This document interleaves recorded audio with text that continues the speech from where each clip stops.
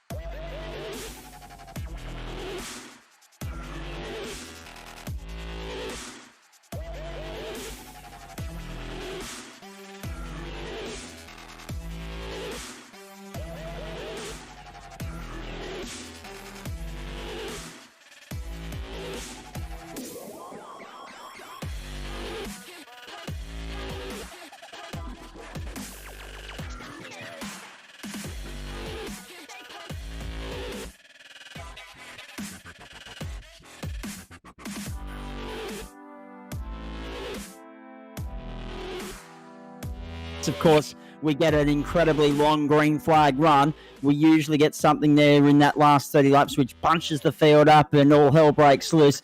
Ben, let me come to you, because you've been commentating the championship right throughout the course of the season.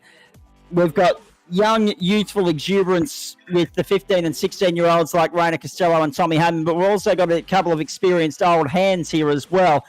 Do you want to be the youthful exuberance, or do you want to be the experienced old hand when it comes to the toughest real estate in the land? Well, I think as myself as experienced old hand, I think I probably prefer that at the moment, mate. Look, these guys are quick. I think Rainer, for instance, is absolutely showing his pace. They're an interesting setup to drive. You know, I had a run in one of the lock servers the other day. Not quite my style of setup. And it's very interesting to have a race with. I think the car hangs on really, really well. It's quite stiff, which is interesting for this track. So the ability to adapt, old or young, to these type of setups and the track will have to be will be really the key part. I know a lot of the guys have been doing a lot of practice, and we will see that shine through for those guys that have been able to adapt quickly, done a lot of practice, and drive within the car itself. That's where we're going to see people come out the other end of this at the pointy end. So it's going to be really exciting to watch. I'm really looking forward to it. And I think it's going to throw some different names up there over the course of the race. That's my prediction. Yeah, well said, Ben. I agree with that totally. But what I'm looking forward to on these long stints is to see how the drivers manage the car, manage the tyres. There's going to be a tyre deg, obviously, but to see how they manage that over a long stint, because you may not think that, okay, in the first 20 laps, it's going to make that big of a difference. But if you do it consistently, coming into the back end of the race, especially if we go green long at the end, it's going to make a really big difference into where these cars are going to be at the end of the race. I think you're right, and I think also starting time and temp will favour the car to start with. I think it'll be quick, probably for the first sort of 8 to 10 laps. So the guys will have to be careful about that. Then it's really about the management of it. So if we see cars getting away a little bit at the start, maybe some people managing those tyres, sort of those for the first 5 to 8. The next 8 to 12, if they have, and people are sprinting it forward, we're going to see that start to close up. That's where I think it is at.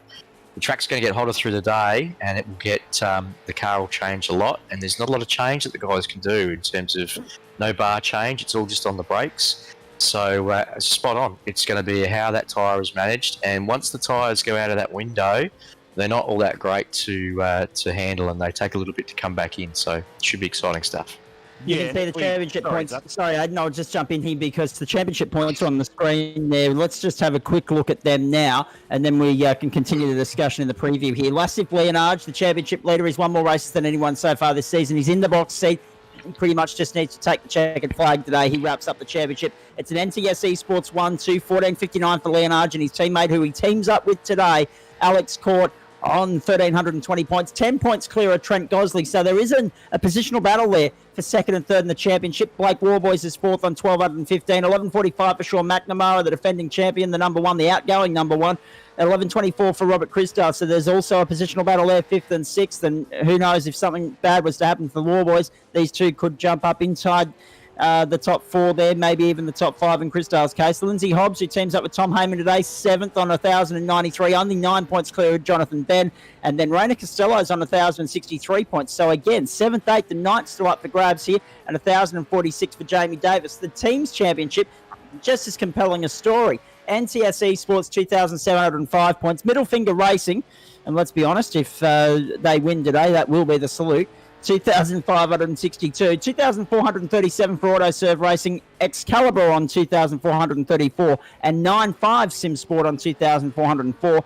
Goodyear Autocare Warana Esports on 2,140. That's going to be a tongue twister as the day goes on, and E1 Sim Racing on 2,107. So I'll get to 8th, 9th, and 10th at the moment, but I mean, 33 points between 3rd and 5th in the team's championship, 33 points between 6th and 7th. So that could shake things up today as well. FTR on 2015, and then 1871 for Dragon RC Esports and Tank SRT on 1677. So the team's championship is very interesting. The drivers' championship interesting, but in a position like this, and I'll get thoughts from both of you on this. Start with you, Aidan.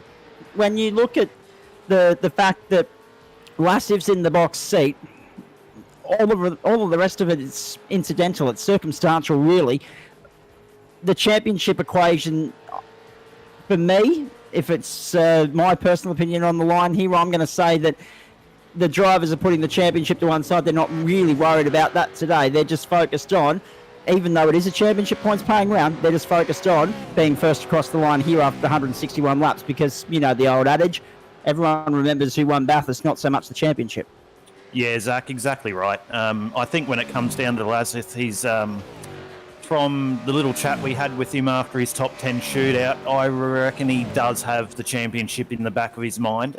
He really wants it. It's going to be interesting. In relation to everyone else, they really don't have to worry about it. They just need to, as we say in the industry, send it. Yes. Just go. And all those, like the points you just ran through with the championship and then also the team's championship, if Laz can just finish, he will take out the championship, and it's well deserved. He's had an amazing year, but everything else is wide open, and those championship points, both individually and team, they will not end up at the end of this. I can guarantee you. Now, the other point as well, we're a little bit late coming on air this morning. Obviously, we've had some issues in the lead up. Our director's been tearing his hair out this morning, but finally, we're good to go. So we'll be getting this race underway about half an hour later than originally scheduled. So stick around. It is coming up. We're going to hold the suspense for a little bit longer here and get things underway at around 9:30 Eastern Daylight Time rather than 9 a.m. But the good news is you've got 161 laps. It's commercial free as soon as we do get going. The track itself, we'll have a look at that in just a moment. Some race stats for you. The server date is the 15th of November, so we've gone 3 weeks into the past. We're at sunrise, so it's 6 o'clock in the morning at the moment, 6:15. So we're looking at a race that'll finish around lunchtime, which is perfect for those of you in WA because that'll essentially be a real-world experience. Currently on track clear, 21 degrees, track temperature 21 degrees as well. The wind's southerly to 16 kilometres an hour, so that'll provide a nice little tailwind going up. I think it'll be Mountain Straight, or it might even be coming down Conrods. No, it is going up Mountain Straight because, isn't it funny? The highest point of Bathurst, which is Mount Panorama, is in South Bathurst. So you head up to go south when you normally head down to go south. But anyway, so a nice tailwind going up Mountain Straight there. When they come down Conrod Straight, obviously they'll be relying heavily on slipstream there because they won't, with that wind coming at them, they'll be compromised in terms of their top speed, but we'll get to that in just a moment. The race itself, 161 laps, you know that already. 88 kilometres will be the pace car speed should we get that. Pit lane speed, 50 kilometres an hour, and I want to get to you boys on that in just a moment. I ratings will not be impacted during this driver change session, so that's an interesting thing for the team to take note of, and I'll get the boys to explain I rating for you in just a moment as well. As far as incidents, well, have a look at this. Incident count penalties, 24x and then every 12x after that, and 1 fast repair limit for 6 hours of racing. That is huge. Minimum drivers needed 2, maximum allowed 5. Everyone's gone with 2. I mean, at the end of the day, it's Bathurst, so you want to do as much driving as you can around here. And I believe, I'm going to seek clarification on this if I'm wrong, but I believe that the iRacing rule with regards to minimum driving time is a little bit different to real-world experience in the sense that you've only got to go a quarter of the distance. So you've only got to do 41 laps, and that's another factor that I'll come back to in just a moment. If we can have a look at the track map now, because the track map here is, of course, the famed Mount Panorama circuit. Actually, there's the grid. Let's go through that instead. It's Rainer Costello and Lachlan Murphy from pole position, and of course Sean McNamara and Rich Campbell from position number 2. Lassif Leonard and Alex Court from the inside of row 2, and Tommy Heyman and Lindsay Hobbs from the outside. Blake Warboys and Ash Barella in the first of the Fords in position number 5. Robert Crisdale and Jamie Davis from position number... Robert Crisdale and Kyle Booth, I should say, from position number 6. Jamie Davis and Jason Davis, the all Davis entry from 7. Trent Gosley and Kyle Sloggett. I'm having a shocker already, apologies. From position number 8, Craig Schultz and Darren Caldwell from 9. And then, of course, Peter Antoniadis and Jake Saddington from position number 10. To go outside that to 11th, Blake Urquhart and Dean Reddit. Now, Dean Williams, he has a new co-driver who was originally due to team up with Sean Pidwell, but Pidwell's been a late withdrawal here, and coming in for him is Michael Brennan. From row 7, it's David Kirby and Craig Hopkins, and alongside them will be Dean Powell and also Liam James. From row 8, it's Wade Michael and Clay Lewis alongside John Nicoley and also Luke Georgeson. And then you go back to position number 17, Jacob Brewer and Anton Gilbert, Tim Mulford and David Leslie from P18. Stephen Black and Darren Robb will share the ride in position number 19. Benjamin Siron and Carl Zink from position number 20. Then Jonathan Ben and Peter Latham from 21. Steve Vella and Jim Delios from position number 22. Craig Casper and Ross Thallon from 23. Aaron Hayden and Dan Schultz from position 24. Cole Scott and Michael Evans from 25. Andrew Johnston and David Zittebart from 26. And rounding out the field will be Richard Barella and John Van Ray. Interesting to note there are 6 wildcards in this field, and we'll get back to that in just a moment as well. There's the circuit, 6.213 kilometres. The race distance, 161 laps. Top speed around here, well, you're looking at around 280 to 290 kilometres an hour. Again, that'll be dependent on slipstream and a few other factors as well. Around here, you're at 100% throttle for around 57% of the lap. The circuit itself, well, 6.213 kilometres of pure heaven. The direction is anti-clockwise. There are 23 corners, 14 to the left, 9 to the right. The weather, fine, sunny, no chance of rain because that's iRacing for you. Safety car probability around here, obviously, high. And the pit stops, there'll be 6 to 7 of those depending upon the strategy play here. Let's get Aidan and Ben's thoughts on all of that. I'll go to you first, Ben. There's a lot to dissect in all of that. The first point I want to come back to is iRatings and incident points. 24x for 6 hours. That's asking for a lot of consistency and a lot of clean racing from these guys. We know it's motor racing, we know incidents happen, but 24x for 6 hours, you've got to be on your game all the way to the checkered flag, haven't you? Well, you do, but you know what? I'm actually a bit of an advocate of less is more. I think we want to see some hard, close racing. I think around the mountain you'll get it around here with iRating. It'll give you more of an X0 for a touch or a slight misdemeanor against the wall, but it'll force the guy. Oh, we just saw someone clipping the wall there coming out of McPhillamy, but it'll force the guys to really think about that move and think about where they're positioning the car, and that's what they've got to do. So it's going to be pretty exciting.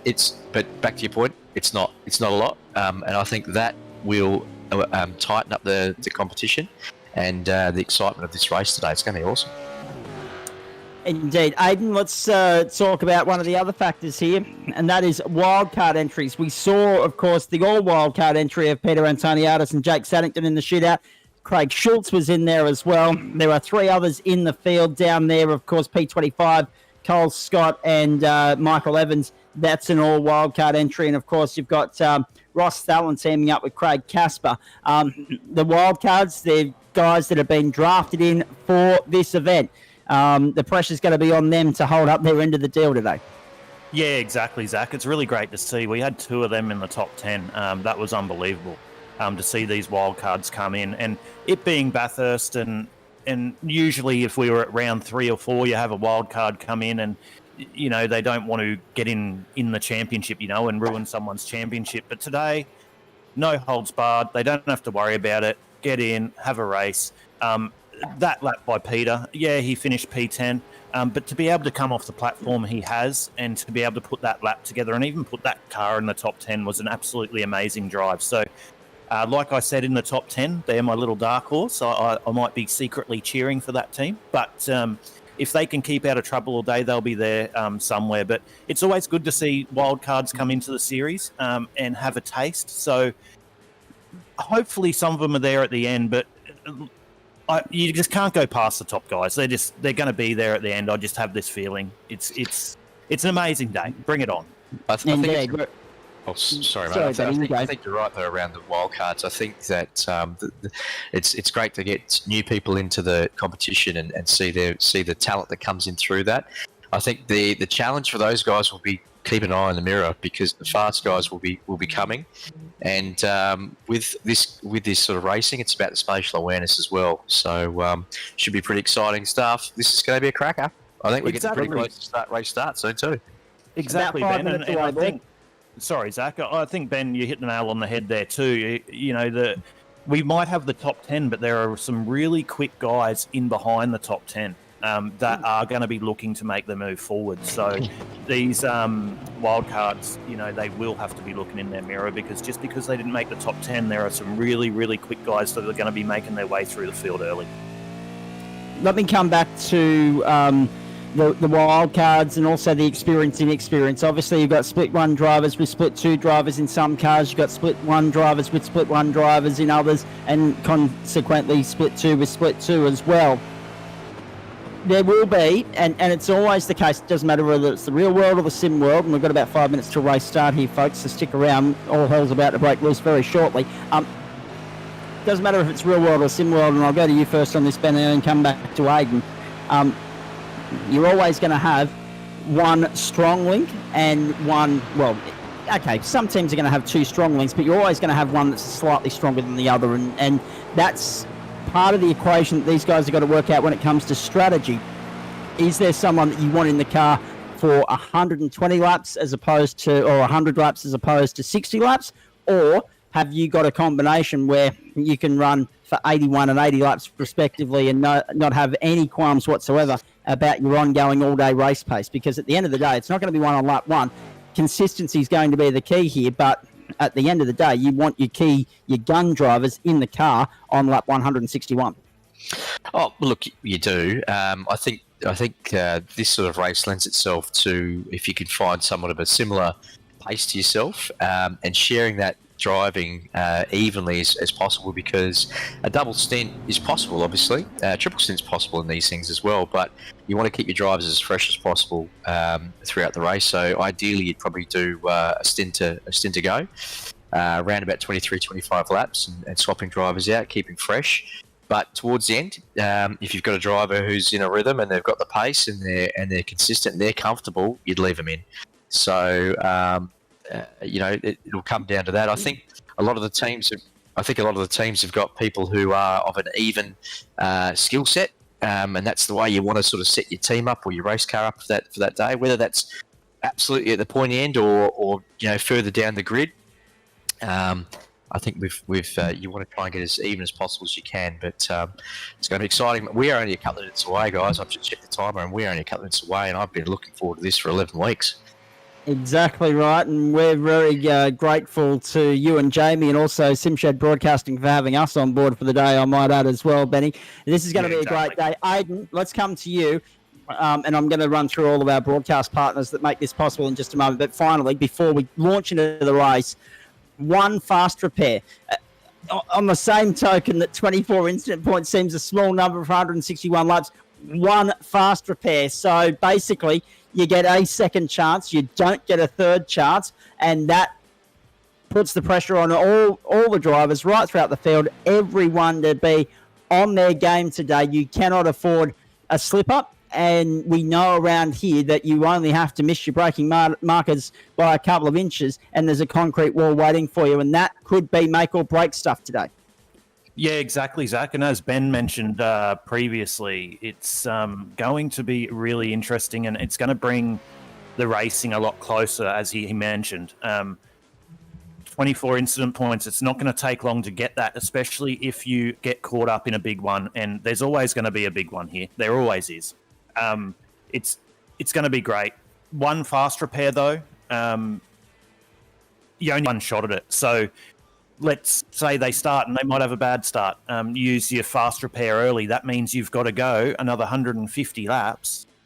Yes. Without using a fast repair, and that can really hurt you. So yeah, the quality of driving is going to be interesting. See how they manage this, because it's going to be really interesting to watch. And for all the viewers out there, I love the technical side. I love seeing what they do and how they manage their race long term. So it's going to be really good to watch.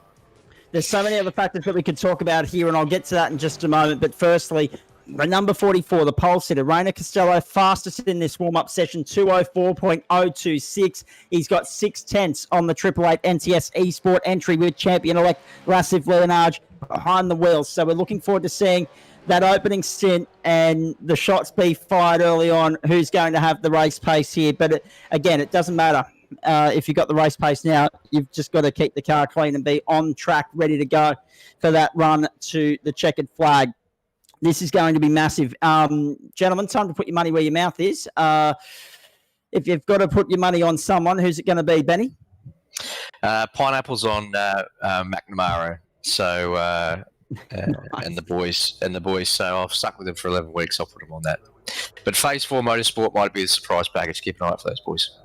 All right. Aidan, your thoughts, mate? Oh, look, I haven't made it any secret. I do have a soft spot for the 016 in Peter, but I believe, same as Ben, I think McNamara will be there at the end.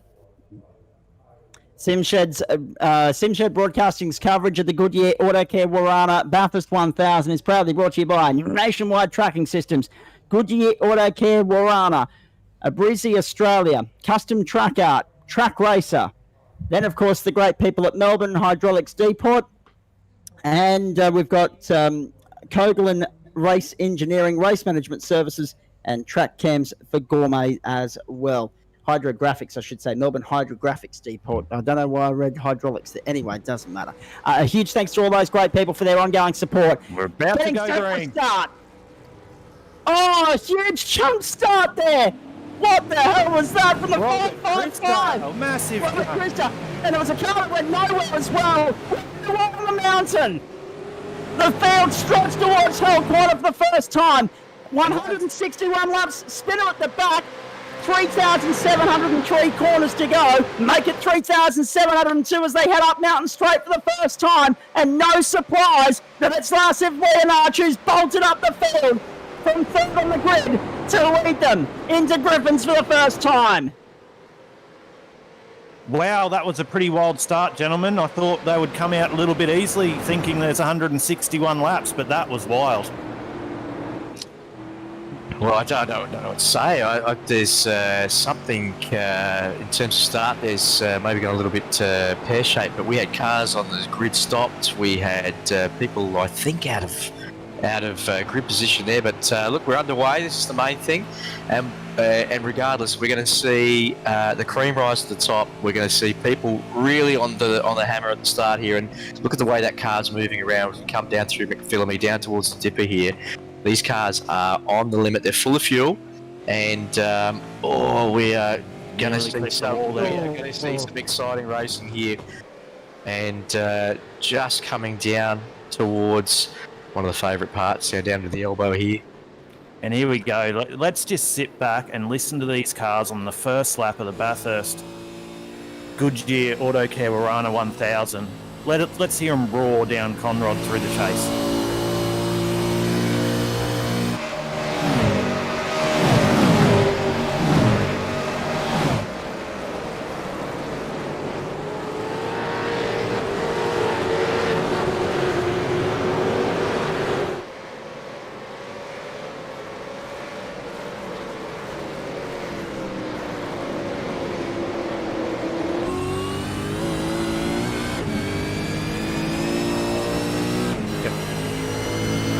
So Rainer Costello there on the inside. Costello up on the outside, actually make that to turn one to take the lead away on the outside of Lassiv Leonard, who's clearly copped a slowdown penalty on the exit of Murray's to take the lead. I was about to say, we didn't get too much of a chance to talk about Rainer Costello in the build-up. That was a phenomenal time from him in the shootout on Saturday night.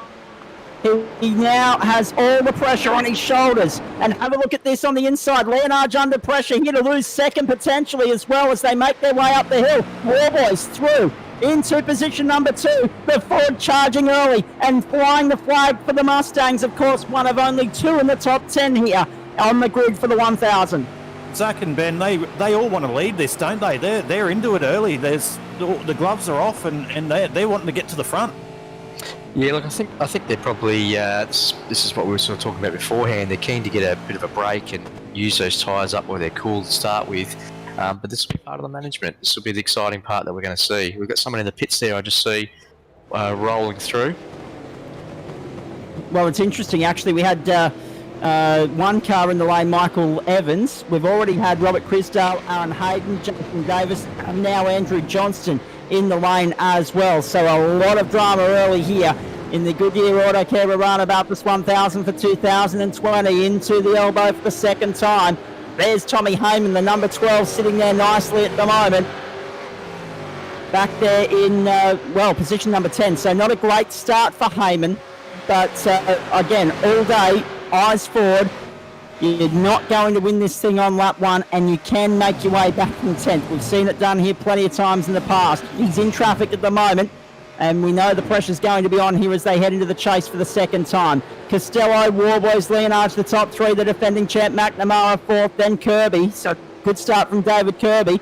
And hello to all the guys from the Gentleman Sim Racing Club who are tuning in this morning. He's one of your boys, flying the flag for the GSRC. Onto the main straight, on to lap 3 we go. As I said, 161 laps equates to 3,703 corners of racing here. So you're not going to have to perfect 3,703, but you're going to have to get 3,700 of them right, 100%, because otherwise you're going to meet concrete, you're going to meet grass, you're going to meet gravel. There's so many parts of this circuit fraught with danger. That's why it's so revered as they make their way into Griffins one more time. We've got the sponsor car there on screen at the moment, the 666.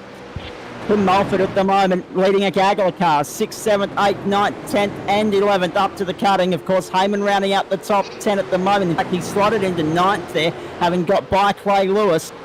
Rainer Costello, however, boys, talk about the youthful exuberance, the energy here, 205.19, the fastest lap of the race on lap 2. That is a quick lap, considering he's full of fuel.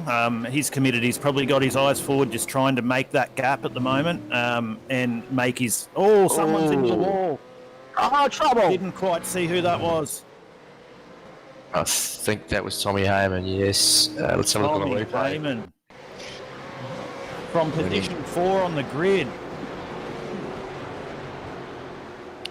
Oh, geez, he got it crossed up at McPhillamy as well, and then on the run down the skyline. The inside wall. And that's fired him off into the outside. Look at this. That's Bang. terrible luck for young Tommy Heyman. Starting out of grid 4, that's terrible luck.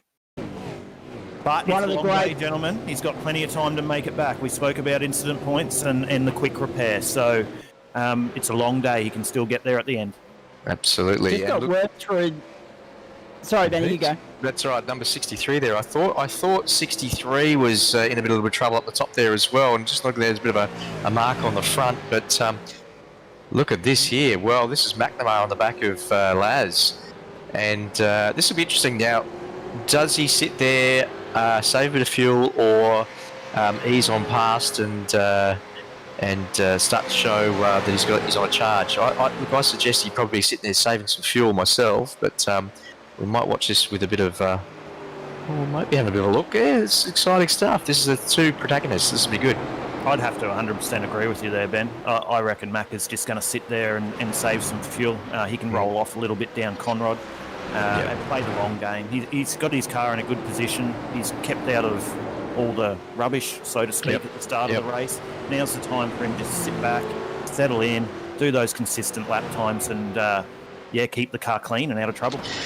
Well, that's right. I think he started off the grid at 10, but it should have been 2. So look, he's running a smart race here. So, but hey, look at Costello's just absolutely flying there at the moment with that 204.9, and Warboy's there at 205.5. These guys are charging, so they'll be using some fuel. They'll be pumping through it. Costello at the front there, he's pushing all the air out of the way. So Leonard and McNamara are probably playing a little bit more of a strategy game, and they'll just feed off each other. This will be interesting to watch. Yeah, exactly. It's going to be interesting to... Sorry, Zach. It's also going to be interesting to bring these guys up in and have a chat to them a little bit later to see what their thoughts were on the start of this race, because a lot was going on. So, it's going to be interesting to see what they have to say. The lead for Costello already is 4 seconds. That's astonishing. We're only 4 laps in. He's going a second a lap faster than everyone. Well, that is extremely impressive. He's absolutely taking advantage of the cooler conditions here. The car will hang on probably for a couple more laps than it would in, say, 34, 38 degrees. But that is highly impressive. He's clearly tuned into that setup and feeling very comfortable with it, which is an absolute credit to him. It's fantastic. But look, it's we've seen it before. We get that sprint, get that gap, and then manage it. So let's see this play out. Traffic will be a factor before we know it, guys. Gentlemen. Yeah, traffic will be a factor before we know it, guys. So keep an eye out for that as well. 100%. Let's also focus on this battle here. 2nd, 3rd and 4th. Blake Warboys flying the flag for Ford and holding his own against Lassif Leonard and Sean McNamara. And McNamara wanted to have a look up on the outside going into the cutting. Too early for that as they continue on lap 5 here. Yeah, I think he's keen to get Laz to push on past P2. Oh, Laz nearly hit the wall. That was close. Wow. Wowee. Wowee. Well, we've just had a bit of a look. We've had a bit of a look back at the start. It looks like it was a bit of a glitch with iRace that's caused that grid malfunction, but that's not going to take away from the racing today. And we're already seeing, as we generally do, the cream rise to the top. So look at this. Look at this battle up here. We've got a bit of a replay here. Oh. So the replay is. Oh, is that Blake? The 666. Touch there. Deary me, boys. Deary me. 3 don't go into 1, gentlemen. That's exactly 3 don't go into 1 in that one. 3 don't go into 1. That's exactly right, Aiden. 3 don't go into 1. 2 don't even go into that corner, as Chaz and Cameron proved last year. So it's one of those things, isn't it? Hot heads very early on. They've just got to take a breath and remember that it's 6 hours long, this. Absolutely. And the traffic, this is the traffic we're talking about. So when you've got these sort of guys here, we're looking at Warboys, Laz and Macca, and they're going to come up on traffic like that who are going to be battling, and rightly so. This is where we're going to see the class of the racing.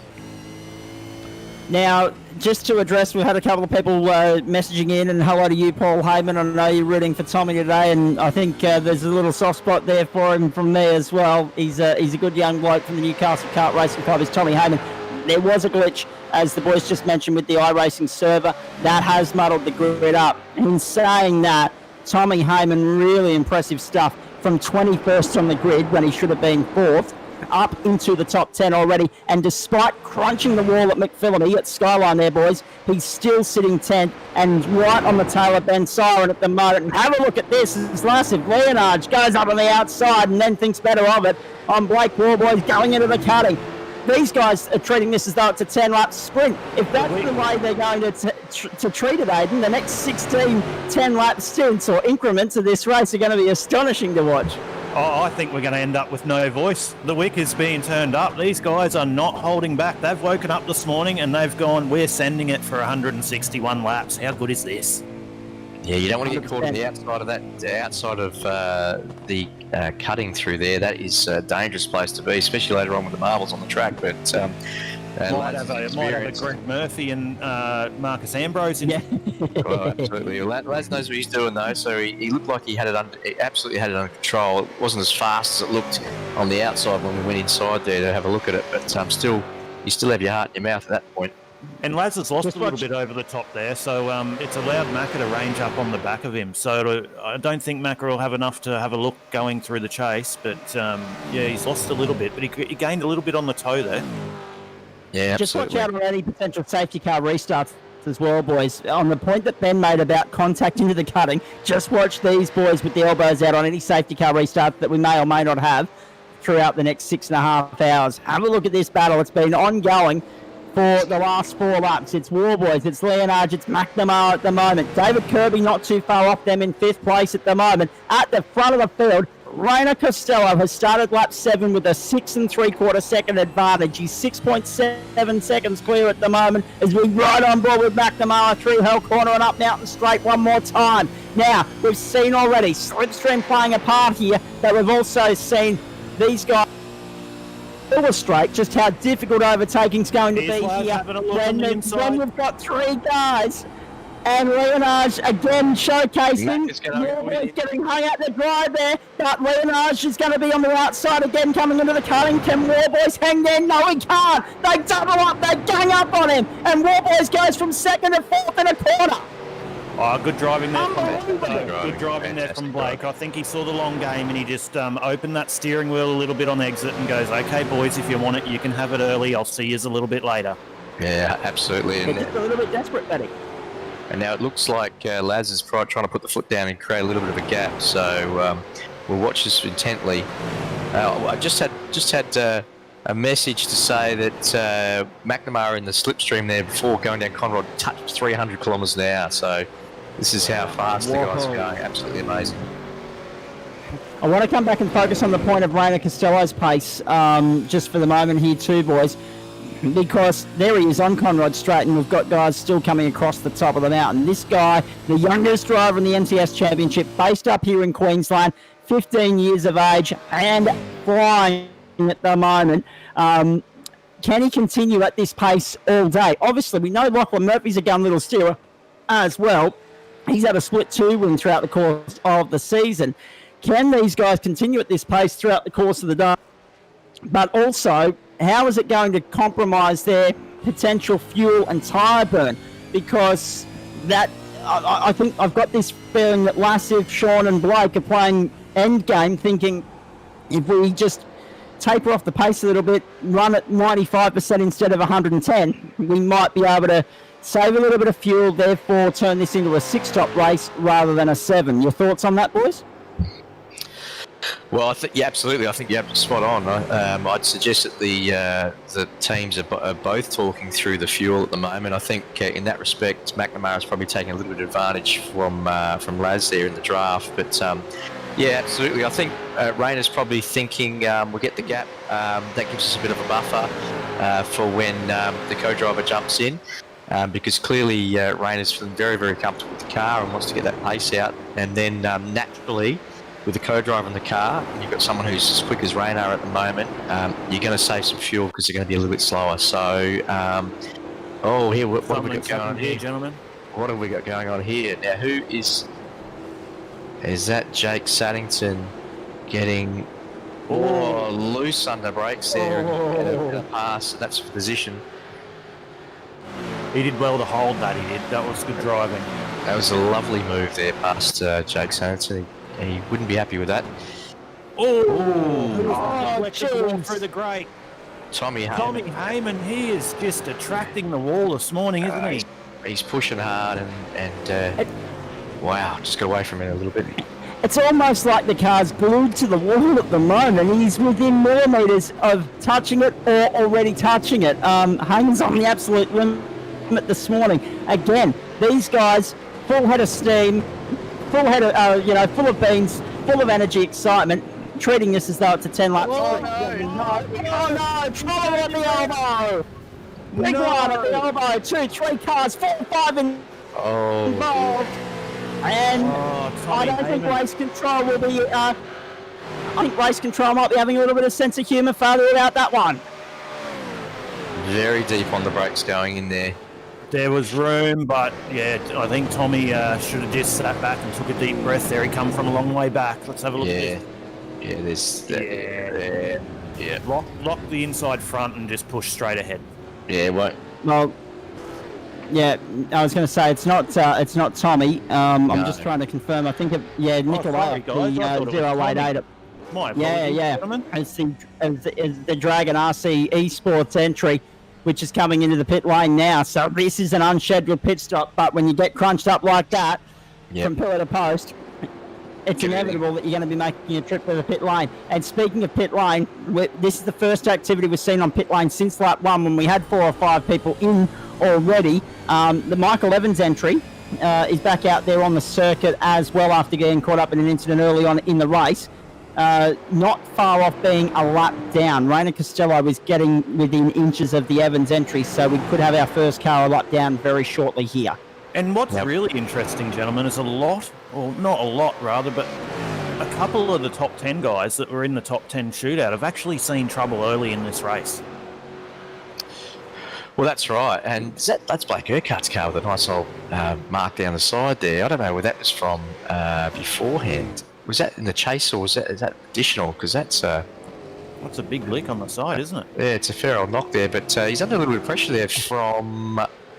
you're going to have to help me out here, boys. I'm just trying to see who it is myself. Mulford. Yeah, Timmy Mulford in the 666 car, yeah. So, Timmy Mulford, I see him a fair bit in the official races, so he's a good steerer, and he'll be putting the pressure on there. Lap 9 at 161. Have a look at this on Conrod.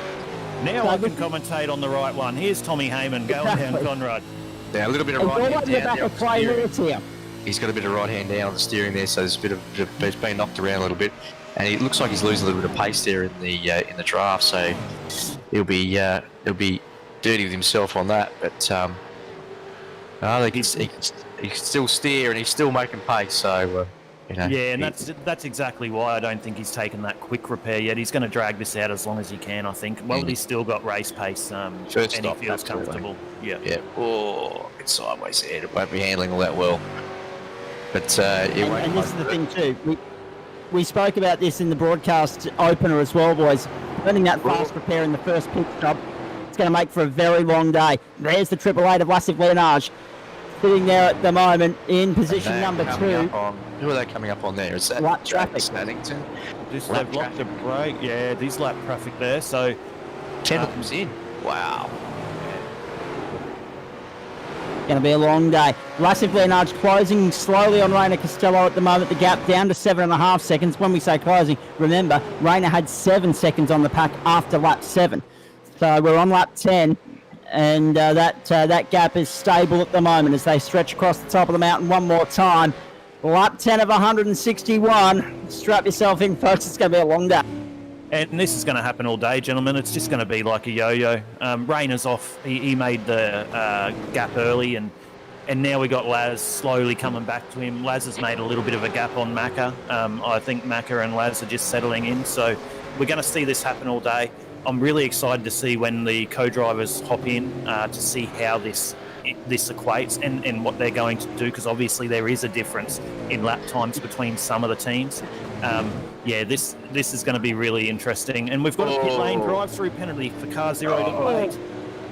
And Tommy Heyman was trying to squeeze down on the inside at the same time on Clay Lewis. Might just be getting a little bit impatient, the youngster, at the moment. They stretch down Conrad one more time. This is the battle for 9th, ladies and gentlemen. Tommy Heyman doing an awesome job with a little bit of a steering alignment or wheel alignment needed on that car after he smacked the wall early on.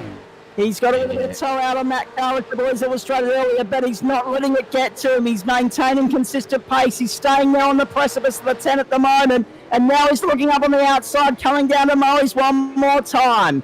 Can he get the job done, or is he going to try the up and under going into Hell Corner? Let's wait and see. That car is the 079 of Lewis. Lewis wide coming off the exit of Lewis, and Heyman's going through into 9. On the inside. Go up Mountain Straight, though, gentlemen. We will see. Tommy's got a little... it's all happening. But Tommy's going to be sacrificed here with the damage on top end. So don't be surprised for someone to have a go under brakes going into Griffins. Yeah, I think they'll be ganging up on him at 2 o'clock. Here we go. He's very defensive in a straight line. And he has to be. The car's got no pace there, but he's got pace through the corners just. But, yeah... And we've got car 050. It's just come through. It's got a pit lane drive-through penalty for an unsafe free entry. Well, I wouldn't Craig be Casper at the wheel of that car at the moment. Well, I wouldn't be surprised if we see a pit lane penalty, though, for Tommy Heyman for that elbow. I'm sure they're reviewing it at the moment. So yeah, we haven't seen that come through yet. They might be having a long look at that one. Yeah, so look, it might be the next in the queue, but this is what these guys behind it have to be thinking about, and their team should be talking about is like, just be patient, just wait here. We might have a free pass on this one, so we'll wait and see. But I was going to say the same thing. I just got word in my ear from the director, our great mate JP, that it looked like a little bit of hip and shoulder, and I reckon that's what it'll be viewed as, just as a racing incident. Hip and shoulder, Robbins Racing, game on, play on. And also good to point out at this point, not only has the 050 of Craig Casper come in for his drive-through, we've also had a drive-through issued to the 088 of John Nikolaev for his involvement in that, causing the contretemps over at Forest Elbow as well. And here we are on board with young Rainer Costello doing a stellar job at the front. If we can, it might be good if we can just sit back for a lap and just watch this young guy go about his work. Absolutely, he's looking strong. Crank up the sound, ladies and gentlemen. Let's do this. Have a listen to the hard work V8s in action on Mount Panorama.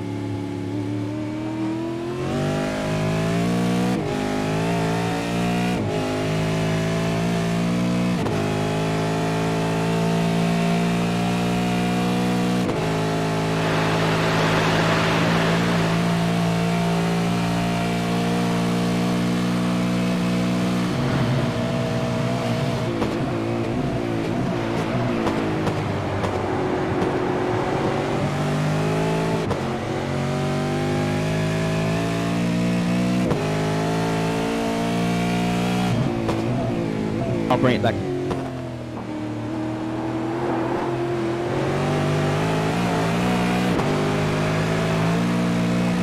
It's the Goodyear Autocare Warana Bathurst 1000. Sunday morning, December 6, 2020. Here's an incident for you. Jake Saddington on replay, coming up over the top of the mountain. This happened while we were on board with Warana Costello there. Oh no, Tommy Hayman stopped, but he actually saved it. He managed to save it without going into the wall. That's That is 016 like a sprint car over the top there. Oh, extraordinary. Centimetre perfect sort of stuff to keep that off the wall. And a scrape of luck, if ever there was one. And maybe a change of underwear coming as well as we continue to ride here around Mount Panorama. Lap 13. Race leader by 7.8 seconds. Ben. Yeah, I'd suggest he would be peeling off the visors, peeling off the change of underwear for that one. So Exactly. they're pretty loose across the top there. These cars, when they bite, they can bite hard. So exciting stuff. But I think you need to be sponsored by Huggies, gentlemen. Lap 13. Let's have a look at this three-way battle here unfolding at the moment. So we've got the 024 on screen, Dean Williams, Dean Powell behind him. When you go back to Craig Schultz, so 10th, 11th, 12th, Tommy Hayman just clear of them up there in position number 9. And as has been pointed out to us already via social media, there are a couple of cars here with battle scars to imply that they've already gone 161 laps when they've only gone 14. So it's going to be a long day for some. As we ride on board with Craig Schultz across the top now on the absolute limit. And the great thing about riding on board with Warana Costello there just a moment ago, Benny, was you heard just how much commitment is involved in taking these cars down this mountain. Oh, absolutely, absolutely. And look at this across the top here with Craig. He's looking racy. Didn't have the best starts with the change. He's really come back. I'm really proud of the work he's doing here for Phase 4 Motorsports. And he's driving really well. Really excited to see what Craig comes out with today. Yeah, Craig's doing really well there, Ben.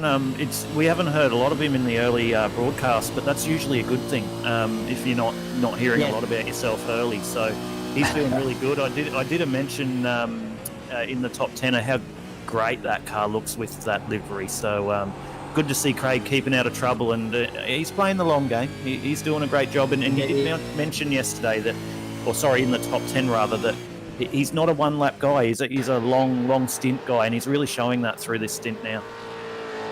Yeah, he's a replay specialist. Well, here we go. Look at this. Tim Mulford getting launched there, and a little bit of a lock-up, and just dragging the car just a touch late on the brakes. Managed to hold on. Great stuff. Not the most conventional line we've ever seen through the chase, but at least he got through there without losing too much time. We go back on board here with the 208 at the moment, which is Craig Schultz sitting 12th. You can see the cars ahead of him at the moment. The 024 is Dean Williams, behind him Dean Powell, then Schultz, Hayman. They're closing in on Hayman again, who's doing a great job with a wounded car in 9th at this point in time, the youngster from the Newcastle Kart Racing Club. Early start on a Sunday morning. And actually, on the subject of early starts, we've got drivers in Western Australia in this race. Have a spare a thought for them. Very early start on a Sunday morning. They would have been up before the birds. Been up before the birds. They might not have even gone to bed. It might have been straight home from your Saturday night beverage and then straight into the sim. I don't think any of them would have been that silly, but it would have been an early night to complement the early start if they were treading this fully seriously. Leonard second, McNamara third, Warboys fourth, Kirby fifth at the moment. As we make our way down the mountain one more time, we ride on board with the 024 of Dean Williams. He sits 10th at the moment. We have, at this point in time, all 27 still running. Richard Burrell, the young car, down at this point. Very sideways. We've got another. Looks like we've got another road player here. Somebody's just gone off. Let's have a look here. Halfway down Conrad. Uh-oh. So Leonard goes through. Oh, no! Swung it back. Trying to get back on the racing Macca coming through. Oh, Macca's. Oh, and he nearly got hit by Blake from behind. That could have turned into be a big one. Macca could see it coming. And unbelievable. Wow. We're seeing incidents that you'd normally expect in the 7th hour in the first. Total commitment there. Is this a 20-lap sprint race, guys? Like, are we watching that? Are you sure it's 161? This is I'm what we sure it's expect it to 161. This is extraordinary. be. Yeah, Great yeah, intensity. And have a look at this halfway up Mountain Straight. in with Tim Mulford at the moment. He's going to be on the outside, the dirty side here. You can hold on to it if you've got the respect on the inside, but that's an easy pass, and that's an easy one. Just let him go for you. So the 085 moves up into position 7. Mulford back to 8. But again, it's not going to be one on lap 15. Think end game, and that's why we didn't see too much of a fight put up there from Mulford. He just said to Siren, if you want it, you take it. You lead, I'll follow for the moment. And if you want to push a little bit too far, you're going to come unstuck, and we're just going to pot along here nicely, hoping to be still in contention come the 7th hour. And that's the point, Aiden. You want to be in contention that 7th hour. If we get a late safety car, say, like 145, 150, you're going to have 6 or 7 cars, hopefully still on the lead lap, that are all of a sudden Timmy Mulford just hit the inside wheel there. Timmy Mulford hit the inside there, guys. Timmy did hit the wall there. He hit that quite hard, so that'll be interesting to see what's happened to his car there. But you did mention 085 had a really good start. The SRT 95 SimSport car, that's put 2 of them inside the top 10. So, they've had a really good start. But that was a big lip on the wall. There we go. Oh, no. The 92 in the wall. Davis. That's of course Jamie Davis. Now he started on the reshuffled grid. Unfortunately, we had an iRacing glitch. Of course, that's not uncommon with iRacing. Let's be honest. He's now lost 8 places, 9 places. He's down to 25th from where he started. So he was originally in the top 10. He got pushed back to 16th with that reshuffle, and he's only going backwards at the moment, which is unfortunate. But being into playing now, the only way is forward, and we've got a spinner at Murray's. Oh dear, we might see a replay of that in a minute. That was, I think, one of the old Retro Brock paint jobs there, and I think that might have been Tommy Heyman. He might have gone deep there. We'll see if we can. We'll see if we can find that on replay. Like it's coming up. Heyman's the name that's dropped down on the screen. He's dropped down to 13th on my leaderboard at the moment. So I think you're right. Heyman might have just come unstuck. He's pushing hard with a damaged car. It's not easy.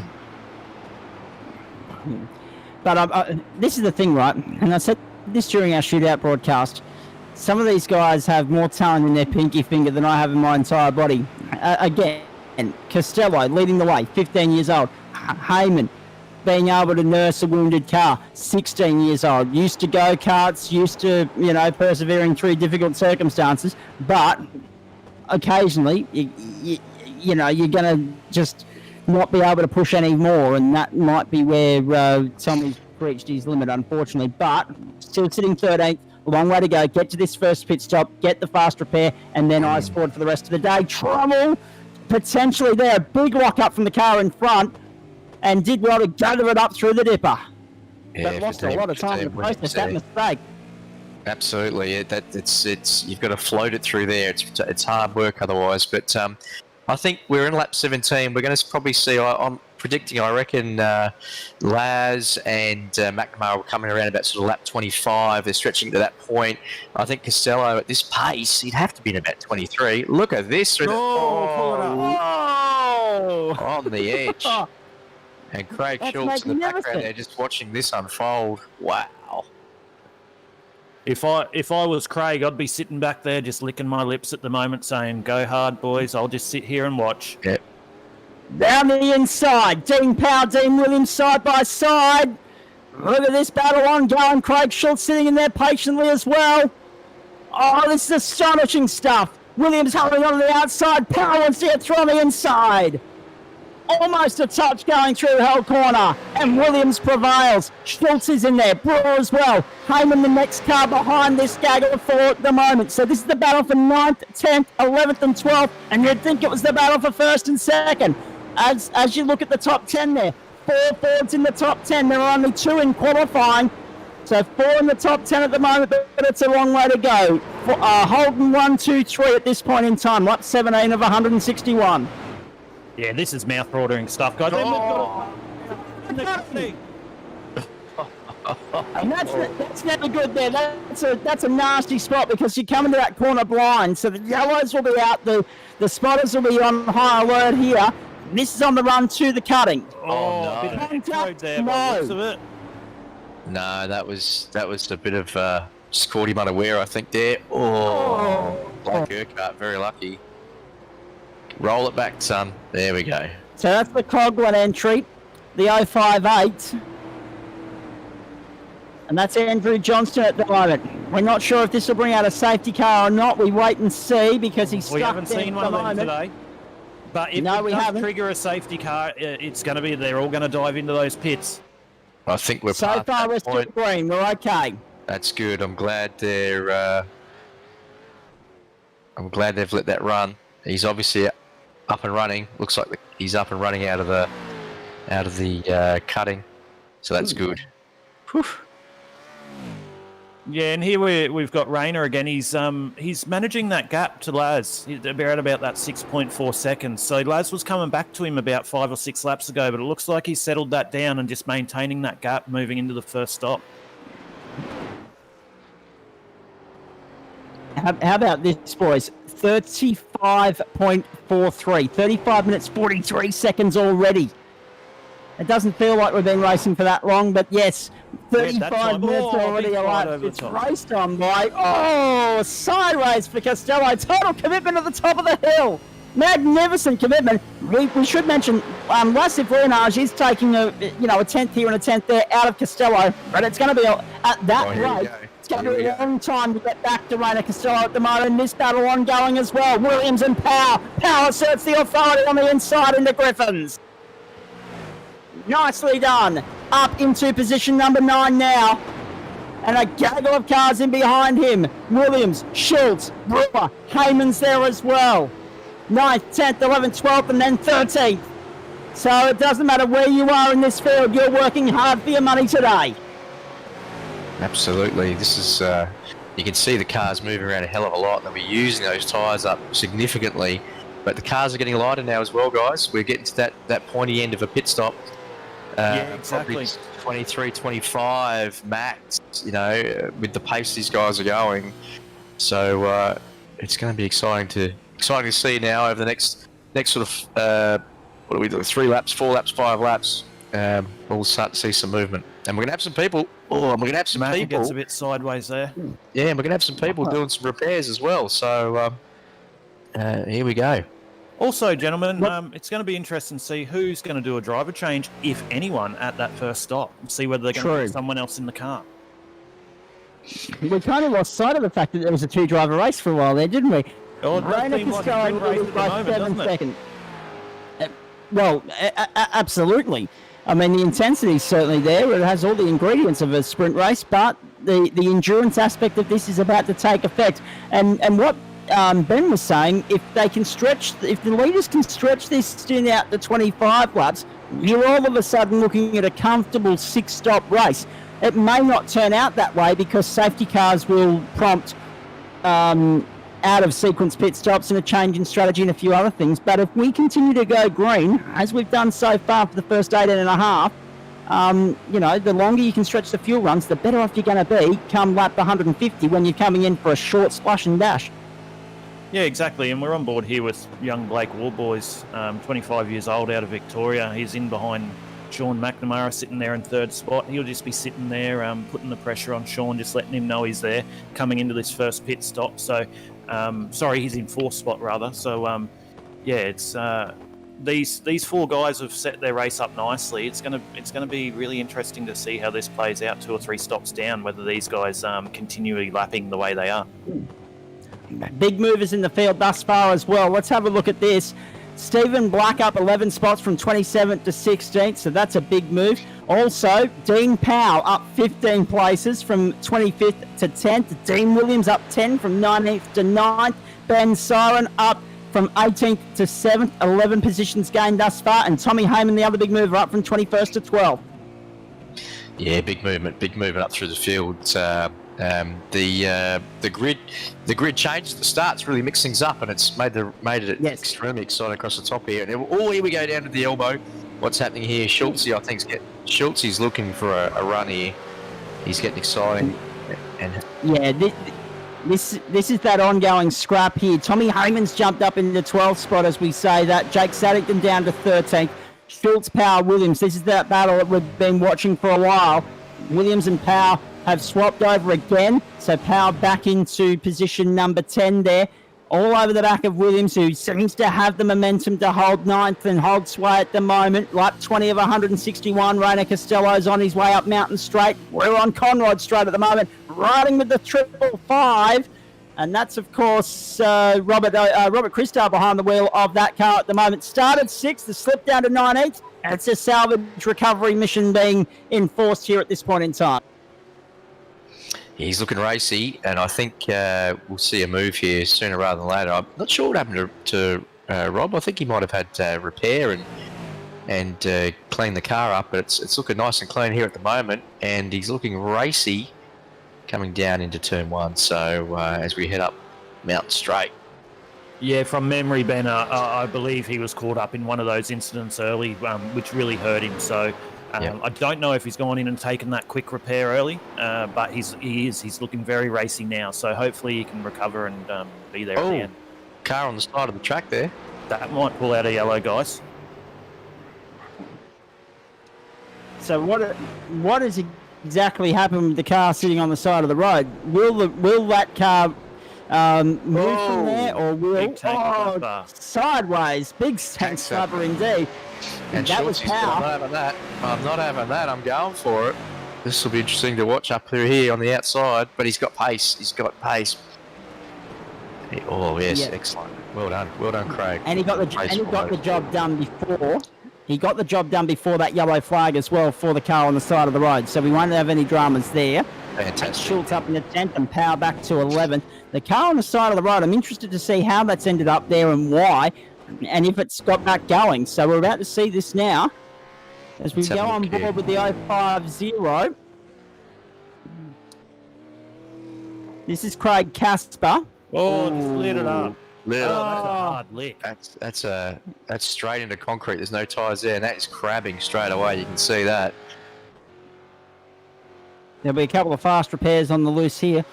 Now let's see why he's around Mountain Straight when he's pulled it over. Oh, he's gone. He's going to have to be towing back. So that fast repair will help him, but he's going to lose a lot of time with that tow. No, he's out. He's out on that one with a blown engine. There's no. So we have our first retirement. A safety car has been deployed, boys. The safety car, we've got our first one of the day for the 050. It is Craig Casper. Here we go, gentlemen. Here's the pit stops. Here they come. You watch them all dive in now.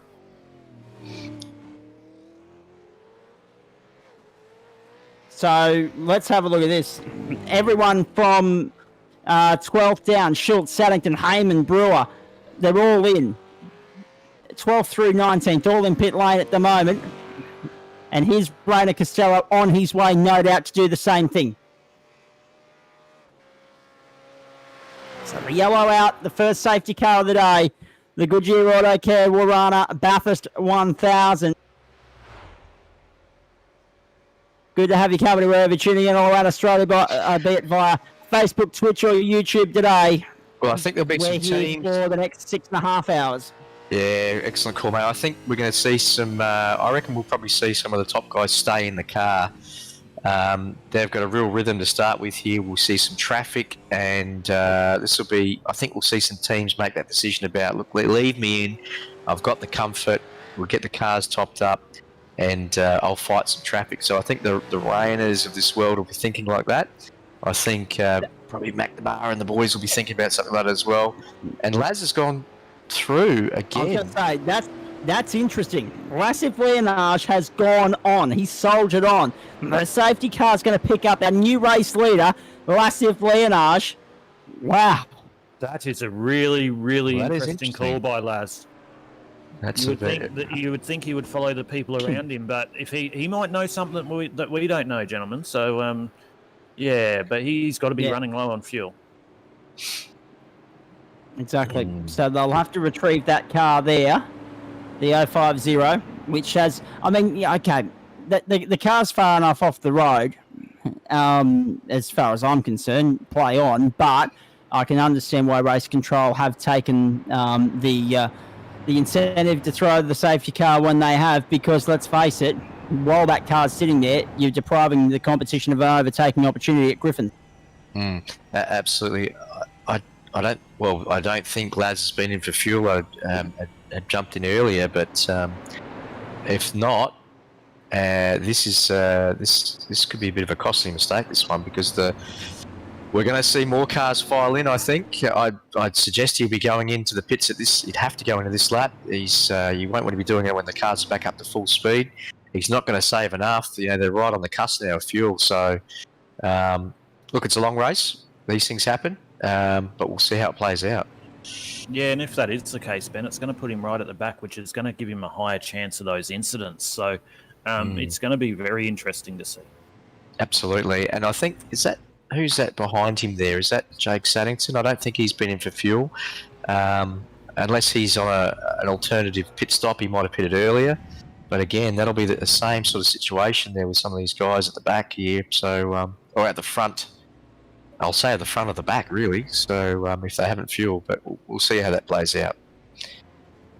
Yeah, and some of these guys that will make their way to the front on this restart would have possibly been caught up in those incidents early. So they've gone in, they've grabbed a bit of extra fuel, got that repair done. So this restart could be like the first 22 laps of this race, and we could be losing our voice by lap 40. So we're gonna have guys coming fast from behind again. Young Rayner's going to be wanting to push in, but it's a really, really tricky moment in the race for these guys because they don't want to get caught up in anything. So how they manage that's going to be very, very interesting. Absolutely. Simshed Broadcasting's coverage of the Goodyear Autocare Warana Bathurst 1000 is proudly presented by Nationwide Tracking Systems. Of course, this is the final round of the Nationwide Tracking Systems V8 Evolution Championship. Goodyear Autocare Warana, of course, the naming rights sponsor of the race. Abritzi Australia, Custom Tracker, Track Racer, Melbourne Hydrographics Depot. And then, of course, Coghlan Race Engineering, Race Management Services, and Track Cams for Gourmets right there as well. Great to have your company wherever you're tuning in today. If you are tuning in via the Simshed Broadcasting page or the V8 Evolution Championship page, let us know. I'm following the comments on the Simshed Broadcasting page, so let us know your thoughts on what you've seen thus far. Now, Lassif Leonage makes his way into pit lane. He's not the only one, and he takes another one of the triple-digit cars as well with him into the lane at this point in time. Yeah, you read it well there, Ben. He hadn't pitted, but I'm just really surprised at why he didn't come in a lap earlier and why he's waited until the whole field has to go past him under yellow. So it was Tim Mulford as well that's come into the pit lane. Benny, let's go back to you. So it's 888 and 666 in the lane at this point in time. We're on lap 23. Lassif Leonage not pitting when he's not pitting until now. It's going to put him right in the thick of traffic for this second stint. Well, this is very, very interesting, isn't it? So whether there's been a call issue or a lack of awareness. Yeah, I've just got word through in my ear, guys, that he didn't hear the safety car. So these things can happen. These things can happen when you're racing. So it's very unfortunate for Laz, isn't it? He's quick. Let's not discount. He's quick. It's a long race to go. We're only sort of 20 odd laps in. And, look, I think that this will, again, hey, guys, great for us, isn't it? It'll mix it right up. So it's only 20 laps in, guys, and it feels like it's 100. It's just all been happening. So Sean McNamara has stayed in the car. There's a few driver changes happening at this point in time. Just having a look down through the order. Let's run through it for you. Lachlan Murphy has jumped in for Rainer Costello, of course. So it's Murphy now in the effective race lead. Sean McNamara stayed in. Craig Hopkins has jumped aboard the 307. Ben Siren stayed on board the 085. Dean Reddit's in the car for the number 7 entry. He sits 15. Williams is 6th. William James in the 88 is now 7th. Wade Michael in the 079 8th. Darren Caldwell is 9th, and Peter Antoniadis makes up the top 10. Anton Gilbert in the 919 11th. Then we go back to the E1 Sim Racing entry there in 12th place. The 89 And I'm just having a little bit of an issue trying to work out who's in the car at the moment. It's Darren B. Robb, then Jonathan Ben in the 019. Then you go back to the Middle Finger Racing entry, the number 4 of Trent Gosley sitting there in position 14, up 12 spots from where they started. And rounding out the top 15, the 555, Carl Booth in the car there. And the number 12, it's interesting to note, Lindsay Hobbs has jumped in for Tommy Heyman. They're up 6 spots from 21st to 15th. They round out the 15 at the moment, the number 12. Lassif Leonage has rejoined in 16th position there for you boys. So watch that car in the second stint. This is going to get good. Absolutely, it's going to be exciting to watch, and it'll be as we thought. McNamara has stayed in the car; he's in a rhythm, so that doesn't surprise me too much. And Lachlan Murphy there in front, obviously taking over for Costello. He'll be fresh. I saw him warming the tyres up quite violently beforehand. That was interesting to watch, but. So he'll have a bit of pressure, I think, from McNamara. But again, this will be a bit of a fuel race, I think, at the start here. But here we go, boys. This is coming in soon, I think, with the race car, the pace car. The safety car. Yeah, that's it. Yeah, they're all pacey racing. But here we go. So I think he's coming in. We've got some cars coming into pits. Just there. Yeah, we'll go another under yellow by the looks of it. But another lap. Another big mover and shaker that I see on the timing here is young Ben Siren, car 085, another one out of the 95 Sim Sports team. He's moved up 14 spots and put himself into P4. Yeah, fantastic bit of driving from the team, and he's moved up ahead there, and he'll be keen to. He's very quick. He'll be keen to make some pace there as well.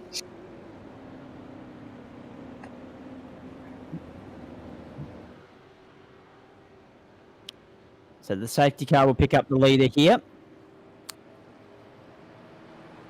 So anyone that was ahead of Rainer Costello in the order there has been weighed by the safety car. The safety car has allowed them to get a free kick, so to speak.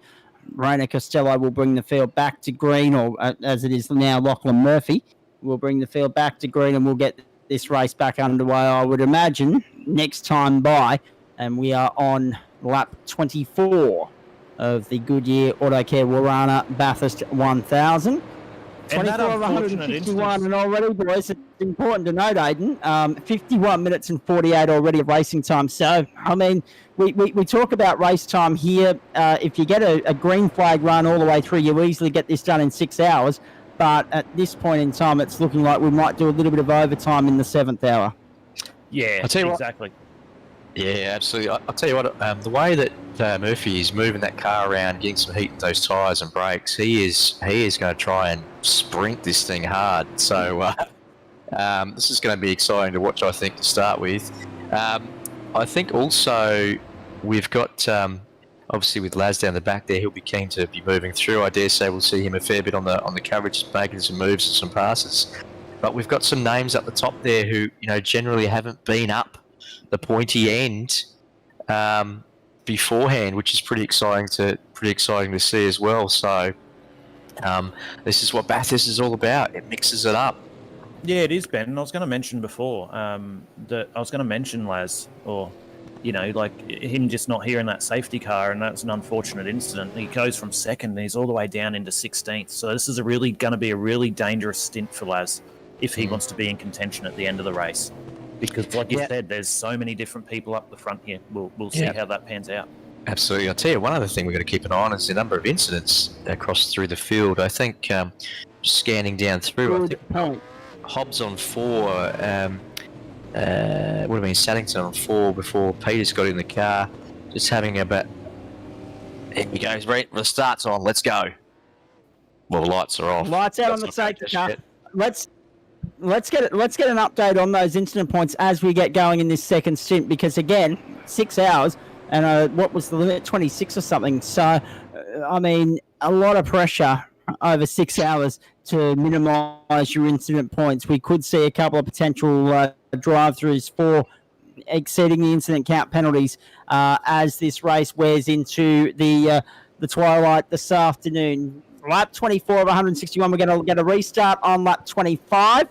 And we should point out we've had one safety car, 2 lead changes, and 2 different leaders thus far. And this car has led the vast majority. Lachlan Murphy's going to bring the field back to green after a phenomenal opening stint from Rainer Costello.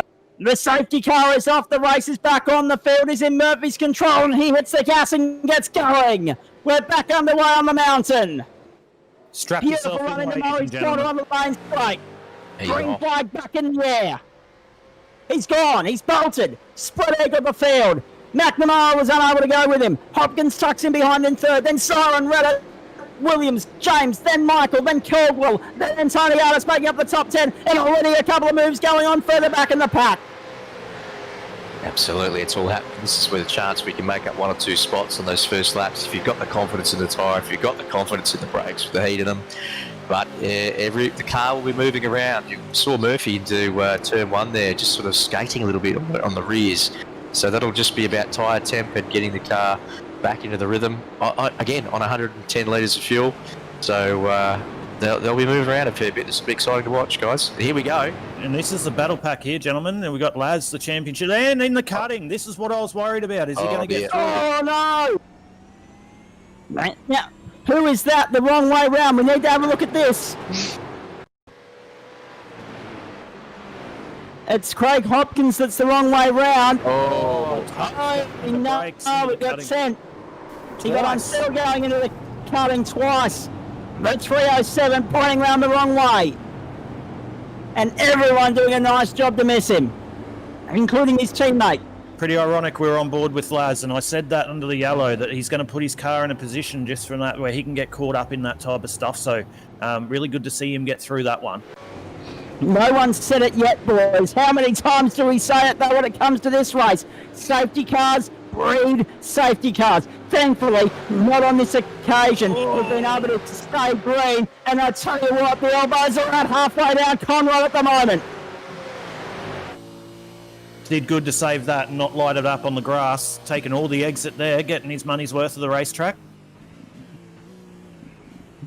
This is the 024 that you're riding on board with, folks. Through the chase one more time. Dean Williams at the wheel. Liam James in behind him. So the battle resumes between these 2 cars. Just a driver change in the 88 at the moment. Rainer Costello leading. McNamara going with him, though. So Murphy the leader. McNamara going with him. And this is important because we were talking about this pre-race as well. You want to have your gun driver in at the back end of the day. How does Murphy's pace stack up against Costello's in the 40? Well, these two have just absolutely gapped Ben Siren. Last lap, there was a 4-second, 5-second difference in lap time. Yeah, that's that confidence to have in the tyres and on that first lap, especially with the fuel on board. And a lot of that has got to do with the practice the guys do on full tank running. So it's not too much of a surprise. But looking at this, these guys are close. Oh, that's a good little battle pack here, isn't it? Oh, absolutely. Look at this. Don't you love it? And it's, you know, guys, when you're going across the top there, nose to tail, you are absolutely focused on the car in front. You're looking at track points for your own corner references, etc. But it's very difficult, especially across the top here, McPhillamy, going down to the dipper. You're reliant on making sure the guy in front knows where he's going. Great stuff. Exactly, Exciting. exactly. And you'll generally find if they make a mistake, you're making the same one because you're following them. So, yeah, it is very hard, especially up through the grate there. We did mention in the top 10 that, you know, when you're coming over the top there, you're sort of pointing the car and just hoping that it's in the right spot. So it doesn't help when you've got a ton and a half of race car in front of you and you can't see it as well. So that's exactly right. And one of the reasons why we'll see people fast behind others is because they've got that initial braking point. They're watching on the brakes. They're braking when they do. But the fast guys will move away from that because they're fast in their own right in terms of their own braking markers and turning points. So this is where people get unstuck, following other cars because they follow too closely or they're following their references rather than their own. But back at the front, here we go. Look at this, McNamara on Murphy. I'll I'll just come back to where we were on screen a moment ago. You saw Lassif Leonard getting around the 555 of Kyle Booth, halfway down Conrod Straight. The charge back through the field for the Triple Eight continues, but the battle for the lead is well and truly alive here now. The number one of McNamara ranging up on the outside. Hanging tough as they go through Griffins. Murphy up to the challenge at the moment, though. Have a look at this. And Lachlan's covering really early. He up Mountain Straight there. Like Macca wasn't even in really a place to make a move, and he's covering really early. So he's not going to give this up easily if Macca wants to make a move. Lindsay Hobbs all over the bucket. Peter Antoniadis as well. So there's barrel packs forming right throughout the field here. We've got one screen to show you everything, folks. We need about 14 at the moment. 27 of 161. And it's been absolutely intense from first until now, and I expect it to remain that way right throughout the day. You know how you talk about these races going into a mellow phase where things just smooth out and die down and, it becomes a little bit processional? I don't think that's going to happen today at this stage based on what we've seen thus far. Murphy, McNamara, and have a look. This is a brilliant point from Aiden a couple of laps ago, boys. Off that restart, they're already 6.7 seconds clear of third place. That is how much pace this opening of this pair of cars on screen here has on the rest of the field. Murphy on McNamara at the moment, the margin half a second. It's the closest it's been all day. After a brilliant opening stint from Rainer Costello as they make their way into the chase one more time. Have a look at this. Down Conrod Straight now. Side by side on the run into the chase. This is the Toyota of Caldwell. And no, it's a sideways moment through there. I tell you what, hold your breath, folks. It's all happening here. Yeah, and Zach, if we reference what you said before, going back to the front two, they're generating around 206.7 every lap. Ben's just done a 207.2, so they're pulling about half a second a lap on Ben. The guys in behind them, Dean Williams has just done a 206.9. So yeah, they're operating at about a half a second a lap than the rest of the field at the moment. That's why the gap is opening up so quickly. I think Corbell must have had a bit of a sideways touch through the chase there. There's a little bit of paint missing there, but that was a hell of a pass. Wow, balls through there on the chase. And I was just mentioning Ben in third position. Ben looks like he's got a pit lane drive-through penalty, if I'm not mistaken. Big news. Big news on the screen. Ben Siron, the 085, so that's going to remove him out of this battle. The battle for third is now going to be Dean Williams, Liam James, then this action pack of Trent Gosley, Anton Gilbert, Darren Caldwell, Wade Michael. So the battle for the minors has just been thrown wide open. Ben Siron will be coming to pit lane for a drive-through.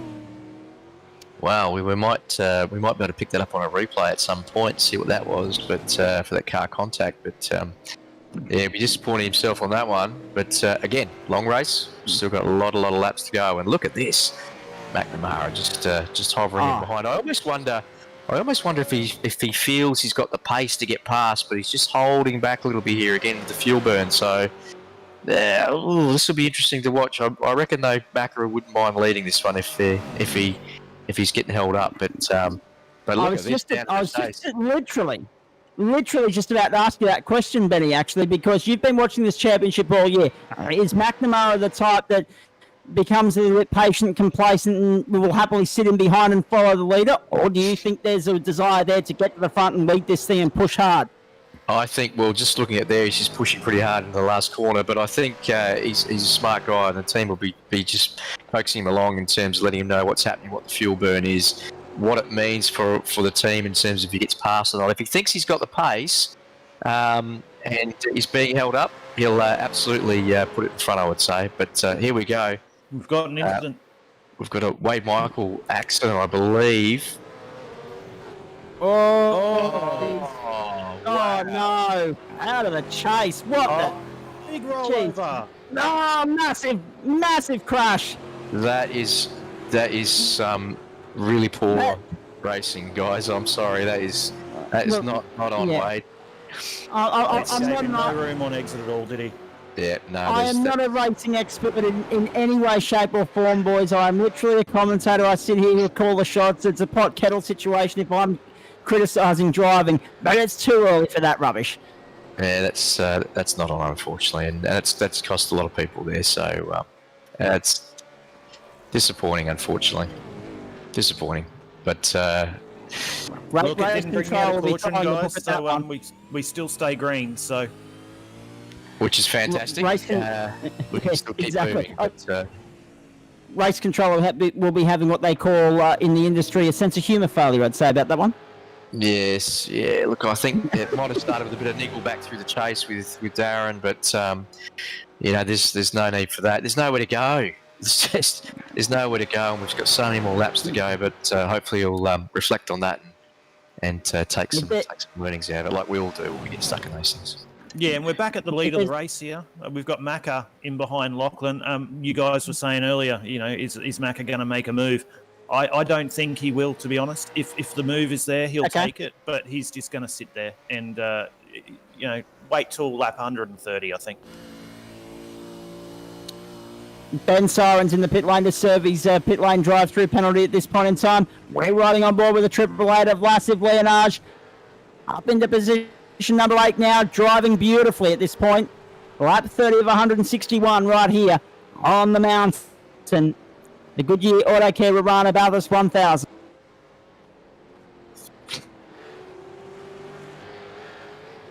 So Vlasiv Leonage onto the main straight, doing a nice job here. And further back, the 085. There's Ben Siren. So he's back out now. Just there's a couple of tech issues going on with my timing, so that would explain why I'm a little bit out there getting to that news. But Vlasiv Leonage sitting there nicely. And yeah, I was just about to say, Siren's just fallen out behind the top 10. So onward and upward. He's not out of contention, but it's a big setback, that penalty, Aiden. Yeah, definitely. Being inside the top 3 there, he was travelling about half a second off the leaders. He was probably just conserving as well. Like we said, it's a long race. We've got a long way to go. But, getting that drive through, he's got to start again now. Just reset, put the head down, and 131 laps to go.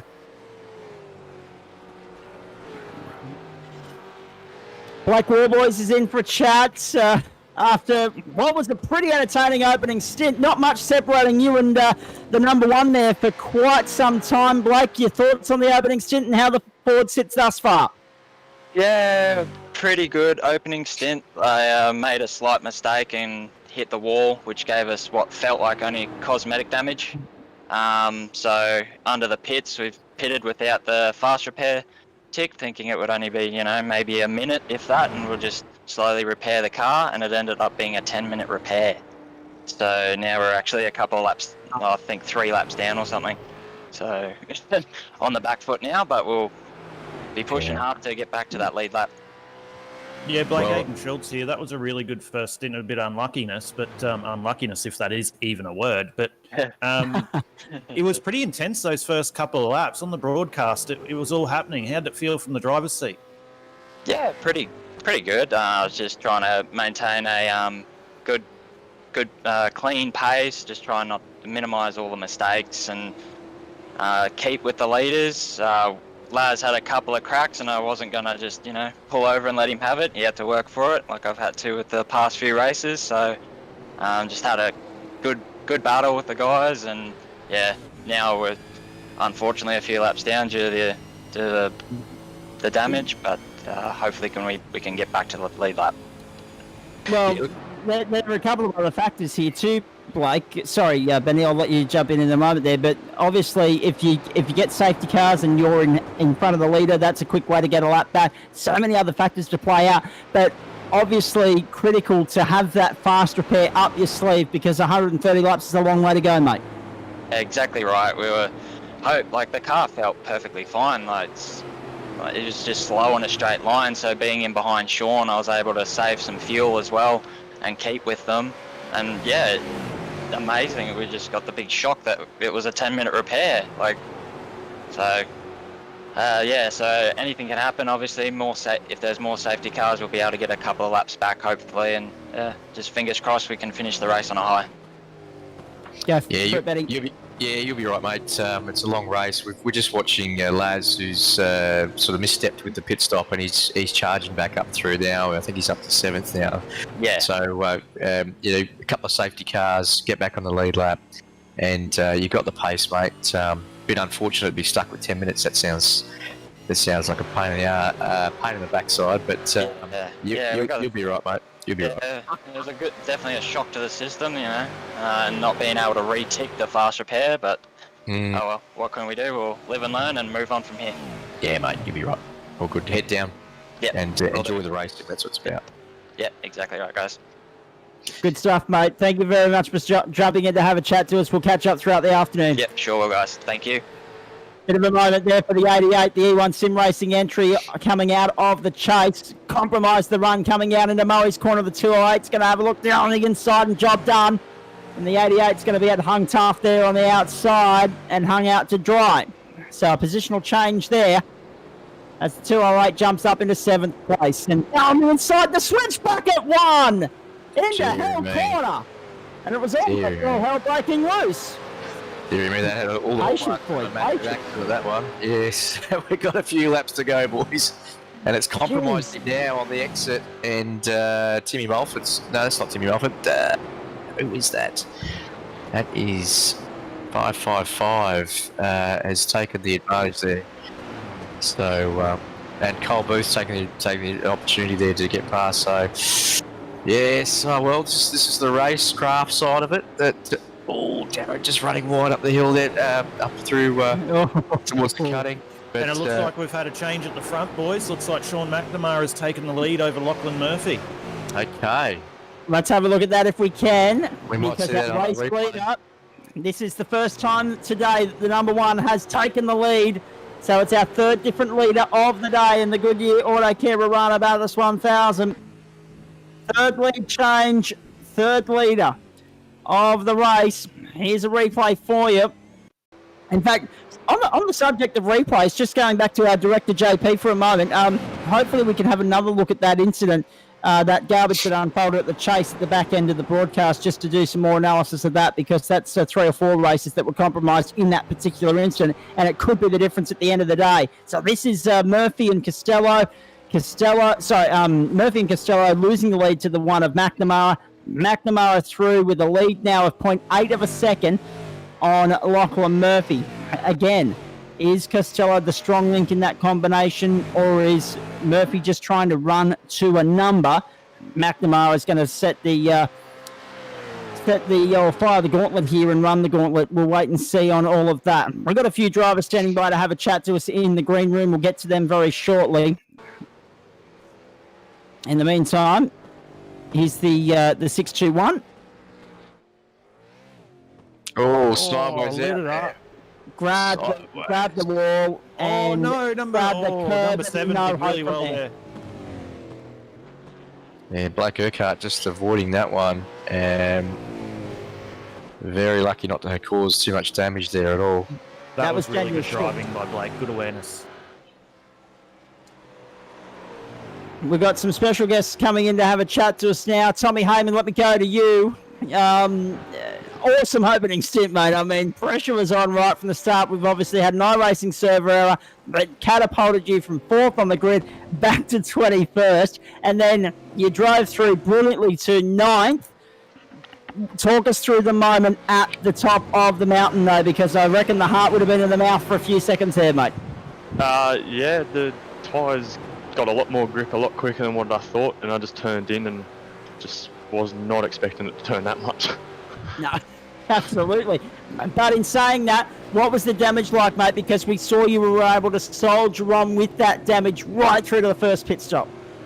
Yeah, we figured out we were down in a straight line speed quite a bit and a bit left hand down, but yeah. Did you burn the fast repair at the pit stop, or were you able to just go through without burning the fast repair, mate? Yeah, we had to burn the fast repair. We were down quite a bit in a straight line, so we had to use it, but that didn't pay off as we got caught up in another incident. So. True, and I was going to say, how much pressure does that put on you for the rest of the day, knowing that you haven't got that fast incident repair anymore? Yeah, we'll probably be about 5 laps down now. We were the car that rolled it at just the pit entry. Okay. Gotcha. You got So- caught up in that garbage. Yep. So yeah, we had a 10-minute repair time, so we just need to count on safety cars. Hopefully we can get somewhere near the lead lap. Exactly. And Lindsay is in the car at the moment. When do you jump back in, mate? Next stint, or is Lindsay going to double? What's the plan? At this stage, I'm going to jump in, and we'll probably I'll probably do a double somewhere. So yeah. What's salvageable from here, mate, now that you are 5 laps down, unfortunately? Honestly, probably I'd be happy with the top 15. Okay. But yeah, if we can get top 10, bloody ecstatic. Yeah, exactly. We'll all be rooting for you, mate. Don't worry about that. Tommy, thank you. Ben, Aiden, you got any questions for Tommy before we move on? No, look, I think he's summed it up quite well. Just a bit unfortunate being caught up in a few things there. I think it'll just be head down, mate. See what you can salvage, and all the best, mate. It was pretty exciting. A pretty exciting start there for you. Yeah, it was. Yeah, thank you guys. Yeah, all the best, Tommy. It was a great stint. You created a lot of entertainment rather for us on the commentary. So unlucky with the incident, but good driving, mate. Yeah, cheers, bro. See ya. Exactly. Well done, mate. We'll check back in with you a little bit later on. Thanks for having a chat to us. Let's go to Jake Saddington now, who's in the 016 with Peter Antoniadis. They're sitting 11th at the moment. They started 14th. It's been all eyes forward, all progression for these guys so far. Jake, as one of the wild cards in the field, are you happy with where you sit, mate? Currently, yeah, I'm very happy, especially after I had a shocking first few laps and I had to take avoiding action on lap 2 or 3, or I would have absolutely drilled John Nicol off. So so we fell back to about 22nd place, and we've just been able to claw ourselves back from there. You're one of 2 all wildcard entries in this field. How hard is it to jump in at the end of the series as a wildcard and hit the ground running? Yeah, it actually has been tough. Took me a little bit to get my eye in the first 5-10 laps. Was really struggling, especially when I was caught behind some slower traffic and just didn't quite have my eye in to be able to pull off some of the overtakes. But hopefully that will get better as the day goes on. Car damage, any to speak of at the moment, or are you happy with where things are? Have you had to burn that fast repair, or have you still got it up your sleeve? No, we still got it up our sleeve. We had about 8 seconds of optionals, but our car pace is still pretty good. Just had a couple of nudges with a couple of cars in the first few laps, but I think we're good to go for the time being. Aiden, Ben, want to fire anything at Jake? Yeah, Jake, good first stint, mate. Good to watch. I don't know if you've seen the top 10, watch back the coverage, but you guys are my dark horses, to be honest.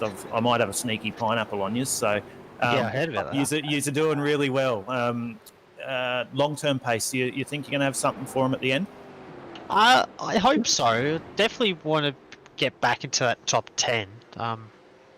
Just Pete's still struggling to get up to speed, but he's keeping it nice and consistent, which is good. Yeah, that's good to hear, mate. I'm looking at the lap times now, and he is turning out some pretty consistent lap times. He just did a 2:10, but that was only because he made the pass. So, yeah, if you keep going the way you're going, I'm sure you'll position that 016 car somewhere up the front at the end. Yeah, got my fingers crossed. No worries. Best of luck. Cheers, guys. Let's just quickly, while the leaderboard isn't on your screen there, folks, run you through what's going on at this point in time. Sean McNamara, the leader, in the number 1. You're watching the 016 on screen at the moment, but Lachlan Murphy is second, only a couple of seconds behind McNamara at the moment in the 44. Trent Gosley in the number 4, third at the moment, up 23 positions, and Dean Williams in the 024 is up 15 spots into 4th, from 19th to 4th at the moment. Lasif Leonage, the second stint of the race thus far, sitting 5th. He was down, buried outside the top 15 upon that safety car restart. Rounding out the top 10, Gilbert, Booth, Caldwell, James and Siren at this point in time.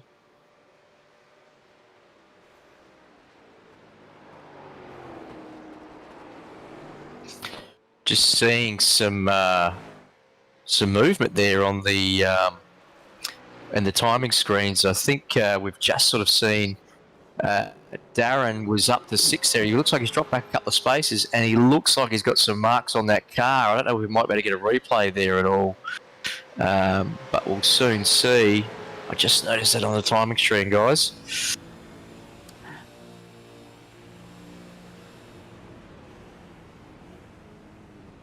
We've got another moment on the mountain here. We'll have a look at this.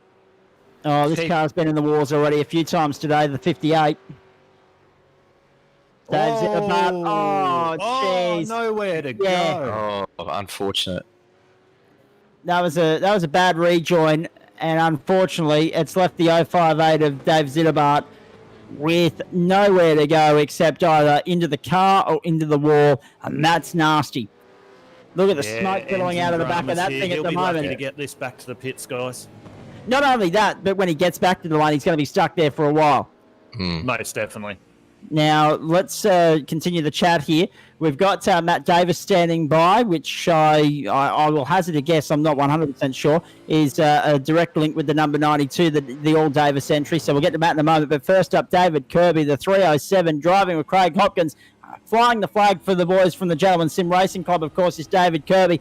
Mate, welcome. Good to have a chat with you so early on Sunday. Sitting okay at the moment. Unfortunately, you guys started second on the grid. You're currently 16th, but at least you're still in the game and still on the lead lap. You're still in this thing.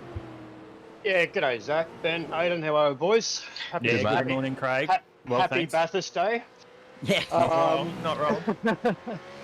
Look, it was a bit of a surprise, obviously, to start second on the grid, but I definitely took it. It was a great first stint, I thought, and obviously let those guys that should have been in front of me go. I wasn't going to hold them up one bit. I was lapping consistently early in the sixes and staying with them and pulling away from those behind. But yeah, so far so good. A bit of an incident there on the restart, but look, car's still good. It's a bit down on top speed down the straight, but look, we'll carry on and do some repairs on the next stop and go from there. The David, restarts sorry. are always hairy, aren't they, David? Sorry, Aidan. I'll come to you in a moment. The restarts are always hairy, mate. It's a bit of heart and mouth stuff, isn't it? It is. I'm not going to lie, I was a bit nervous. Obviously, like Craig can drive. He's a second split driver, and he openly says that, so he knows that he's not as quick. But I help him out wherever I can and stuff. It was just, look, it was one of those things. With the field condensed back up after a bit of pretty much a full tank run from everybody as well. So everyone was relatively within their window for fuel. So, it is what it is. We'll carry on. Yeah, David, sorry to jump in here, Zach, but I have to apologise firstly. I called you Craig, so I was looking at the live timing. I think I did, so I do apologise about that. It's been an interesting first 30-plus laps, so you have to bear with me. But good first stint. I was saying to Zach and Ben, we were going nuts in the commentary booth for those first 15 laps. There was stuff going on everywhere rather. How'd it feel for you in the car? A couple of guys at the front didn't really, get amongst it. They were out there, but what did it look like from your view? For me, the first lap was a bit hairy. How you doing? Obviously, wanting to let the likes of Rayner and the guys go past and give them their rightful positions and everything. So, but after that, I sat back from them, stayed with them, and I was really in clean air. So for me, Gee, that was close. I'm watching too. I'm watching Craig Yeah, and I'm sorry, watching mate. you guys. Sorry. No, you're right. Yeah, so I was a bit in clean air, so I could just sort of just get into a rhythm, and I think my my lap times showed that as well. Into the low sixes consistently. Yeah, it was good. You put the car there, and I might have a soft spot for your team as well because of the namesake. But no, you did really, really well. Good stuff. Hey, David, we'll check back in with you a little bit later on, mate. Thanks for stopping by. Good luck with the rest of the day. Interesting pick up on what he was saying there before I get to the other guests in the booth, Aidan and also Benny, that he's got a co-driver that openly admits that he's a second split driver. It'll be interesting to see how they strategize the race to compensate David having the faster lap-by-lap speed, I guess.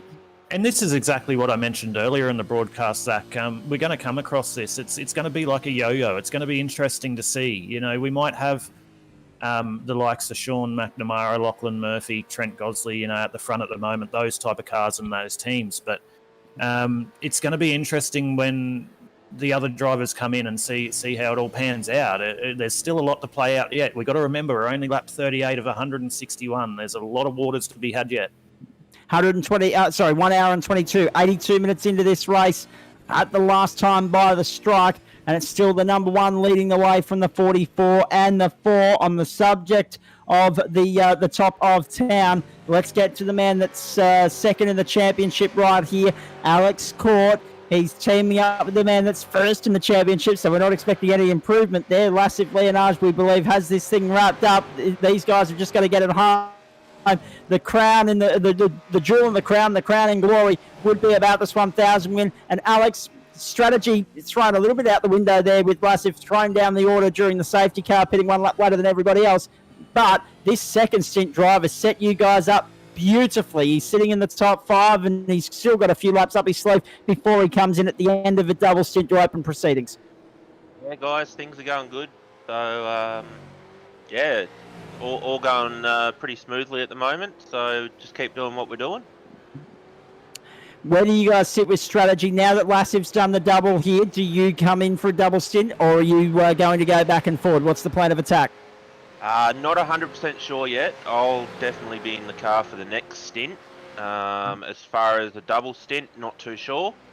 We'll sort that out as we go along. Indeed, and obviously the car has plenty of pace here.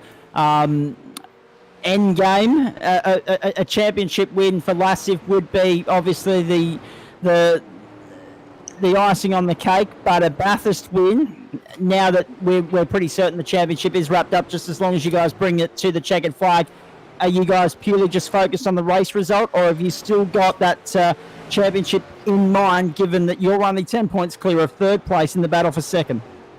Yeah, look, 100%. I mean, the main goal is the championship for Laz, to wrap that up. And then secondly, try and secure P2 for myself.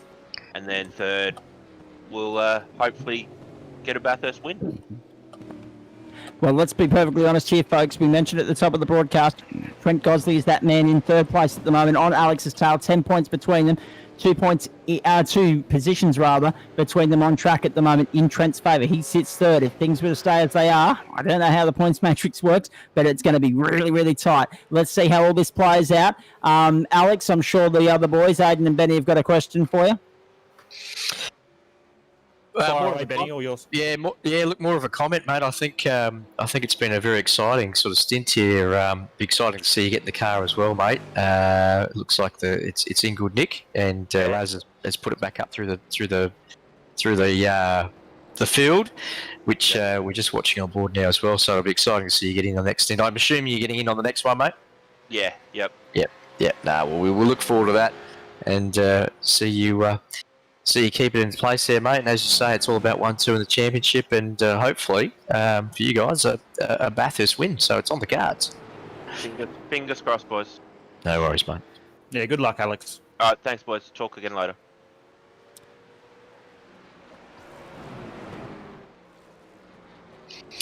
So Laz has got the hammer down now, fastest man on track at the moment, even with a little bit of, I won't say traffic, but a little bit of a challenge here in front. But he's certainly in the groove. You can see him coming across the top there, and you don't come back from 16th up to, where is he now? 4th, 5th. Yeah, he's definitely got the guy. Put my teeth in. He's definitely got the eyes on Ben. He's just pulled out a 206.1. Sean McNamara in first position's done a 206.41 last lap, and Lachlan Murphy at a 206.9.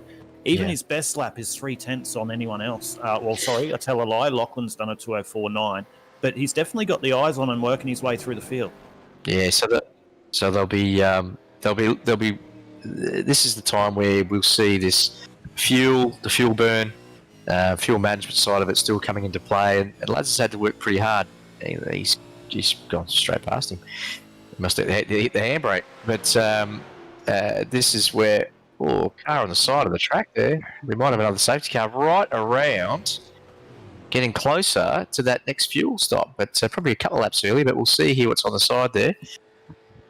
There was definitely a car on Mount Straight, Conrod Straight there, near the crest.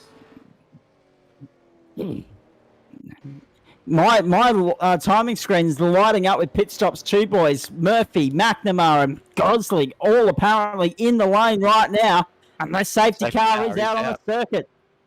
What about this?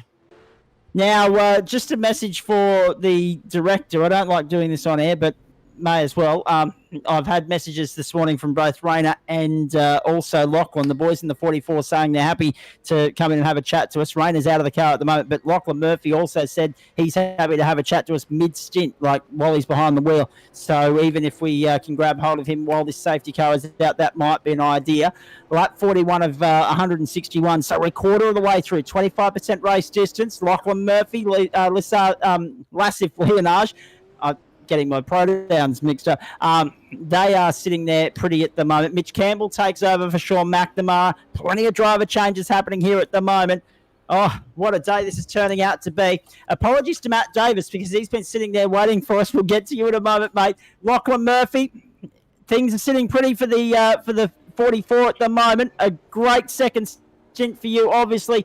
Not as fast as the opening stint from Rayner. By G, he hit the gauntlet, didn't he, in that opening stint and set you guys up beautifully. But you're right there sitting second with the safety car on circuit, right on Mitch's tail on the restart. So game on with 3/4 of the race still to... Yeah, definitely. Rayner did a really good job on the first stint. Got a comfortable lead about 7 or 8 seconds before the pace car came out. Just didn't, like, my tyres were ice blocks for the start of my stint there. I just could not get them up to heat, and the fronts decided to heat up a little bit quicker than the rear, so the balance of the car was a little bit iffy, or a little bit on the edge for the start, or my liking anyway. So I got over it a bit, but just trying to keep consistent. I've been making a few mistakes that last stint, but hopefully now carrying into a double stint here, I should be able to catch back up to number 1, who I believe Mitch Campbell's in the car now. So I'll see how it goes. Mature head, young shoulders. How do you guys handle the pressure? I mean, a young combination, right in contention here, taking it to these experienced campaigners.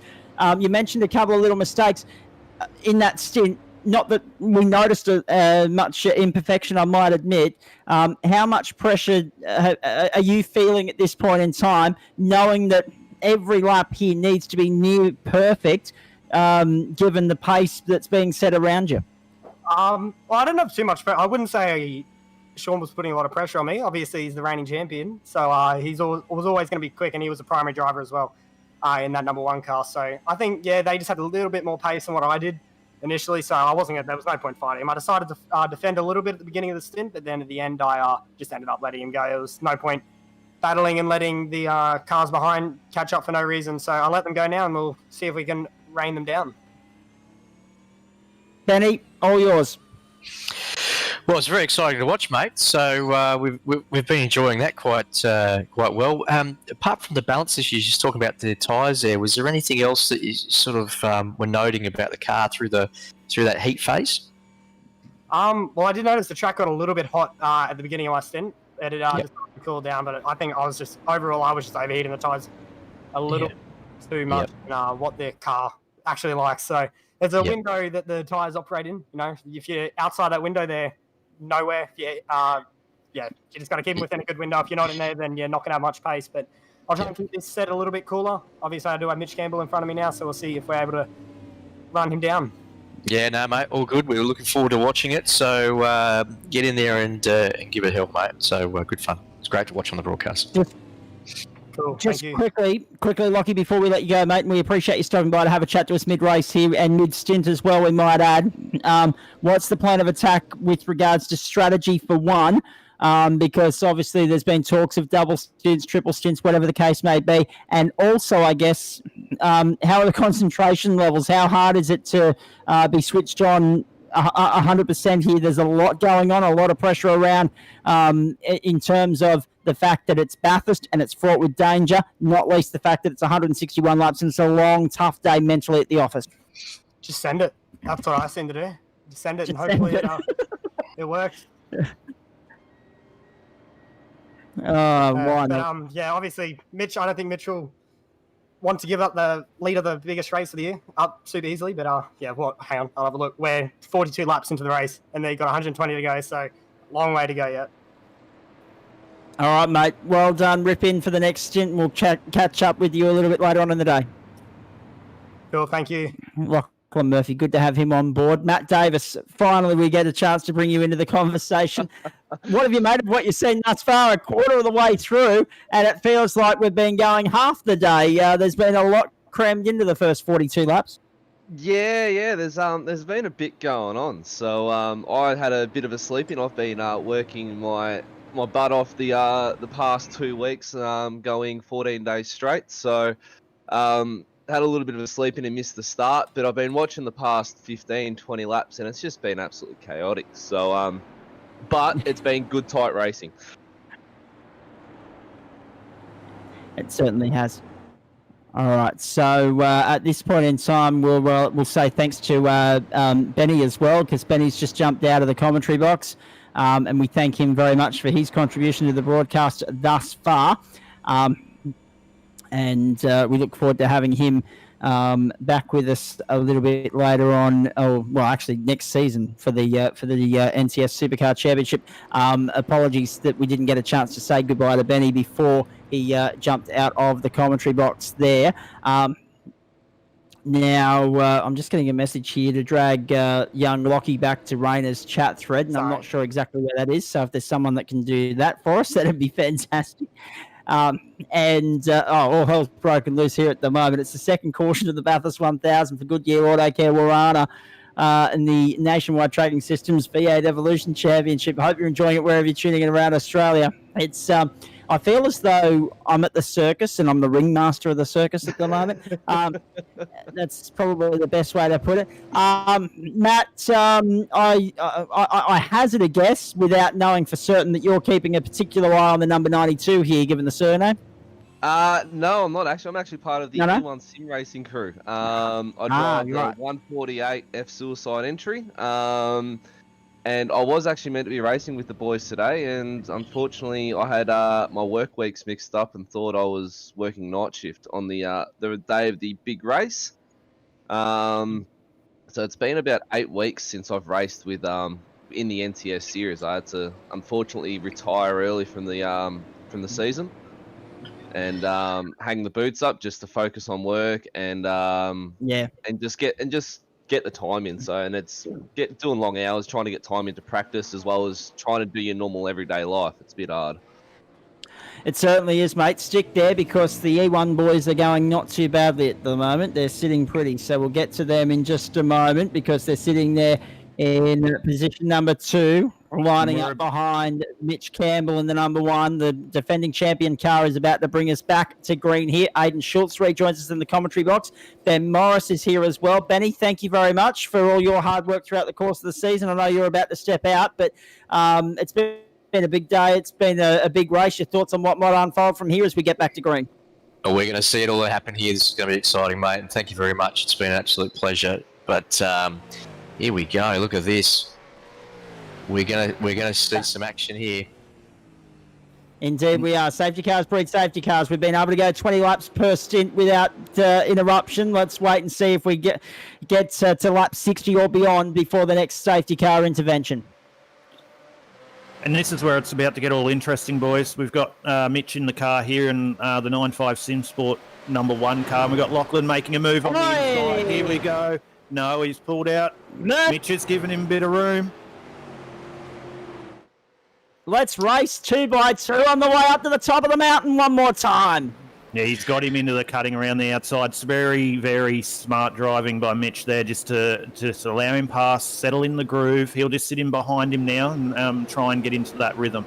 Get some fuel saving done. Yeah, there's a lot of marbles on the outside there, so very smart from Mitch Campbell, and that's what that team does. They're smart enough to know that it's not one here on the restart of the second corner, and they can get in there behind, save a bit of fuel, and just manage the race that way. So pretty exciting stuff. And we saw that all through the first stints with Sean. So I was just going to mention that, Benny. Sean did a really amazing job in the first 2 stints to put the car where it was. So the last thing Mitch wanted to do there, I think, was go and throw it all away. So better to err on the side of caution and sit in there and get in his groove. Absolutely. I think, and I know Sean's in the box now at the moment, I think he probably would have been about 2 laps ahead if he'd been in the Mustang, but we'll talk about that at another time. I agree totally. Down Conrod Strode. Have a look at this side-by-side action under the chase. The pressure being applied to Mitch Campbell by Kyle Sloggett.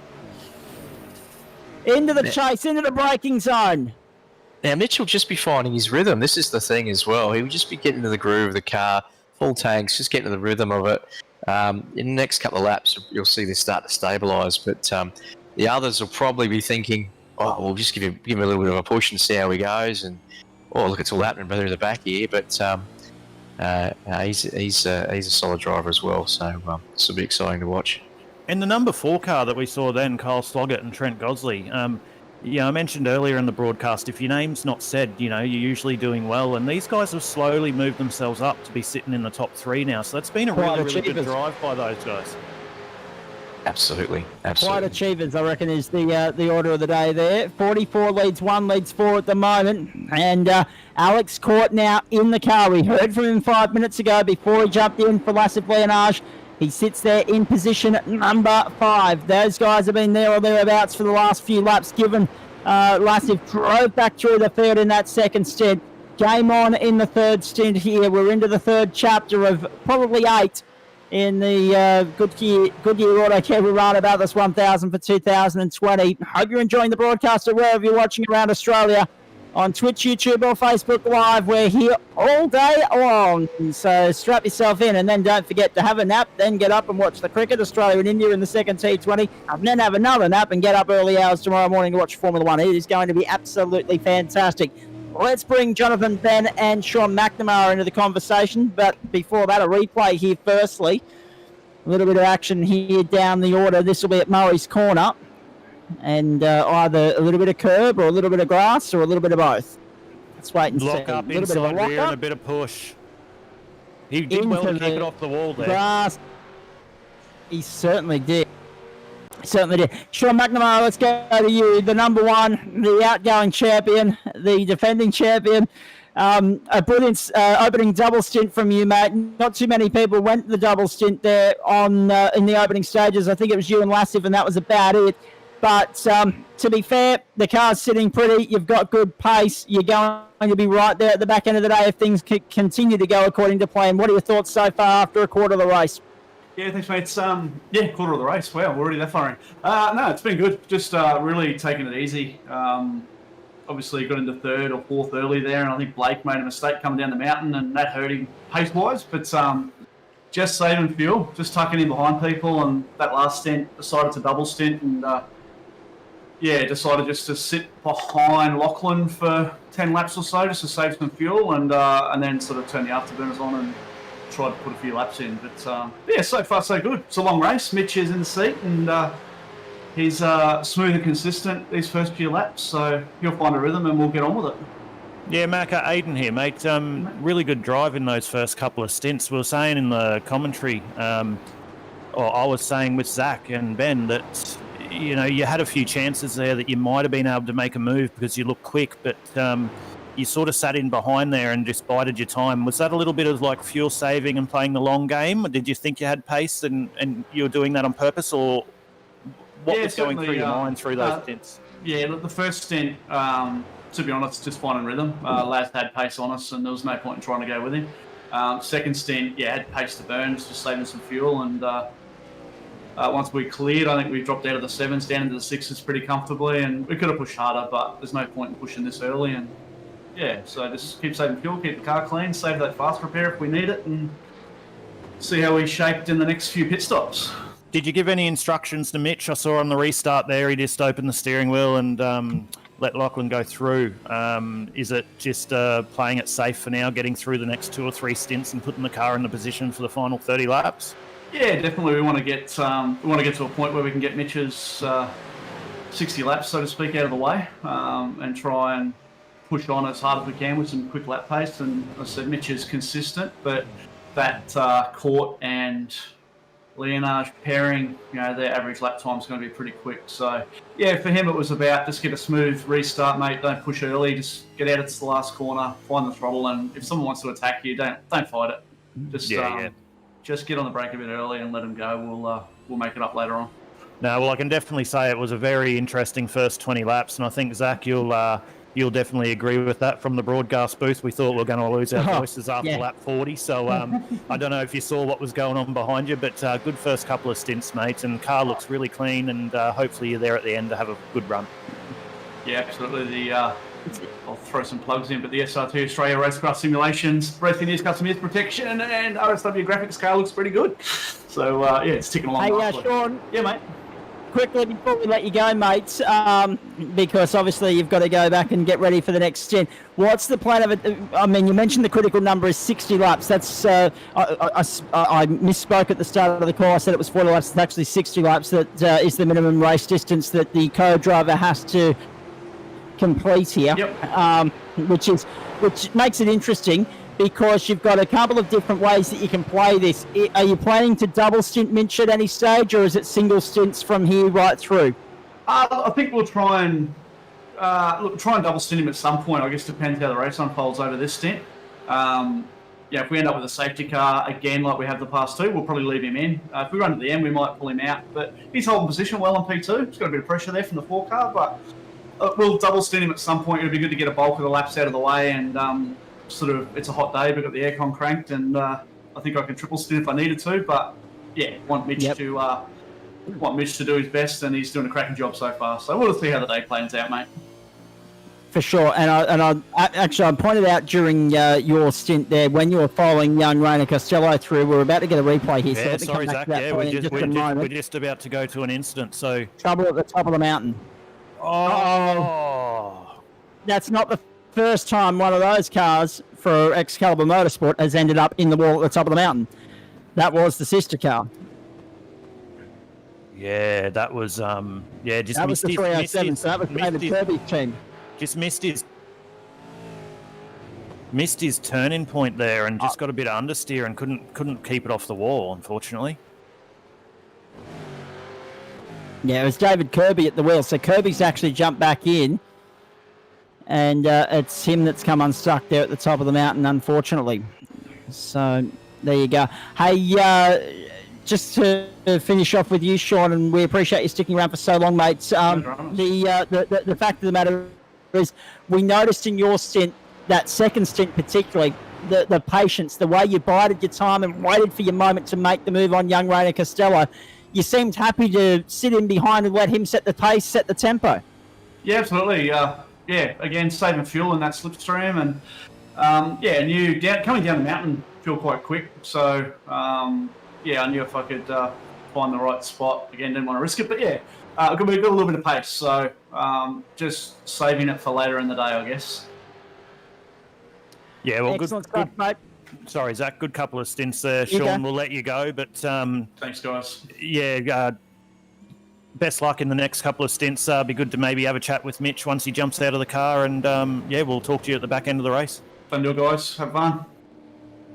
Let's go and talk to the 019 now as well, because we've got Jonathan Ben sitting here in the commentary box with us. The 019 currently sitting 23rd, 6 laps down. Peter Latham at the wheel at the moment. Jonathan, the script maybe not going according to plan, the day maybe not going according to the script that you guys would have had in your minds going into this race, but at least you're still circulating and there's a long way to go.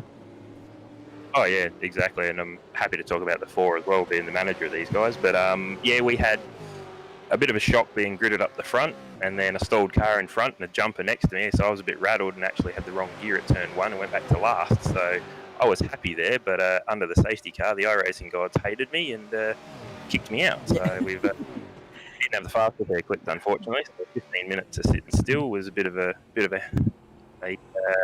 boat anchor behind us, but we'll get there. Sorry, Jonathan, we've just had an incident. We're just going to a replay now. We'll come back to you in a second. What have we got this here, isn't Zach? Going to be pretty. This is coming up into the cutting. Oh, I tell you what, I thought it was the 4 and the 1 coming together then, but no. Oh.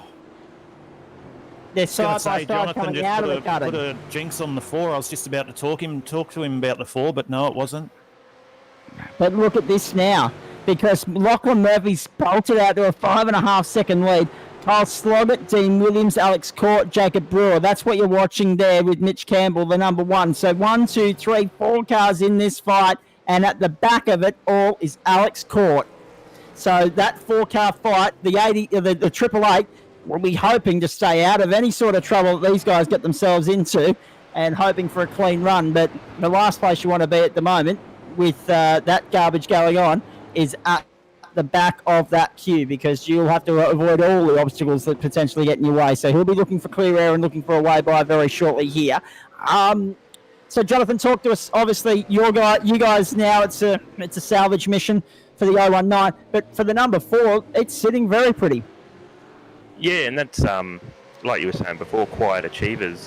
Kai unfortunately has missed a few rounds this season for family and work and that, so little less known, but he's just as quick on his day, if not quick, than Trent. And Trent's just Trent, to be honest. He's solid in no matter what car you put under him, especially sprint cars. So he's showing some pace here too.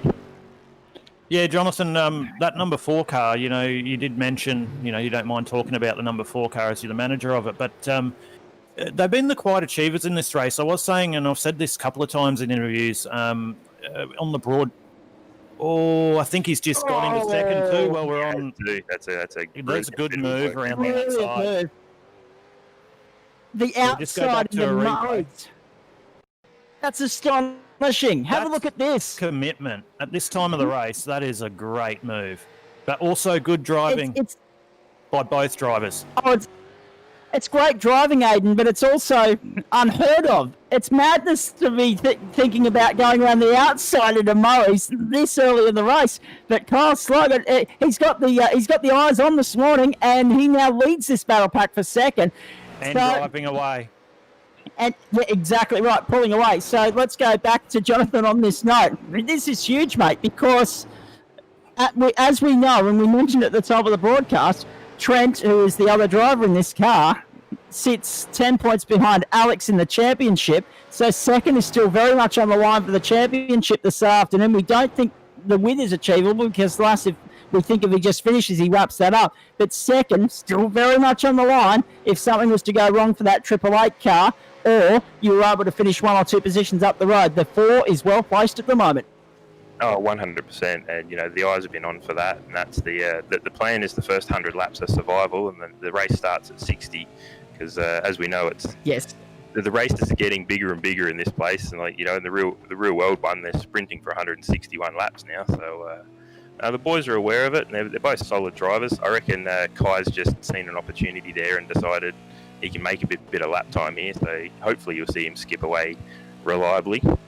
Yeah, and Jonathan, well, we're touching on the 4 car. Don't mean to keep going on about it, and again, sorry for how your race started, but we haven't said a lot about the number 4 car rather through the broadcast, but they've sneakily got their way up there. Did they, as team manager, do you know any secrets? What did they do different to get themselves up there? Did they have any different strategies, or can you give the viewers an insight into how they got to where they are?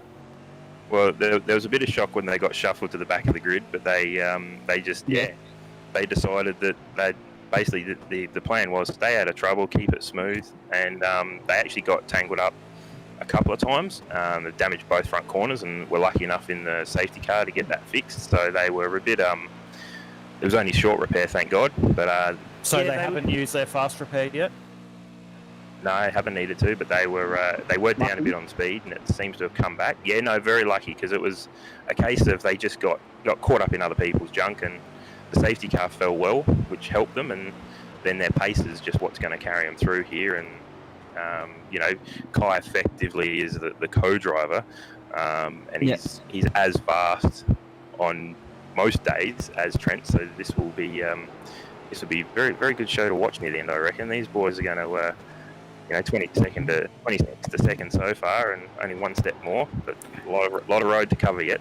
Yeah, definitely, and we're on board at the moment. We've got Alex Court all over the back of Mitch Campbell across the top of the mountain.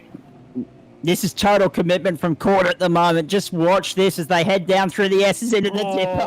So close to a touch. So close to a touch. Magnificent. Down through the dipper on the run towards the elbow. It's a one-line groove down through here, so forget about an overtaking opportunity. It will be trying to get a good run off the elbow and set it up down for the chase. Probably a better run off the elbow. Probably a better run off the elbow for the number 1, but the slipstream, the toe that the number 888 is going to get here, the Alex Court entry. And this will set him up nicely for a potential move under brakes when they get down here to the braking zone. Through the fastest corner in Australian motorsport. In fact, Australasian motorsport, and they're on the limit right here. Court bides his time, waits for his moment. And he doesn't make a move just yet. Sliding out of turn 21. Here it comes now. And now watch this. Down the inside. Jump done. The number 1 him up for the goes to 4th. switchback. And the Not 888 now not going to be able to get it done. No. So that was actually really good defensive driving from Campbell, knowing that the challenge was going to be laid down to hold the inside line to make Court go potentially around the outside. He didn't take him up on the offer though. I tell you what though, Zach, Alex is making Mitch know he's there. He's just positioning the car just off centre, just to let him know he's in the mirror, just waiting for that mistake. So there he goes again, under brakes, just putting that nose there and going, Mitch, I'm coming. Exactly. Let me go back to Jonathan just for a moment, and we appreciate you sticking around for as long as you have, mate. The number 4, obviously, that's going to be the focus for you guys in terms of the outright result here, given how far you guys are down. Campbell very wide through the chase there. Court had a sniff, but wasn't able to capitalise on it. It's a very hard point of the circuit in which to execute an overtaking manoeuvre as they head up over the top of the mountain. We'll keep our eyes peeled on this. If I jump in at any time, it'll be one of those hold the phone moments. But when we look at the number 4, up 24 places from 26 to 2nd. We've said all along this race cannot be won on the first lap, but it can certainly be lost on the first lap. And how difficult it is to get through traffic and into clear air. Patience was obviously very much the key to that first stint. For those guys to keep a clean sheet, keep a clear set of heels, and get to the second stint, get into track position. You must be very happy with how they've adapted to the turmoil that was thrown their way at the start there, because now, with that patience, with keeping the nose clean and in amongst some pretty nasty and hairy moments that we've seen along the way here, they've now set themselves up for the rest of the day. Oh, exactly, and I got to admit, I love watching Mitch and Alex fight like that, because come the end of the stint, I know what the guys will be. But no, look, the boys have set themselves up beautifully, and we've got a team ethos of head down, bum up, and just get it done. It doesn't have to be the same as everyone else. You'll see us do some odd strategies occasionally, but more often than not, they'll pull themselves out. And here's the move on, guys. Sorry to cut you off, but here's the move. Alex has got up the inside. Mitch ran it in a little bit deep into the final corner and run it wide. Alex is very nice maneuver. Court goes into position 4. And he's already bolted as well. 2-3 car lengths on the number 1 already as they head to the top of the mountain on lap 52 of 161. We're almost at the end of the second hour of the Goodyear Autocare Warana Bathurst 1000 for 2020. Let me bring Matt Davis back in at this point in time. And again, on the subject of we appreciate people sticking around, he's been here longer than anyone and probably spoken less than anyone. But you mentioned the E1 Sim Sports team, mate. Massive team. Just give us a little bit of an update on how things sit and what we should be looking out for there as far as the rest of the day is concerned from what you've seen thus far. Yeah, I think we've got a 5-car assault for the Bathurst 1000 here. So it's pretty big team that we've got here. Lachlan and Rain are out front. They're two young people who race go-karts up in Queensland, and they're on the assault. I think they're out to a 6-second lead, I think, from last time I checked. And then we've got our team manager, Anton, teamed up with... I'm just going through the pairings here. Anton's teamed up with Jacob. I'm unsure. I don't have the timing tree on me, so I don't know whereabouts they're sitting. Another good crew. Jacob's run pretty high in split 1. So that's a split 1, split 2 pairing, as Anton's in split 2. So expect to see them hopefully hold around the top 10. And then you've got who else? Yeah, Matt. Sorry to cut you off. We've got Jacob in 13th, mate. He's going around in 13th at the moment. There we go. So hopefully they can push up into the top 10. Jacob's a strong driver and knows how to position the car well on the track. I've done a few drills with him in some practice stints for the team. and he really does put the pressure on. So look out for him. Hopefully clawing his way up through the field.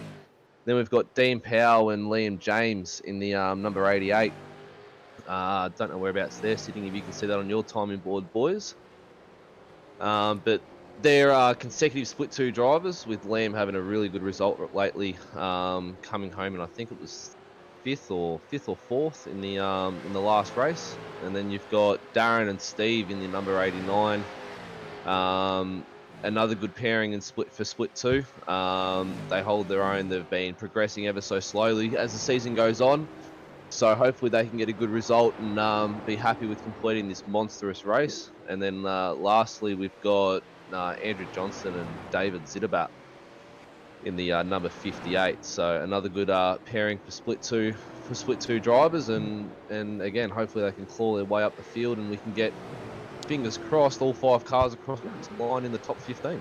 Top 20. Yeah, the car 58 you just mentioned must have had a little bit of a rough start to the race. They're 12 laps down, but they're sitting in P24. But considering how the start of that race was, it's actually not too bad, because it was pretty crazy at the start of that race. Yeah, I heard there was. I saw on the Discord chat that there was a random grid selection, and a lot of people had a lot of offs, and it's typical Bathurst. I mean, one year it can be sunny and 35 degrees, and the other year it can be belting down with rain. So, obviously in iRacing, the iRacing gods have obviously given us that, and then it's given us a random grid placement. So. Yes. But you're doing really well. Your team cars, you've got 2 on the lead lap, in one leading the race and one in position 6. So both those cars are looking very strong. So they are. Yeah, best of luck to bring these into the back end. Thanks for that, guys. Appreciate it. Good stuff, mate. Thank you very much. Call back anytime. We'll hopefully have a chat with you later on in the day. Road Lassive Leonard standing by here as well. We'll get to him in just a moment. Just to give you an update, sim time tells us it's 8:33 in the morning at the moment, so that's actually perfect in terms of how it is in WA right now. A few of the WA boys will be feeling a little bit weary-eyed because they drew the short straw and were on the early stint this morning when the race got underway at 6:30 their time, 9:30 Eastern Daylight Time. We've gone past the 2-hour mark of the race. We're on lap 54, 2 hours, 1 minute and 8 seconds. So we're getting 26.5 laps an hour to the race here, roughly. Let's call it 26 and a quarter. So on that notion, this is going to be a very fast race if they can keep that speed up, because that's going to give you 52 and a half laps every 2 hours. So we're looking at 105, 157. So literally we're in the ballpark of one of the fastest 6-hour Bathurst 1000s in the country. So we'll wait and see how it all plays out and how it all stacks up. But I'm not convinced that we won't get another safety car here at some point. The running order at this point in time is on the left-hand side of your screen there. It's a pretty dismal picture if you're a Ford fan. It's Holden's 1, 2, 3, 4, and 5. However, there are 3 Fords still flying the Ford flag in the top 10 there at the moment. Let's talk to the man that sits 4th at this point in time, champion-elect Lassive Leonard.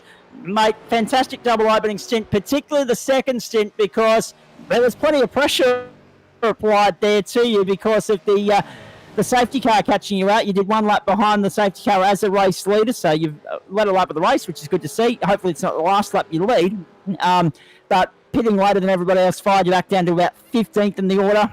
You drove back beautifully to 5th place and handed the car over to Alex Court, who's doing a nice job in 4th at the moment. Your thoughts on the race so far? Look, we did make a bit of a mistake with the safety car, pitting under safety car, because we did not hear the safety car call. So I was a lap late to pit because of it. But I think we made up a fair bit of ground considering how far back we were. But we did lose touch with the top 2 or 3 during my second stint.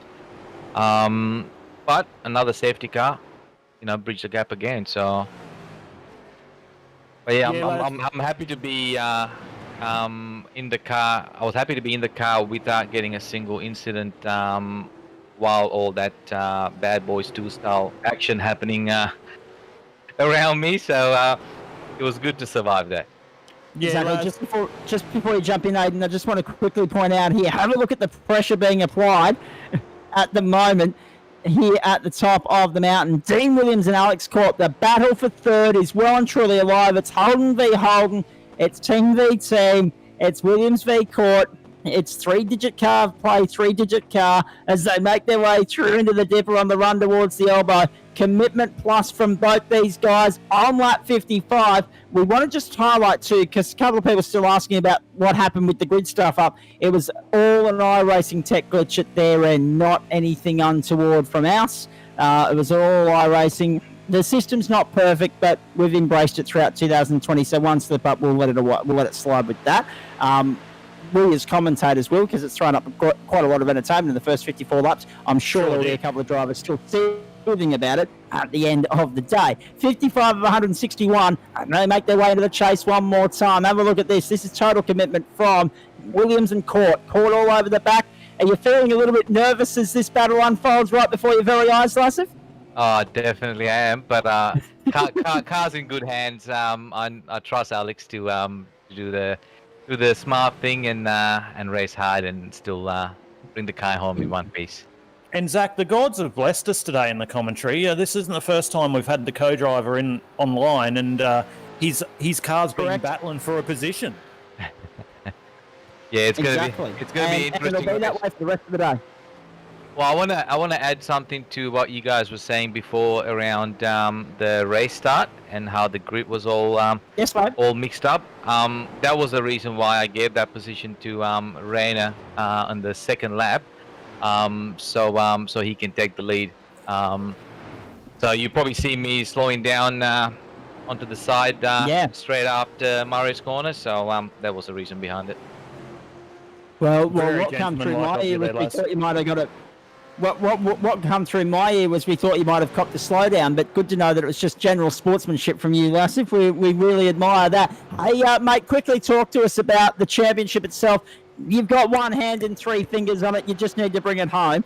But what are your thoughts here on the race itself? Are you focusing on the outright result, or are you got one mind on the championship as well, knowing that it could be a team 1-2 if you get a good enough result for Alex, bearing in mind that Kai Sloggett and of course Trent Gosley, they're closing in, they're bearing down, and Gosley, if something was to go wrong for you guys, could snatch second away here.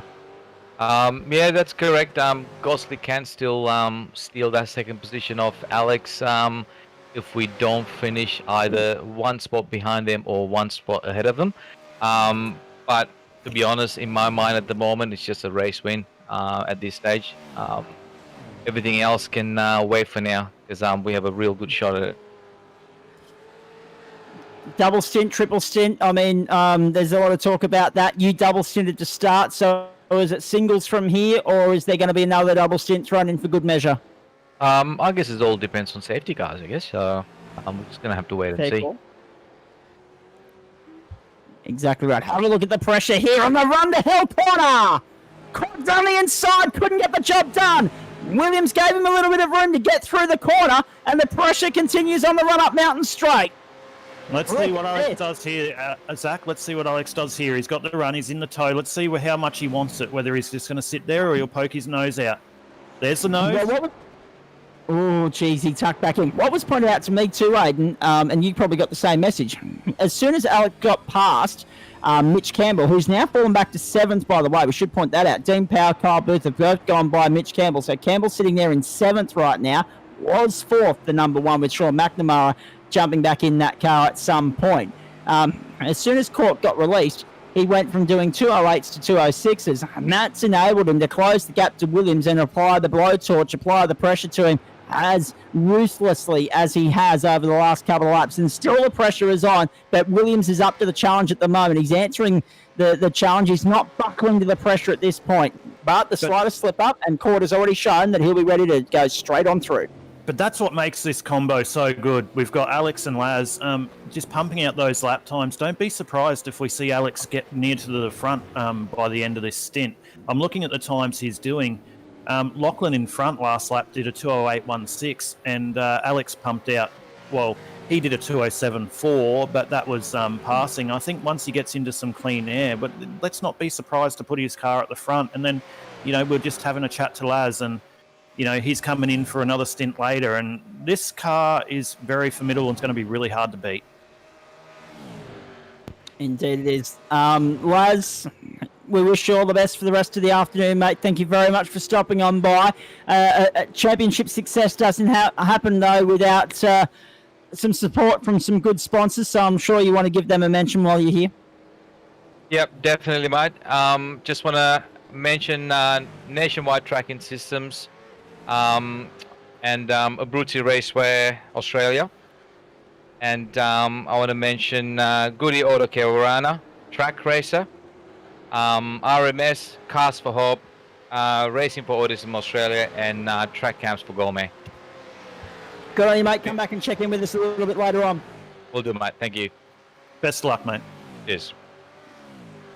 So, Aidan, it's you and I for the moment until Jamie Machado joins us a little bit later on in the broadcast, because Benny Morris has, of course, jumped out. Ben and Jamie have brought you all the 11 rounds of the championship leading up to today. I feel, I said to someone last night, a big sideways moment there for the 555. Absolutely on the limit up into the cutting. Trying to go with Dean Power, and maybe that's not the best way to go at the moment. If you're putting too much pressure on the tyres, you might end up doing more harm than good to your race, and he might just need to wind the wick back a little bit instead of pushing it at 100%. Bring it back to 95, 96, even if you're a fan of even numbers rather than odd numbers, whatever the case may be. I don't care, but maybe now is not the right time to go right at 110%.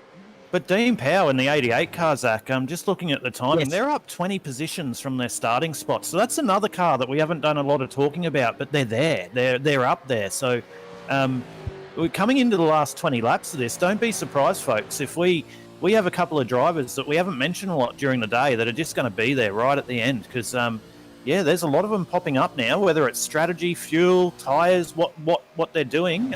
It could even be, like I said, with different drivers and different pace between the drivers. But it's mixing it up. It's making it really interesting coming into nearly the mid part of the race.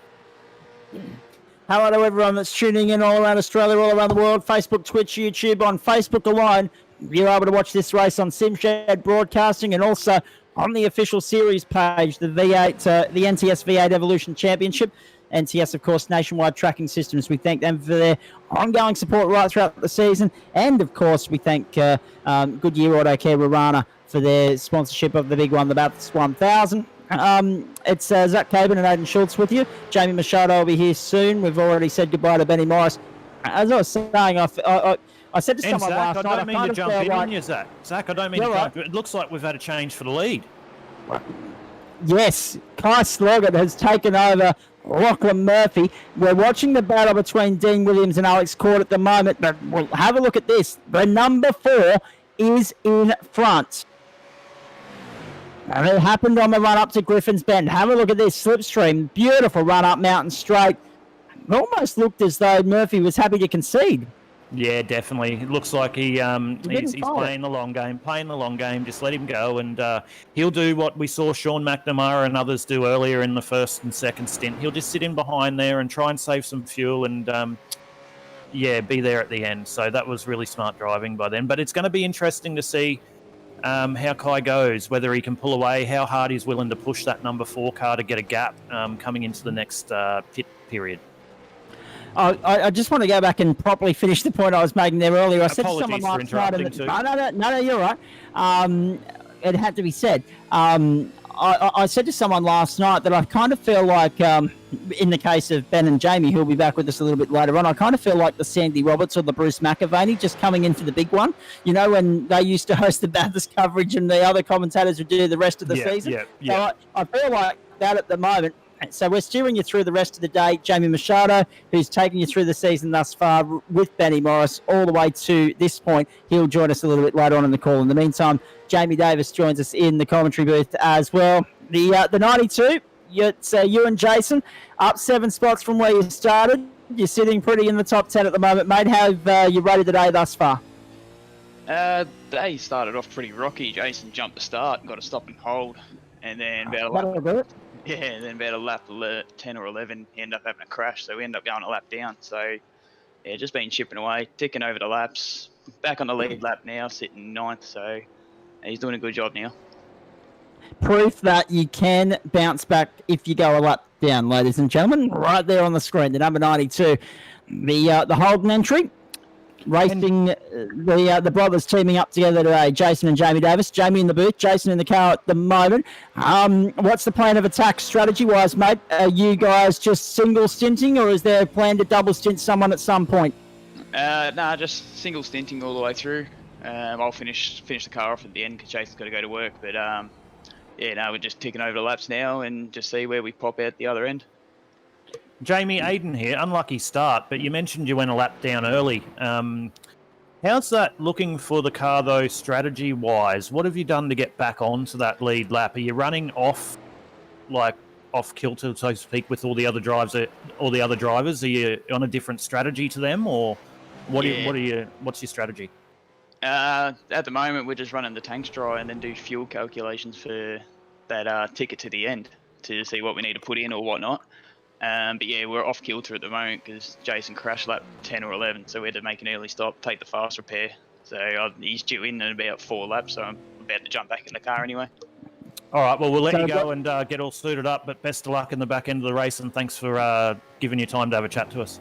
Not a problem. Thanks to everyone involved in this series. You're all doing a ripper job. Good on you, Jamie. Thank you, mate. All the best. We'll catch back up with you a little bit later on in the day, and that implies that we're going to have a green flag pit stop coming here soon, Aiden. Exactly. And we're online with Alex now. Alex is jumping in the pits. On the subject, the 888 into the lane, the NTS Esport entry, caught into the lane. Does Lassif jump back in, or does Court double stint? Let's just stay on and have a look at this pit stop. This is a really important pit stop. Let's see what happens, because he was all over the back of the car in front coming in. If he can get this pit stop done right, we'll see whether we got a bit of an undercut coming. We're at a critical number here as well, folks. Lap 61. So at the end of this lap, 100 to go. The Goodyear Autocare Warana Bathurst 1000 for 2020. Hope you're enjoying our coverage.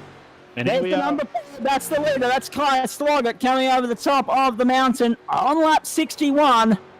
And he has put his head down, eyes forward. He has pulled he's pulled nearly 3 seconds on Lachlan.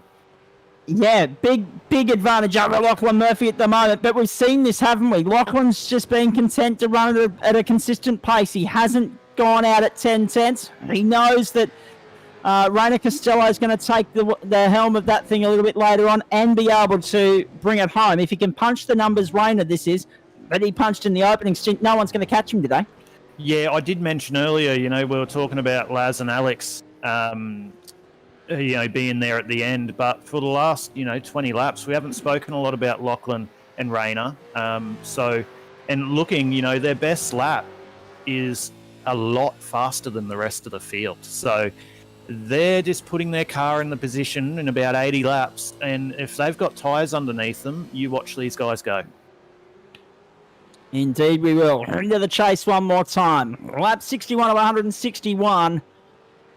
A lot of sixes and ones in that little bit of number sequence as they make their way through. How good's this racing been, though? I mean, phenomenal. There's something everywhere you look on the screen. The timing screen's lit up with orange and yellow numbers, which means cars are within close proximity. There's Lassif Leonards jumped back in the car. Third stint for Lassif Leonards right now to take us through the next 20 laps, I'd say. And it'll be interesting to see. Now that we've had a couple of green flag pit stops, things might settle down a little bit, Aiden. But at some point down the track, it might be after lap 100, a safety car is going to be called, the gears are going to be plucked, and it's going to escalate back to 11. Yeah, definitely. It's you're 100%. But what's going to be interesting to see is whether Dean Williams comes in and tries to cover off the 888 car. It doesn't look like it's happened yet. So It looks like we might get the undercut here from Laz in the 888 car to move into third position. And depending what Kai Sloggett and Lachlan Murphy decide to do at the front, we might end up actually seeing the 888 car leading again. So it's really interesting to see the strategy of these guys on what they're doing, because I know me, I probably would have covered him off, but I'm not in the car, so I don't know what they're trying to do at the end. But it's going to heat up, Zach. It's definitely going to heat up. If it's anything like the start of this race, guys, strap yourself in for the end of this race, because it is going to go nuts. I just want to come back and address something that was said during the last safety car period about our voice boxes and whether they'd last. Given that I've called a lot of Formula V and Hyundai Excel racing over the years, I'm going to hazard a guess that my gearbox is just a little bit more well prepared for the drama that's about to unfold here. I had a Formula V National Challenge last year at Queensland Raceway where we had 8 of them fighting for, the top 8 positions, literally like nose to tail, line of stern. Everyone said that that'll be the weekend where Zach loses his voice. I probably dropped 2 of the 8 cylinders. We still were firing on 6 cylinders on the Monday morning. So I'm not expecting to lose the voice today. It'd be a minor miracle if it happens. We got the 89 car into the wall there, Zach. Just the 89. Now, who was at the wheel of the 89 at the time? Let's have a look here. Down the order, Stephen Black. Stephen Black. He was in 16th position, up 11th on his grid spot. So they were moving forward quite well. So that's a really unfortunate incident for those guys. Another one of the E1 SimSport entries, of course. And on that subject, we've got a couple of more drivers joining us in the commentary box now. Aaron Hayden's here. Daniel Schultz is here. Daniel, I'll start with you. How are you rating the day so far? Tell us about it. So far, well, the day went pretty well at the start of the morning. Hey, we dropped a couple of spots early on, had a couple of spins, but we're on our way to getting up there, and we were 3/4 way through our second stint, and a slight kiss of the wall up going up the mountain, and she was a bit of a show over. She overheated, and that was the end of her. Unfortunately. So you guys are definitely out of the race, which is unfortunate. I literally, as I was throwing to you, I was looking down the list to see where you'd slotted into, trying to keep abreast of 27 cars, 54 names. Doesn't always happen as you'd like it to, but you guys made it to lap 37. You were on lap 38 when you pulled over. It's unfortunate that the day's ended so early, but what are you keeping an eye on now for the rest of the day? Who have you got your eye on? Who have you got your money on if you're a betting man? If I'm a betting man, I'd probably put my money on Laz than Alex Court, because so far they're cool guys under pressure. They drive really well. And speaking of Laz, he's just pumped out a 2:05.9, so he's working hard coming out of the pits on those fresh tyres, seeing how far he can undercut these top guys when they come into pit. Yeah, Laz is a pretty calculated bloke when he does stuff like that. He understands what's going on. He understands the car very well. He understands the tyre deg. He does a lot of practice, and same with Alex, man. They're really, really top blokes. Really calm and cool under pressure. Obviously, a little bit frustrating for the day to end this early. There were a few moments there where it was really hairy in the opening stages. It looked like a lot of fun, but it looked fairly stressful as well. What do you make of the opening stint?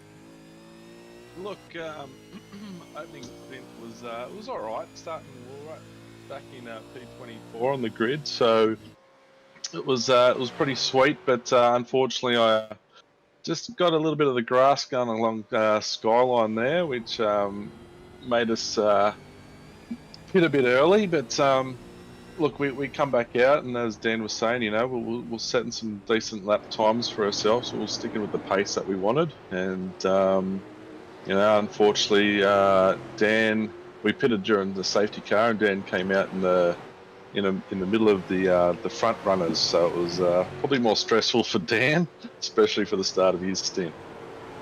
It's actually interesting when we talk about all the grids being muddled up.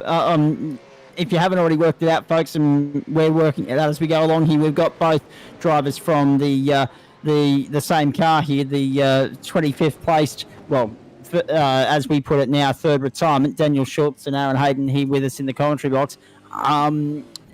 They were scheduled to start 24th on the grid. They ended up starting 23rd with all that rejumble. So if anything, they gained nothing except an inside advantage for turn one.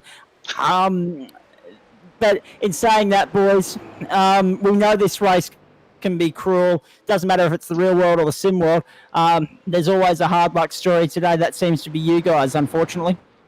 Yeah, we, tried to do our best, and yeah, unfortunately these things happen. But whether it be sim or real world, as you were saying, mate, it's a bit of a learning curve. And next time I won't put it in the wall at that exact same spot. I don't think I'll end up doing that ever again. So hopefully next time when we come back, we'll be able to come back a bit stronger and hopefully put the Dragon RC 621 car in the top 10, if not in the top 5. Look at the end of the day, guys. You did a good job to be able to be in the big dance. So hold your head up high, and there's always next year. But really, really well done for the first part of the race. Thanks, guys. Now, pit stops are unfolding. Just stay there with me, boys. I'll come back to you in a moment. Pit stops unfolding here in pit lane right now. The 050's in, the 024's in, a few others as well. And It's like all I on. said, Zach, here Green we go. flag Let's see the undercut on Laz. Let's see how much that has helped him. But then how much is it going to hurt him at the end of the stint? Exactly. Green flag pit stops. This is a critical point of the race because the first two stints, Aiden, worked so beautifully where the safety car fell, everyone come in and said, let's top up, let's go now, let's jump the gun. But now we've gone green long enough, we're on lap 65, where we need to come in and top up under They're still green. And that stationary in changes pit the lane. race entirely, doesn't it? Massive Leonard with the undercut. He's got it. Through. Nicely done. Excellent stuff. Hey, Aaron and Daniel, let's just come back to you for a moment. You mentioned the team. The second of the team entries is still out there on the circuit. Have you been keeping an eye on their progress? Yeah, we have, mate. We've been keeping an eye on and making sure that they fly the flag the correct way and not end up in the same position that we're in at the moment. John Nikolaff is behind the wheel of the car at the moment. They are one lap down, but as we've seen throughout the day, 66 or 65 of 161, there's a long way to go, so a lot of time to make the lap back if needs be. Definitely Yeah, right. exactly. I mean, a correctly placed safety car for them could jump them that lap back, not a problem in the world. So it's still the opportunities there for them.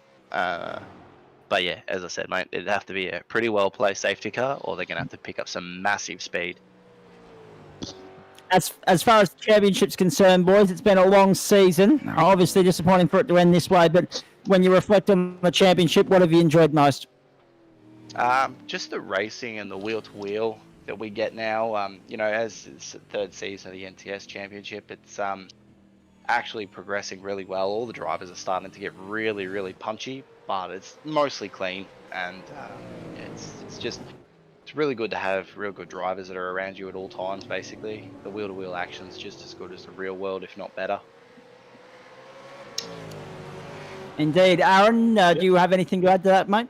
Oh, look, personally for myself, the season's been fantastic. This is my first time in this series, and first time running the V8 in a series as well. So I've been able to pick up a lot of pace, and with the help of the other guys on the team, it's been fantastic. So hats off to everyone in the team, and also JP for just putting on such an awesome series. It's been fantastic. We'll second that. see, guys? Goes around the outside of Trent Gosley. So we have a new There race is the leader. pass. Have a look at this. Lassive Leonage. We have a new effective race leader, knowing full well that Kyle Boots still has to come in for another green flag pit stop. So Lassive Leonage around the outside of Trent Gosley. Very nicely done. Trent Gosley in the pit lane after, of course, that car worked its way through from the rear of the grid to position number 1 and now sits in position number 3. But there's a long way to go here, and we've got a stack of drivers joining us to have a chat here very shortly. We'll get to them soon. But this is a great race. Oh no! It's going for number 4. I was just about to say. How damaged is that car? How compromised will that car be for the rest of the stint? Oh, looked like he didn't gee. hit it. It looked like he did on the screen. Sorry, but he's just come out of the pits on green tires, and we said Laz, come in and did the undercut, but he's about 6 laps older tires So it'll be interesting as this stint goes on to see what happens, whether it heats up. I would, at some point here, I'd love to see a replay of that just to see how close it got, because it really looked like it rubbed the wall as it came through. Oh, my we goodness, lit up. I was the same as you, Zach. We lit up. There was, by all means, it looked like he fed it into the wall there hard. Good stuff. 67 of 161. Scary, heart-in-mouth moment for the number 4. They soldier on here in the Goodyear Autocare Warana Bathurst 1000. We've got Mitch Campbell in the booth here to have a chat to us. And Matt Davis is back. Lachlan Murphy's here as well. So let's throw the conversation around and have a chat. Dean Powell, we want to have a chat to him because his car's on screen at the moment. But I'll start with Mitch Campbell, mate.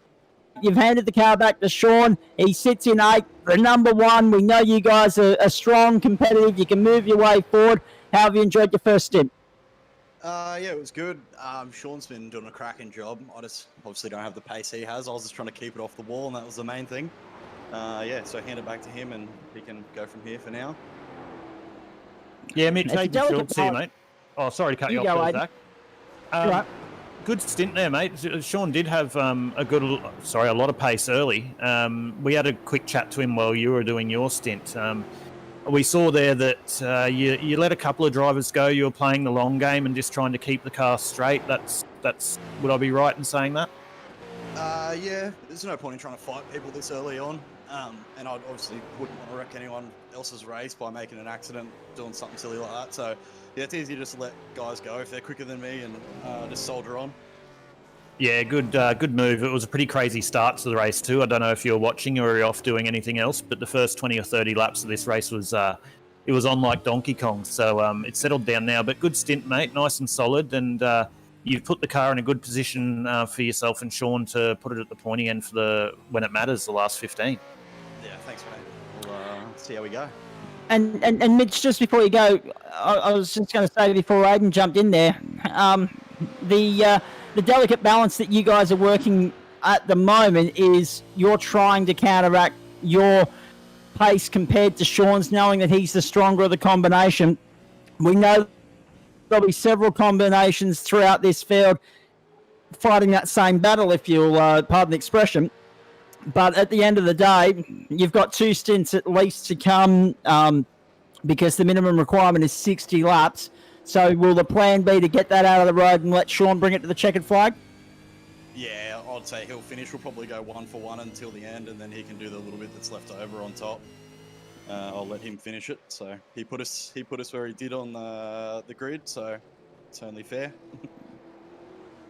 Well, that's, yeah, exactly right. And the number 1's there for a reason, mate. Hey, thanks for having a chat to us. We appreciate that. We'll check back in with you shortly. And here we go now, number 1. Hey, Mitch Campbell and Sean McNamara's car, the number 1, right on cue, up there on the inside of the 079, which is, of course, Clay Lewis at the wheel of that car at the moment. That's position 7 and 8. A nice manoeuvre there through Murray's corner, and here's another one on replay now for you. The Goodyear Autocare here, down the main straight. Chrisdale inside. 5 to 4th. Nice clean move there. Nice clean move. Very clean move. So Lassif Leonard leads from Trent Gosley from Rainer Costello at the moment. Robert Chrisdale and Michael Brenner make up the top 5. Let's continue the conversation here with Lachlan Murphy. You guys are sitting pretty, mate. A long way to go. You're sitting pretty, though. Your first stint of the race couldn't have gone any better. Yeah, it was a good stint. Second one, I felt a lot more confident in the car than what I did when I first spoke to you during the safety car. But yeah, unfortunately, about 6 or 7 laps in the stint, I actually gave the wall a little bit of a kiss at the top of the hill, so that I believe the right rear guard was rubbing for a fair bit of that race. So my rear tyres were absolutely dead at the end of the race. So that allowed Kai and his team to kind of get a good sort of gap, or close up to us, I should say, in the race. But hopefully Rainer's able to gain that back, and I believe he's doing that right now. He's catching up to the back of Trent Gosley. So we'll see how he goes. He's a lot quicker than what I am as Rainer, so we'll see what he can do. So you guys are essentially fighting the same battle as the number 1 of Campbell and McNamara. You've got one driver that's faster than the other. in a race like this, it balances out, doesn't it? You need consistency, and that's what both of you can bring to the table. But when push comes to shove, you guys want Rayner in the car for that last 10 to 15 lap push. 100%. I feel like I can say Rayner's been probably one of the quickest so far this race. I mean, he set the fastest lap, I believe, on like lap 2 or 3, which is like a 4.9 or something, and I don't think anyone's even got it yet. So, yeah, he's doing a really good job. He is one of the quickest out there, but let's see how he goes with dealing with some traffic. Beautiful stuff, mate. Aiden, you go. Cut you off here, Zach. Sorry. Just a quick update on Trent Gosley here. He did not hit the wall. I just not hit the wall. Quick chat with him, and yeah, it must have been a net code on our end. So their car's fine, and looks like it's steering pretty straight. So just a bit of an update for those boys. Thank you very much for that, because I tell you what, we all had the heart in the mouth there for a moment. It just looked seriously sketchy, didn't it? It looked like they might have just thrown it all away. And we know they haven't been their fast repair yet, but still it would have been an unscheduled pit stop had they needed to come in. But as you say, they're sitting pretty at the moment. Gosley only 0.9 away from Leonage, and Costello only 7 tenths behind them. The top three in the race, the three fastest men out there, are separated by less than 2 seconds. We'll get to that battle in just a moment. Thanks to Matt Davis for the update. He's going to stay with us. Lachlan Murphy will be watching with bated breath. Looking forward to getting back in the car. Let's go to Dean Powell at this point in time. And of course, Dean, when we look at you and Liam James out there at the moment, you guys are sitting 6th. You've had quite a few heated battles throughout this race. You haven't been able to get too much clear air. No, we unfortunately, we started a little bit further back than we wanted to. So, yeah, we've had to battle our way through and pull off a few good moves. So it's been reasonably clean, which is good. Indeed it was. Let me just jump in there for a moment. Rayner Costello with a beautiful move. And now a big move on lap traffic as well. Rayner Costello, he's a man on a mission on the mountain today. Lap 70 of 161. He's just taken Gosley for second. Now he's out in pursuit of Leonage. 1.5 seconds up the road. But now that these guys have got past the lap traffic and Costello's cleared Gosley, game on. I reckon Leonage might have a mirror for the 51, or the 44 as it is in this case. The 51 on the paintwork, the 44 on the number. When we get to the top of the mountain next time round, give him a lap and a half, he'll be right there. Because as Lachlan said, the pace is right there. 206.4 last time round. Leonage at 207.0. So Costello continues to be the benchmark by which others measure themselves. 204.9 for the fastest lap of the race at this point in time. Aiden. And Zach, that 206.4 as opposed to a 207 flat by Leonage, that was Rayner making a move, making a pass. So the car speed he has underneath him at the moment is absolutely unbelievable. He's had it all weekend, all the way through qualifying and practice. In the top 10 shootout, he pulled off an amazing lap, which was just class above. And now it's just transferring into the race. If they keep that car clean, they are going to be really hard to beat. You guys mentioned it in the shootout broadcast, didn't you? Oh, another incident. Car 208. That's Darren Caldwell behind the wheel at the moment. And now Tommy Heyman also. We need to have a look at something going on for Tommy. Still out there, still circulating. Unfortunately, still a couple of laps through the grate. Tommy on the limit through the grate. Have a look at this. Jeez. Is it going to be Skyline again? That's the third time we've seen a car do that. I'll tell you what car control from Heyman. Do not put it in the wall. Brilliant stuff from the number 12. I tell you what, Zach, we spoke about Huggies earlier in the broadcast. Yeah, well, this is exactly right. I think he's going to need to borrow some. He's still out of contention at this point in time. Actually, sorry, my apologies. He's 2 laps down on the car in front, which is Steve Vella. He's 6 laps down on the leader. So he's out of race contention. But as we ride on board with him and watch this again, have a look at the commitment here, the wheel control of Heyman. He's got too much curve going through McPhillamy and then crossed up across Skyline. Magnificent car control. And whilst they're out of contention, they are still pushing at 10 tenths, and that's the part you got to applaud the most. Still a few drivers to get to and have a chat here. We're talking to Dean Powell. So what's the game plan from here, Dean? Because you guys are sitting there nicely in the top 6 at the moment. Liam's doing a nice job. yeah, he's doing a really good job. We're just pacing ourselves and just let the race sort of come to us. And if there's a move on, we'll make it. If there's not, we'll just cruise along. Good stuff. And sorry, getting the tongue tied. What's the strategy plan? When do you guys look to, as we watch on board now? Your heart will be in your mouth here as Liam tries to find clear air across the top here. What's the game plan? When do you jump back into the car? Is Liam going to double stint at any point? Are you going to double stint again? No, I think we'll just do single stints and just run the fuel out and sort of set it up for that last little stint at the end. And hopefully we're still in the 10 and cruising along.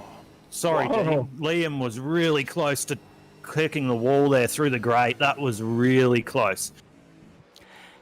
I mean, we will talk about this in the post-race show, Aiden, but you've really got to admire the total commitment from these guys. Now, have a look at this, folks. We've got an ongoing scrap, a real tight scrap for the lead here between Warana and Costello. Costello on the inside going down to the chase. Fastest corner in Australian motorsport. Just watch this. This is phenomenal commitment from this pair.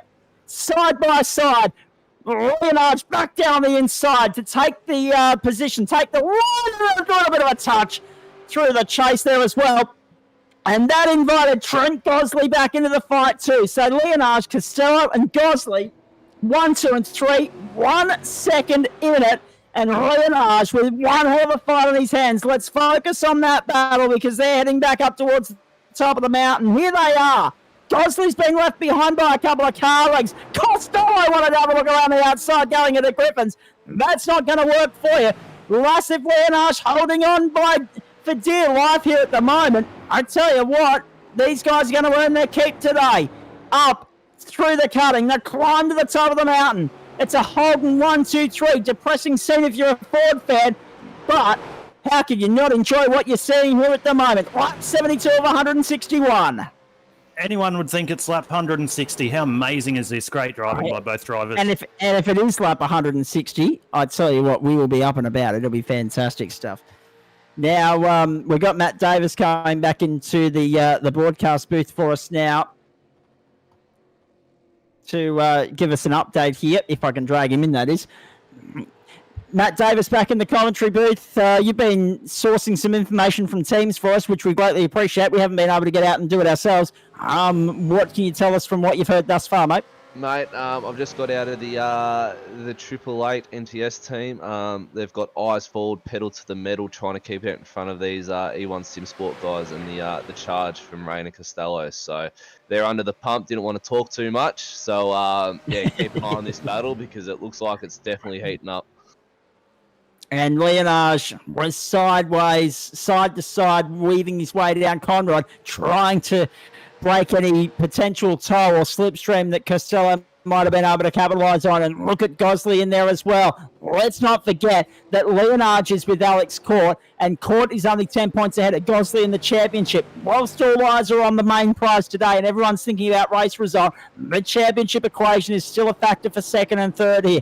Leonard, he just has to finish, and he wins the championship, and he was wide coming through turn 1. He nearly threw it away. Now that's going to give Costello, who got a good run off Hell Corner, all the momentum going up Mountain Straight. Have a look at this. And they've made a run off Gosley too, so this could be interesting. And there's a car off. Car off. Car on the Car from the Will this cause a yellow? That could be the third safety car. That could change everything. Let's wait and see. Race control, they'll be on the trigger. They'll be on the buzzer there. If they need to throw the yellow, they will. Up to the top of the mountain we go again. We've got Craig Casper standing by. We'll get to Craig shortly because he was the first retirement today, but we appreciate him standing by to have a chat to us. And we'll get to him very, very shortly, find out what happened. And Have a look at this. It's millimeters at the top of the hill. It's Lassif Leonard by inches over Rena Costello as they head down through the back section of the circuit one more time. The S's, the dipper, the drop down, the run towards the elbow. It's a one-line groove. If these three are fighting for this on 160 of 161 laps this afternoon, we will have well and truly got our money's worth today. And they Zach, will it know doesn't that look like we're going to get a yellow. yellow here, mate. So this is definitely for the race lead. Here we go. So how no much yellow does is he the want? word. I don't see a yellow come up on my timing screen, so it looks like we're keeping green. Well, that's good news for all concerned. I haven't got a yellow on the iRacing server either, so we are good to continue racing here. We've had 2 caution periods thus far. It's lap 73 of 161. They get back to the start-finish line. It's going to be about the 2 3/4 hour mark. Oh, This another race. car. Whoa, car on the wall. That's the 88. I'm pretty certain, or the 088, one of the two. Yeah, that's the car on the wall. That's John Nikolief, I believe. Nikolaev in the wall, and now we have the 888 and the 44 in the lane. Gosley continues on. Gosley takes the lead. Rasif Leonard, Rainer Costello in the pit lane, and for Rainer, it's probably a more scheduled routine stop than Lasif because he was in a lot shorter run than the guys ahead of him here. This is actually very interesting to see these guys jump in as early as they have.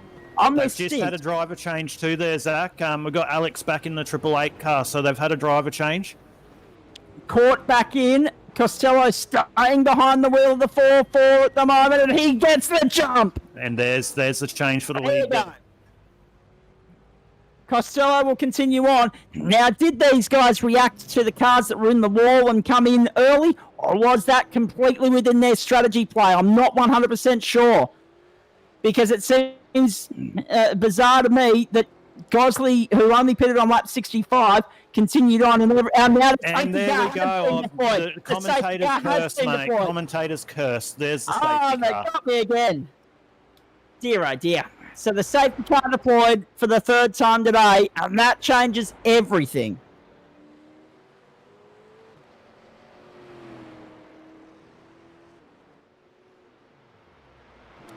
So we're just getting word through that the 888 boys, they've come in to do their splash and dash now. And that will mean that they will be now probably trying to 3-stop this to the checkered flag. I would hazard a guess. Yeah, they've put that car in a really strong position now. That was really smart. They've raced really well all day with their strategy. They did it earlier, and then they've got the undercut. Now the splash and dash. They've put their car in a really good spot. But I tell you what, that number 44 car of Costello and Murphy, that has some super pace. Okay. I've just clicked onto what's going on here. The reason why we didn't get word up that the safety car was out was because we didn't get a yellow flag in the iRacing itself. It's being looked after by race control, not the iRacing service. So that explains that. Safety car out there on circuit. You might see it on the run sheet here listed as 28th position. We thank the safety car driver, the NTS safety car. It has so far clocked, I think it's 7 or 8 laps in this race out there on circuit right now. But this changes everything because Gosley stayed out and everyone else has jumped the gun and come in. So Costello and Court have put themselves in a really good spot here. They must have got the call for safety car well before we did because they come in and we were a little bit perplexed, bemused by that. But it now makes sense because there is the safety car. So how about that? Now, who jumps in, who stays out? Pit This lane is the madness, third here we caution go. of the day. No one taking the chance to come into the pit lane just yet. Someone in behind I saw there, Zach, was just taking the opportunity to come in. I don't know who that was. I didn't quite grab it. The 88, I think, Dean Power. So Power's back in the wheel. He was talking to us a few moments ago, but I think Power's car might have ended up being caught up in one of those incidents that led to that safety car as well. So I'm not 100% sure on that. It's now sitting down in 15th position.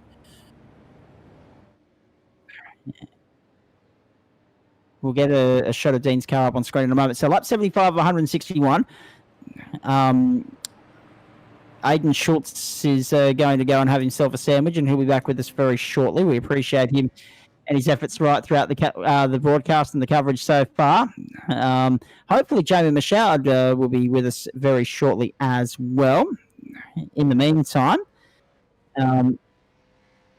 We've got a couple of cars looking very second-hand there in the pit lane.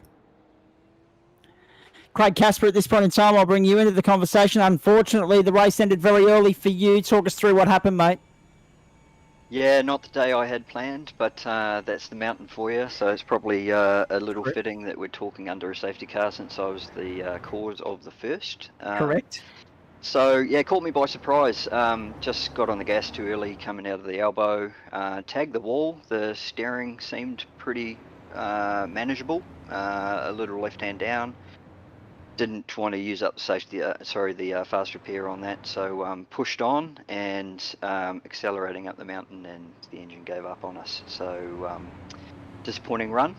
Shout out to my teammate Ross over in WA, who got up nice and early and didn't get to turn a lap. So yeah, it hurts, but there's always next year.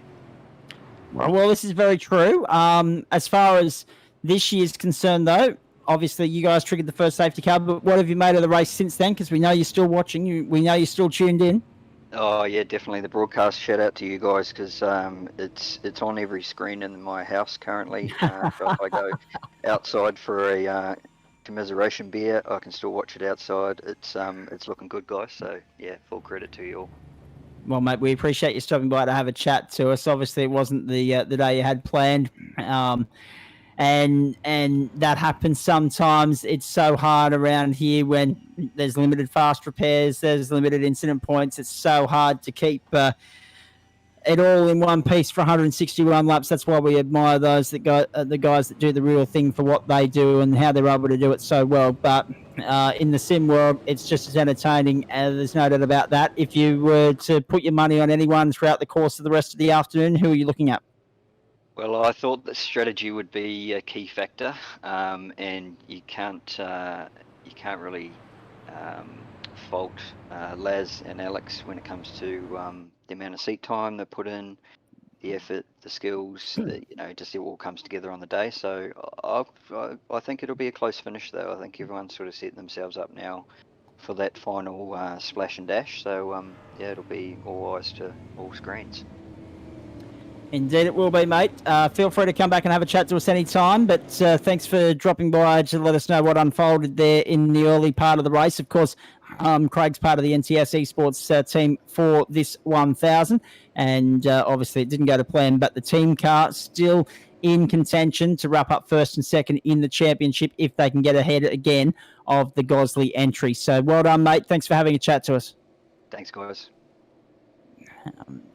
Daniel Schultz is still here. Aidan Schultz will be back with us shortly. Matt Davis is here at the moment as well. And we are back to green on the mountain. Just a quick update, guys. The 020 had to stop for 5 minutes of compulsory repairs. So those That'll guys dropped back down the field quite a bit. And the 016 of the ANZ control team is their fuel savings. So fuel saving already. Interesting strategy play, hey? yes, definitely very interesting. It's going to hopefully they can pull it off, and we can see those guys jump up the field later on and get that get the cut on everybody else. 2 hours 52 and 2 last time by the line. It was the end of lap 75. So we're still getting that 26, 27 laps an hour in on the radar here. We're still very much on track for a very fast sub 6.5 hour race here on the mountain. But we've had 3 safety cars. We'll wait and see if we get a 4th, a 5th, and subsequently a 6th as well. We've had 1 each hour so far. Hope you're enjoying what we're bringing you here on SimShed Broadcasting and our live and exclusive coverage of the Nationwide Tracking Systems V8 Evolution Championship Grand Finale. The Goodyear Autocare Warana Bathurst 1000 from the virtual Mount Panorama in Bathurst. It's the Holy Grail. It's sacred ground. It's the hallowed turf. It's the best motor racing real estate in the land, and there's some commitment going on here at the elbow. Have a look at that. Elbow's out racing. The guys already fighting for clear space, for clean real estate here, and they'll stop at no ends to try and reach that as well. Rainer Costello's balked in traffic, and the number 1's just ahead of him. He's after it. he's on the limit there, going through the chase. So he's definitely chasing down those positions. Indeed they are. Now what's interesting here too, Matt, I don't know if you've noticed this, but Gosley didn't stop. His last stop was lap 65. Round the outside. Oh, that is round the outside. That's Lasov Leonage. That's not the first time. It's Alex Court behind the wheel now. Lasov Leonage is of course the main constituent in that car today. It's Alex Court behind the wheel at the moment. This is not the first time we've seen this madness at turn 23 today at Murray's Corner. It's the second time we've seen it, and each time it gets more astonishing. Have a look at this from the aerial shot. Around the outside, Court goes to 6th. 2 cars on the outside at Murray's. That is, phenomenal. Absolute commitment by Alex Court there. That's just one of the many things that separate sim racing from real racing. In real racing, you wouldn't see that. I've never seen until today overtaking on the outside at Murray's. It's unheard of. It's unprecedented. It's astonishing, and it's been cleanly done on 2 occasions. That's Alex Court tracking down Clay Lewis at the moment. Have a look at this. This is the battle for 5th in the motor race. Rainer Costello closing in on Sean McNamara, who's closing in on Michael Brennan, but Trent Gosley has bolted 3 seconds down the road. What's interesting here, though, we're in a very interesting phase of this race now, Matt, because you've got a couple of guys that have completed 4 stops, a couple of guys that have completed 3 stops, some that have topped up behind the safety car. In fact, if I have a look at those that are just on the lead lap rather than the whole field, 1, 2, 3, 4, 5, 6 cars stopped on lap 73. Everyone else in that sequence stopped between lap 61 and 65. So now we've got different fuel strategies at play here. So the whole form guide for the next short while, as we sort out different stints, etc., has been thrown out the window. Yeah. Obviously, there's going to be quite a lot of fuel saving coming up. I believe maybe even Alex Court and Rayner might have. I think Alex Court did that. He did the early splash and dash there under the safety, just before the safety car there with Rayner as well, and did the driver change. So those two might be doing a little bit of fuel saving later on. I'll have to jump around the teams and find out what exactly is going on and do some hunting. But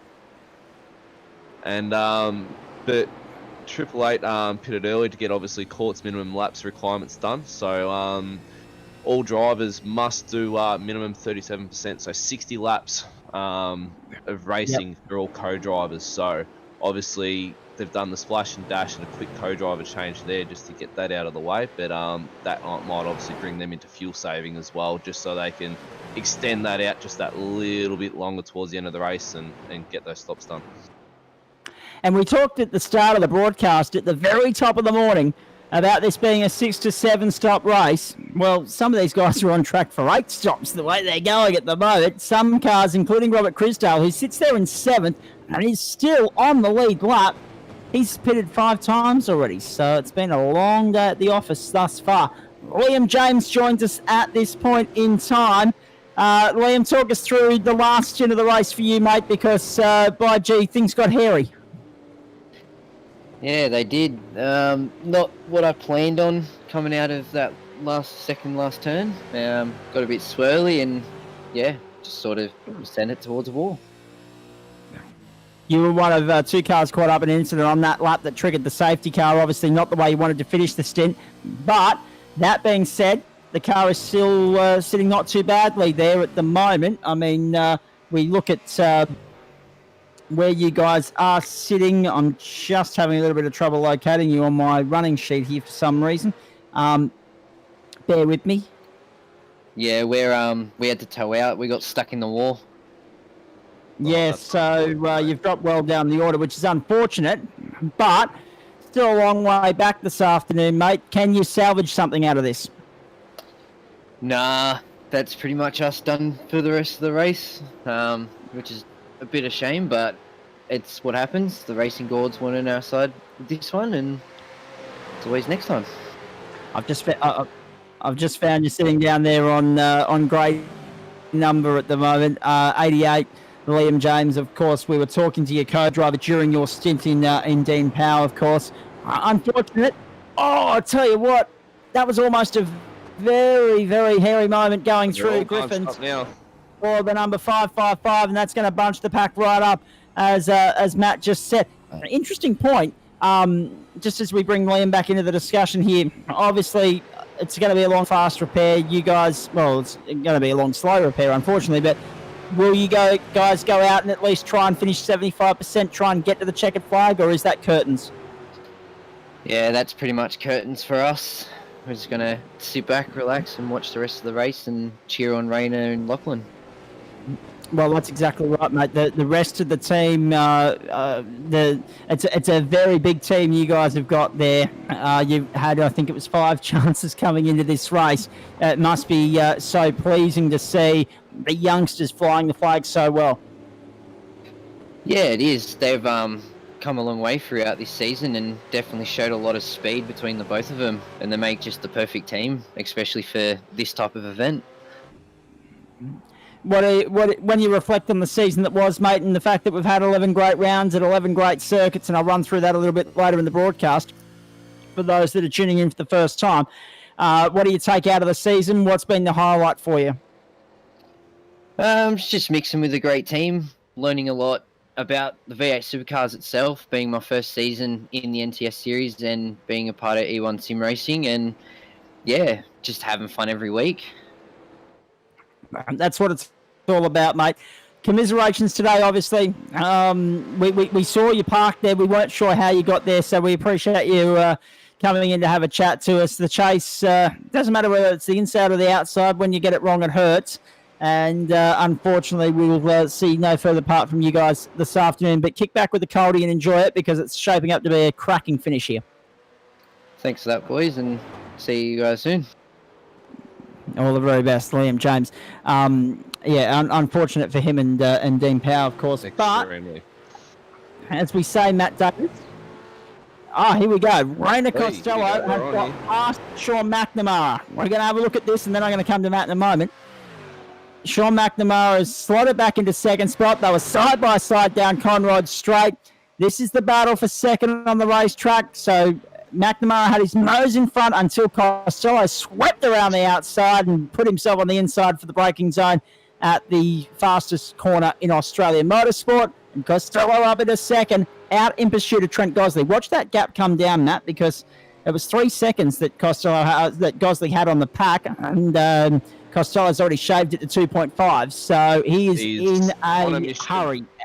Oh, absolutely. He's in a real hurry today. He's not mucking around. Just coming back to the Liam James retirement there, mate. It's Liam, it really is. But again, we've said it all throughout the broadcast. When the mountain bites, it bites hard. Well, just ask Jamie Whincup, mate. Really, that's really all you got to do. It can really bite you in, the most unpredicted times. So it's unfortunate that one of the E1 boys' cars have to retire, but it's Bathurst, mate. It's a long race. They've still got another 4 entries still sitting there. I think one of them's a few laps down, but again, anything can happen. They can come back up the field and they can bring out a top 15 finish for them. So it's a long day, it's a long race. So it's unfortunate for them to retire, but I'm sure they'll come back next year stronger than ever and have learnt a few things, and hopefully we'll see them on the podium. I think that means we've got 21 cars still running in the race at the moment. I'll get the field I was going to say, if you can't confirm that for me, I'll get the director to, but I think it's down to 21 that's still running. The director might be able to confirm that for us, but we'll see what happens. And 12 still on the lead lap, which isn't too bad. A fair rate of attrition already, but we are at the halfway mark at the end of this coming lap. Trent Gosley has started lap 81. We are on the lap that takes us to half race distance, 500 kilometres down, 500 still to go.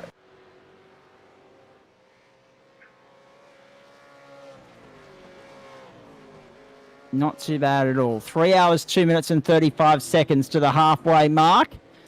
or thereabouts. It'll be about 3 hours forward of the halfway mark, and then we'll have 80 laps to go. So we are on track for a very, very fast race on a Sunday afternoon here, and a very good afternoon to those of you in the civilised parts of the East Coast and also South Australia, because you've ticked over into the afternoon. Those of us that are stuck behind in the 18th century state of Queensland, it's still the late part of the morning here. Of course, the Northern Territory and the Western Australians that are tuning in, it's much earlier in the day there as well. Good on you, WA, getting up and having breakfast with us.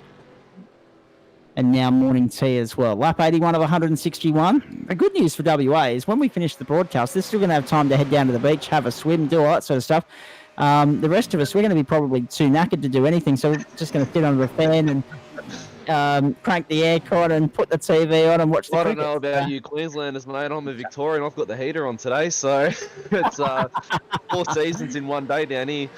Well, that's typical Victoria. Actually, hello to all the Victorians, because I believe some further restrictions have been eased down there today. Daniel Andrews had a press conference about an hour ago, so hopefully things are getting back to normal very quickly down there in Victoria at this point in time. Good move there on the inside.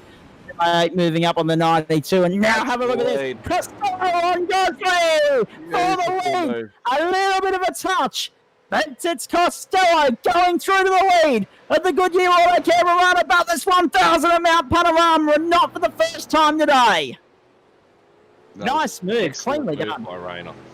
Jeez, he set that up beautifully. It didn't take him long to catch and pass, did he? No, it didn't, and for such a young driver to be able to pulling off moves like that so early on in his sim racing career, he's definitely one driver to look out for as he progresses and gets better and better as each week goes on. The lap 82, and we've just passed halfway. A little bit of a wobble between, a little bit of a touch. Excuse me, coming through, make room, I'm away. Yep. Excuse me, coming through, no arguments, thank you, sir. And I mean, for a 15-year-old or a 16-year-old to have that confidence to go through on the inside and just take it to the elders, I tell you what, the confidence meter is very, very high there. And as you guys said in the shootout, mate, it's no fear. These guys have no fear in this sim racing world. And again, that's one of the great things about sim racing. The damage bill is far less expensive. So yes, we can't afford to not have any fear. I wouldn't advise it in a heated situation, because I mean we've seen in-race chats in Discord blow up when the proverbial has hit the fan.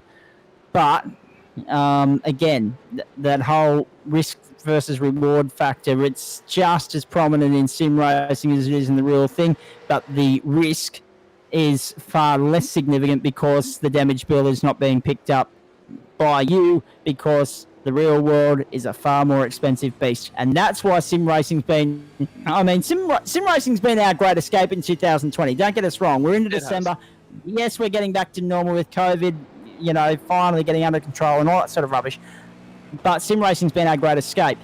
But it has also been such a great platform for those that don't have the checkbook to ply their trade and showcase their skill. Have a look at this on the inside. Good move. Cleanly done on the run into Griffin's Bend.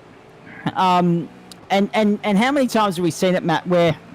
And I know from personal experience, I raced go-karts for 8 years, and I've witnessed a lot of people come up through the ranks, and there's some that, they've balked because they don't have the checkbook. We've seen so many... Motorsport's a money game, unfortunately. So many talented drivers not on the racetrack because they just can't attract the sponsors, and that's the sad reality of our sport. But it's sim racing's greatest gift, because those talented guys are now showcasing their skills here for all to see. Oh, 100%. I mean, you can get into sim racing for under $1,000. You just need a quick, just a cheap Logitech G29 wheel, bolt it to your desk, a computer screen, a computer that can hold iRacing, and you're away. That's all you need. And you don't need to have the latest fashion and the most expensive gear to compete. Madison Down, for one, he's only just upgraded to a VRS direct drive system. before that, he was still racing on a Logitech G27 and still taking out championships. So Yeah. it just goes to show that you don't need the latest gear for iRacing and sim racing in general to be able to compete with the big guys. You can still take it to them with the the lower end market. So and being 2020 with COVID, it's a great escape being in lockdown, especially being in Victoria. And it's definitely gotten me out of a lot of rough times. So, but and it's good just to throw the money at it quickly and compete with guys, create friendships as well. You create friendships out on the track, you create friendships through sim racing. Good news in iRacing world. Caution, is there? No. Sorry, I just saw the caution light come up on the screen there when I got startled by that. No, we're okay. We're still soldiering on here under green flag conditions. 84 of 161. Holding 1, 2, 3, 4, 5. Only 2 Fords in the top 10 now. The top 20 on your screen there. You can have a look at that on the left-hand side. Here's a moment down coming into Murray's for the 63, which hasn't factored into the equation and probably won't for a little while longer after that. The 63, Ash Barella behind the wheel. They already had sat in the pit lane repairing some damage for 10 minutes earlier in the day. They'll be repairing a little bit more next time by the lane, I'd say, after all that. But I was going to say, with all the money that's been thrown iRacing's way this year and been invested in SimSport, we're very grateful to, and we're very happy to be able to report that the iRacing organisation, the people behind the scenes, have been working feverishly to put new content out. There are some new tracks on the way. We're looking forward to that. Some European classics as they start to stamp their put their mark on the European market. Of course, it's predominantly American circuits on here, and then there's a sprinkling of stuff from other continents, including what we've got here. So the one track I hope that they do scan, and it's an Australian track, and I'd like to see more Australian tracks on iRacing, would be the Bend. The Bend would be a fantastic race. Everyone said that as well. So that. So, Lachlan Murphy's just shared with us a photo that's sent to my Discord here, and I appreciate him for doing that. He said, you guys were talking about setups. Thought I might share what I'm running on. I'll see if I can get that sent to JP so that we can throw that up on the screen just to give everyone a little bit of an insight into what the man in the form car at the moment is running here at this point in time. Thanks for that, Lachlan. Nice work, mate. Yeah, thank you. That's that'll be good. And give our viewers, a good idea of what sort of setups everyone's running. So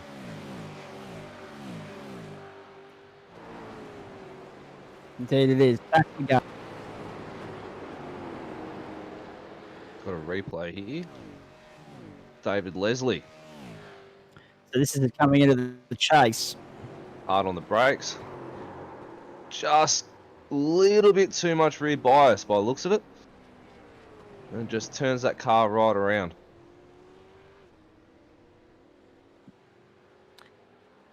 Out on the But the good thing is, out of the way. Yeah, he didn't impede anyone, which was really good to see. Hey, I know Lachlan's probably still tuning in at the moment, mate. I haven't had any success in accessing that to send it on to JP. So if you can send it to JP, he'll be able to throw that up on the screen for us, mate. We appreciate that. It is budget stuff, but it's always good to see.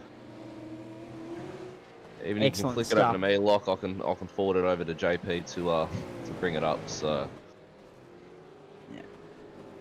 Just trying to do 15 things at once, and the computer does not want to play ball. It's a man with 2 arms trying to do an octopus's job. Exactly. The computer today is getting its last run with iRacing for the year, and it's looking forward to about 7 weeks off. So, hang in there, you little HP. You'll be fine. 86 of 161. So we're past halfway. It doesn't feel like we've been on air for 3.5 hours, but we have. The race is more than 3 hours old. We're into the 4th hour, and we've still got battle packs forming all around the circuit. So there's plenty to talk about here. Have a look at this. The 24 run, the serious pressure from Darren Corball at the moment, and we'll get back to that in just a moment. Here's a replay. This is the 92 of Jamie Davis. Heading round Step under. out on the curb Oh, and into the no. wall. No. You get it over Put the the pits. curb on the exit of 22 and was not Yes, able to get it long. into the pit lane. So it's going to be a long, long lap limping that thing home. Warm welcome to those who just joining us for the first time today as well. James, sorry, Matt, your go. Sorry, mate. I'm just going to say it's going to be an extremely hard car to drive over the top of the mountain there. So hopefully you can get it back into the pits and get those required repairs done. And fingers crossed they have a fast repair so they can get back out in the race.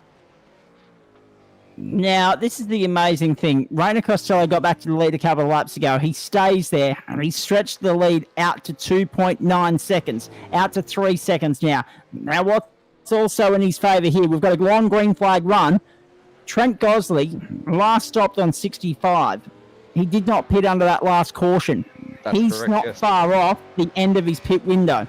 Oh, he's fuel burn, I should say. So his pit lap is not too far away, whereas Rainer Costello is going to be able to stretch the legs for a little bit longer here, maybe another 10 laps. So the game is about to change again, isn't it? Yeah, that puts McNamara back into contention there, and Alex Court will jump back up into third. So it's going to be a very exciting race come the end. Hopefully Trent can get back into position and make some spots up with those fresh tyres. But I bet he's banking on another safety car here. So I'd say so indeed. Across the line we go again. Lap 87, Goodyear, Autocare, Warana, Bathurst 1000. And a huge thanks to not only them, but also Nationwide Tracking Systems and all the other loyal sponsors of the NTS V8 Evolution Championship. I'll give them a full run through in the next caution period there for you. For their ongoing support as we ride with Alex Court here now. The Triple Eight sitting in fourth at the moment, only 9 seconds off the leader, but they don't need to be worried too much about where the leader is at the moment, because this is all going to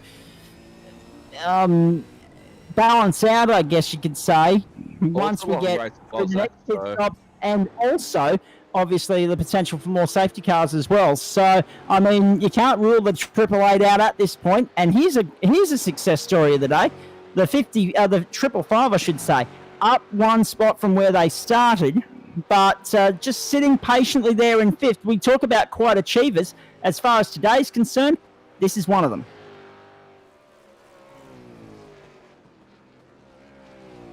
yeah, so I've just heard that they got a drive-through penalty at the start of the race for a jump start.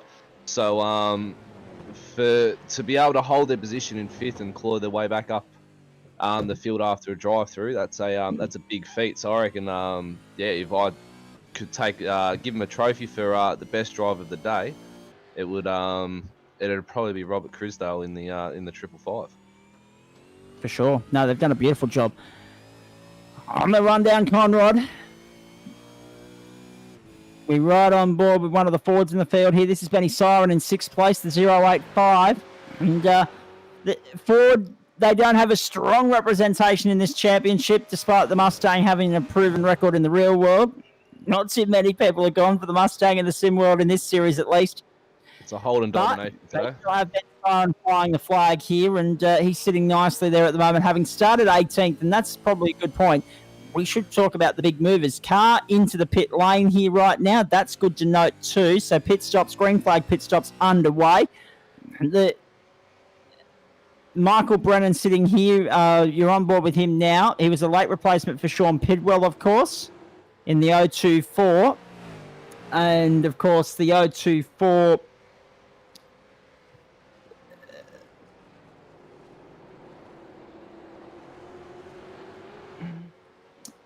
Sitting there, of course, Dean Williams, the other driver, and holding up a gaggle of cars here at the moment, holding his own, no doubt about that, is Michael Brennan. Just wanted to come back. I was talking about a lot going on here at the moment, folks. Apologies if it sounds like we're going around in circles. 24 positions gained for Trent Gosley, 26 to second. The other big movers of the field, though, Darren B. Robb, still circulating, only a lap down, but sitting there in position 14, having started last on the grid. So that's really nicely done from him so far. And the only other two big movers are the 6th and 7th entries, which we just saw on the screen. Ben Sire and Michael Brennan, 6th and 7th. So you've seen them on the screen in the last 3 or 4 minutes here. So, yes, it's not always an easy race to win from pole. And Trent Gosley and his team are certainly flying the flag for those that didn't start up the front of the field. Alex Court and Massif Leonage, they started fourth. They started first, they sit fourth. So we're still there with the possibility of the race being won from pole position, but I'm not ruling out this being won by the guys that started right at the back of the field, which would be an incredible storyline. Yeah, well, as Laz said earlier, he because of the mixed grid at the start of the race, he did hand Rayner that first place position. So awesome sportsmanship there. To obviously give a fair race of where everyone did qualify. So hats off to Laz there for doing that. If he didn't, he'd be up there competing at the front of the field still. Correct. Could have done that. Pole to finish race. But I'm just looking at the lap times here, and we've got Trent Gosley just did a 2:06.8 to Rayner Costello, who did a 2:06.5. So the front two are on the pace there. And then you've Costello's got actually opened up his lead to 4 seconds. He has, 4.1 seconds now. So he's got a nice, comfortable lead, with Trent still having to pit for not doing it under that safety car like Laz and Rayner did. So it's going to tighten up here as the race progresses. Yes. And it's still a long way to go. Well, that's right. Still 72 laps to go next time by the line. There's the 307 of Kirby. And that's on the subject of cars looking a lot worse for wear. That is one of them. Kirby had a big smack in the wall in his last stint. That's definitely seen better days than than the car. repaired the car. And, whilst the repair has taken place, the car still looks like it should be heading to the tip. Yep, that's definitely going to be down on a lot of straight line speed as well. So those guys are going to be fighting that car a lot over the top of the mountain, and especially up the straights when they get cars coming up behind them to be able to hold them off. Indeed they will be. We go back to Jonathan Benn at the moment. So Jonathan's sitting down there outside the 10. Oh, the 12 wanted to have a dive down the inside. This is 20th and 21st. This is for track position. This is Tom Heyman trying to get into the top 20 again. After starting the day in the top 10, Heyman's trying to get back into 20th to relegate Ben. And then Michael Evans is the next target, but he's a minute and a bit down the road. So Heyman all over the back of Ben, trying to fight for 20th position. And that just proves it doesn't matter. It doesn't matter where we are with regards to this. Is we have got a pit stop unfolding here right now too, so we'll get to that in just a moment. I think it's Ben Siren and Darren Caldwell that are in the pit lane. And Heyman now does make the move on the inside on Jonathan Ben. Tommy Heyman into 20th. He's been trying to get back into the 20th for some time here. And Matt, they're still side by side on the run up Mountain Straight, but Tommy should have the line covered when they get to Griffins. We'll wait and see. Riding with Ben around the outside. But I tell you what about that? Extraordinary. That was phenomenal. Obviously, there's a little bit of straight line speed down there on the number 12 with that front end damage, but nice clean move there coming into the first corner, but just couldn't hold him off coming up Mountain Straight. Gee, there are some cars looking a lot worse for wear out there, and it doesn't matter whether it's front, rear. There's panels crunched in everywhere at this point. But it doesn't. The point I was going to make before all this started, all hell broke loose, is it doesn't matter where we look in the field.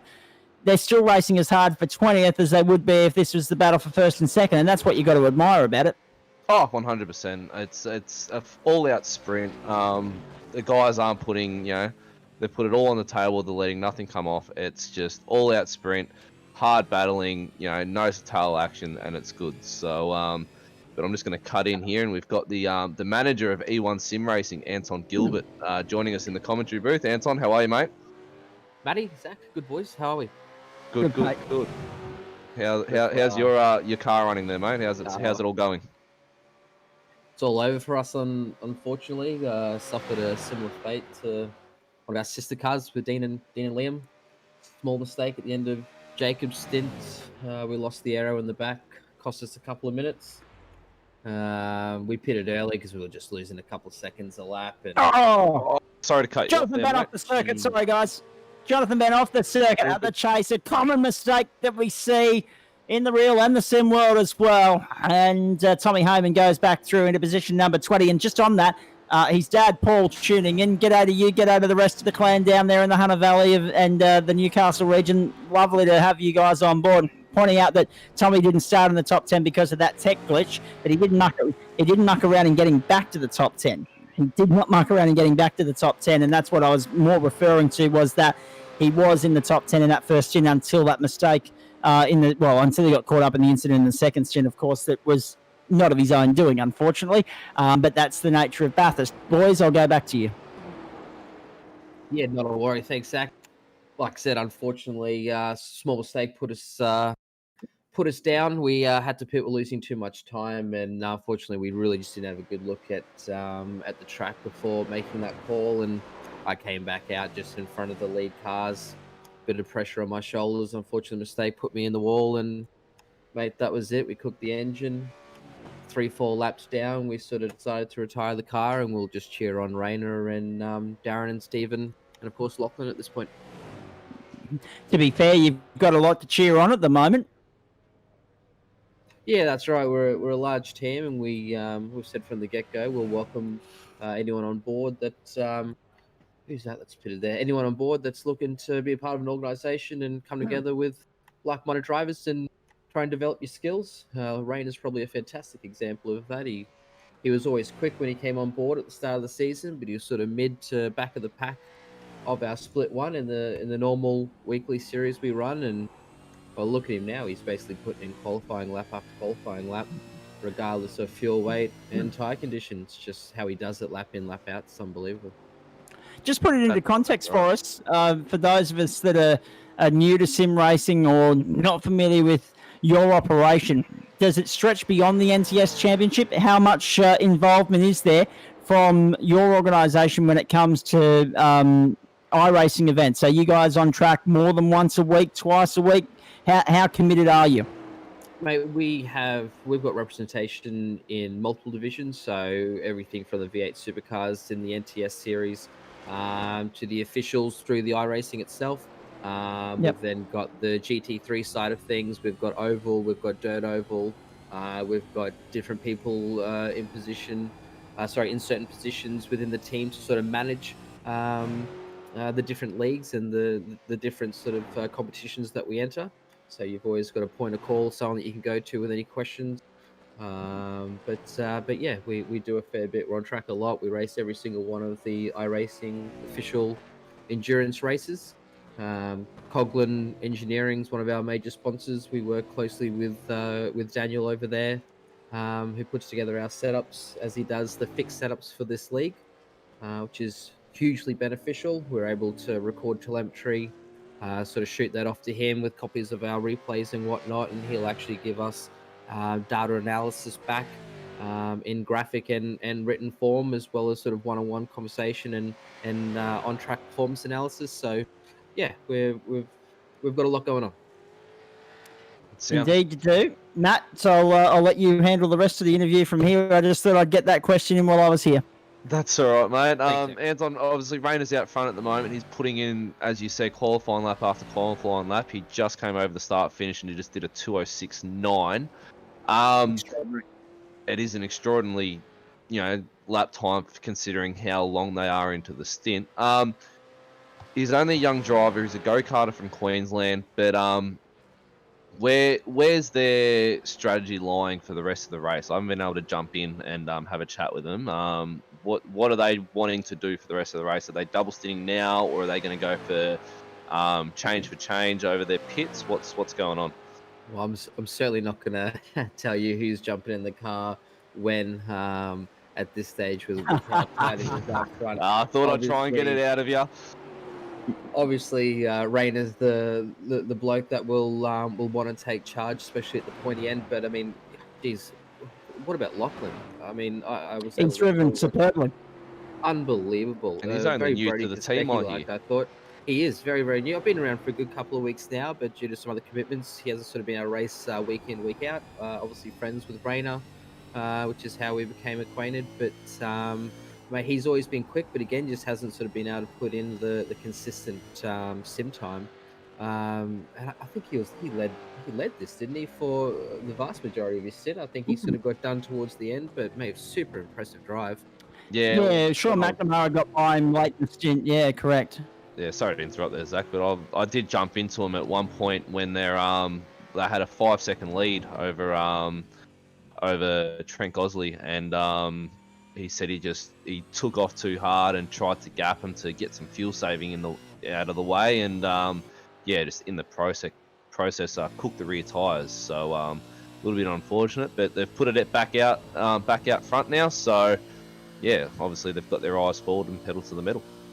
It's something that you can't really teach either. I mean, you look at the way that Rayner's driving the car. Again, we say sort of quality lap after quality lap, and yes, he's a great go-karter, and he sort of knows how to handle himself around a track. But you know, when it comes to these supercars, even in the sims, the way you've got to negotiate your brake bias and just the way your brake pedal changes across the stint. Obviously, once the fuel load comes off, the tires start to deg a little bit.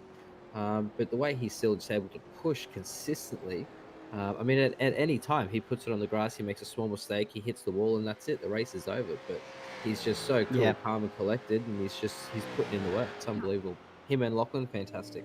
100%, sorry, mate. I'll jump in real quick as well.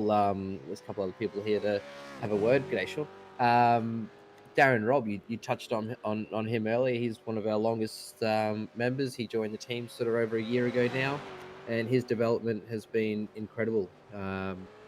Rather sort of going out there and trying to put in those quality laps after quality laps and sort of letting those mistakes creep in. He's really just gone back to the fundamentals, kept the car straight, kept it between the white lines, and yeah, they're a lap down, but mate, it's a long race to go yet, and they're still looking for that top 10 finish. So Darren, Robin, Stephen Black, excellent performance again today. Beautiful, mate. Just while we've got you here, do you want to just do a quick plug of sponsors for the E1 SimSport boys before we let you go? Yeah, thanks, mate. Of course, Coghlan Race Engineering, huge sponsors of ours, and of course the entire series. The work he puts in week in, week out is unbelievable. Turtle IT Solutions, Brisbane, and of course RSW Graphics, Ross over there for all of your graphics needs, stream overlays, as well as your liveries, graphics, logos, you name it. Yeah, thanks, boys. It's been a pleasure. Awesome, mate. Thank you, and wish the boys all the best of luck for the rest of the race. Well, before I go, can't wait to see you back. I look forward to it, mate. I look forward to it. Exactly right. Well done, Anton. Thank you very much, mate. Appreciate you stopping by to have a chat. We'll check back in with you maybe a little bit later on in the broadcast. Matt, I'm going to come back to you in just a moment on what you were just talking about there at the very end of that chat. In the meantime, let's go and find David Kirby and also Sean McNamara. David, that third stint was a little bit rough. You found the wall, mate. How's the car bouncing back from that? Yeah, thanks, Zach. G'day, guys. Yeah, I did find the inside wall there at Skyline and bounced me out across the dirt into the outside wall. But look, it's not too bad. It's I think, look, at the end of the day, I think we're just trying to do a little bit of on-track panel beating. We want to replicate the 1972 Warana of Peter Brock, which is the livery based on. So, it's getting there. It's getting there. I think we could massage it a little bit more. We could, make it look a little bit more original. Well, this is exactly right. But, I mean, at the end of the day, what are you hoping to achieve in terms of a finishing result here? You're sitting 15th at the moment. Can you move your way forward? You're one lap away from the next car up the road and then 2 laps away. So a couple of safety cars would have to go your way first, obviously, but there's still time for that. Oh, look, it's like, what are we, lap 90 odd or something? So, plenty of time to go. 95 for you guys, 91 for us, so we're a few down, but that's all good. Look, if the number one goal is obviously to finish. No matter where we are, that's our goal coming into this weekend, is just to finish the race. If we could make some spots up between now and then, that'd be great. Safety cars would definitely help us. But in saying that, we've got a few repairs to do in those pit stops. So we'll see. Indeed, and how are you finding teaming up with Craig Hopkins here in the 307? Yeah, no, it's good. A few communication issues. He's having a few issues with his headset and Discord and the like. So I'm just letting him go at the moment. Just stay in that rhythm and finish off this fuel run, and then we're going to do the math and see where the numbers are on laps, etc. And when I jump back in the car. For sure. And hang there, mate. If I get a chance, I'll come back to you in a moment. Sure. I just want to quickly get Sean McNamara here before we let him get back in the saddle, or get ready for the next stint, I should say. Sean, Mitch is in the car at the moment, doing a nice job. You guys are plodding along there in 6th place on the lead lap. Everything's going to plan. When do you jump back in the car for the run home? Yeah, I think we'll stint for stint for the next two, so we need to get Mitch back in the car for another stint. Yep. I'll jump in next stint. He'll jump in for one more, and possibly I'll send it to the finish. So see how we go. I think we got decent pace. I bloody clipped the wall coming out of the elbow. Gave us a bit of damage on the back end of that stint, but so we're in fairly good shape at the moment. Indeed. Here's Blake Warboys on screen at the moment. He's one of the contingent that's sitting a lap down. In fact, he's 3 laps down. He's sitting there in 16th. But, he's at least out there circulating, trying to at least acquire a few more championship points before the end of the season.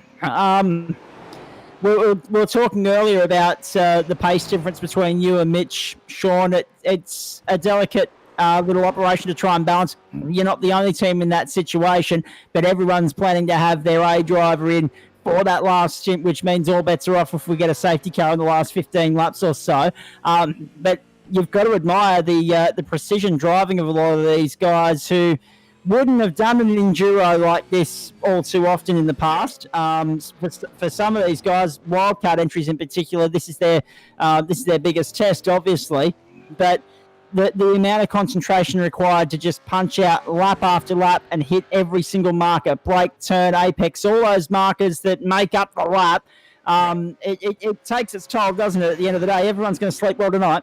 Yeah, absolutely. It's your eyes take a beating, and the body takes a bit of a beating as well, surprisingly, depending on what sort of setup you got. But you're right, and Mitch is doing a great job, and not just Mitch, everyone. A few lap cars here and there that are trying to clear out of the way in bits and pieces, but ultimately, we've still got plenty of cars on the lead lap, and it's still a long way to go. I think Rayner is every lap's a qualifier for him at the moment, but so he's well, his last lap was a 2:06.02, mate. So there you go. You've got to try and chase. Yeah, look, I think we're playing. What is he? 14, 15? He's a young fella. He'll mature. But no, he. Oh wow. He'll.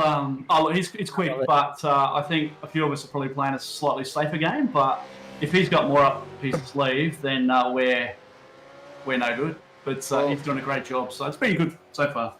Yeah, well, just for the viewers at home, Shawnee, it's explain what a lap's like around Bathurst. I mean, you've got so much to contend with. You've got the elevation change. You've got off-cambered corners. You've got brake bias changes. You've got everything. Take us through a lap. Like, how many brake bias changes do you do through the entire lap? I'm pretty stable normally, but you're right. I mean, turn one, you kind of want a bit of front bias because otherwise the rear wants to come around. You go up into Griffins, and it's kind of the opposite. So you do want to tweak it a little bit. But I find as the fuel burns off, really that's when the brake bias comes in to a pretty big effect. But certainly up over the top. The start of the stint, you've got full tanks, fresh tyres, and you've got a little bit of confidence, but with a full load of fuel on, it gets a bit unhappy at times. As the fuel comes off, you think you can go quicker, and with the heat in the track at the moment, it's 36 degrees. It's that's where it becomes a bit of a problem. You start burning the tyres up if you want to push too hard, which is why, again, it's so impressive Rayner's still banging out lap times at the back out of his stint. So yeah, well, just to cut you off there, we've actually got Rainer Costello in the pits, guys. So he's making a pit stop. We'll see if he makes a driver change, but I think he might just be taking on fuel here. So Well, it'll be interesting to see how this plays out because I get this feeling that Lachlan's still got a fair bit of time to do behind the wheel. So Driver change. It It is a driver change, yeah. Yeah, I was just trying to crunch the numbers. I thought that if they wanted to get Rainer in for the last stint, they had to put Lachlan in now, and I wouldn't be surprised if it's a double stint.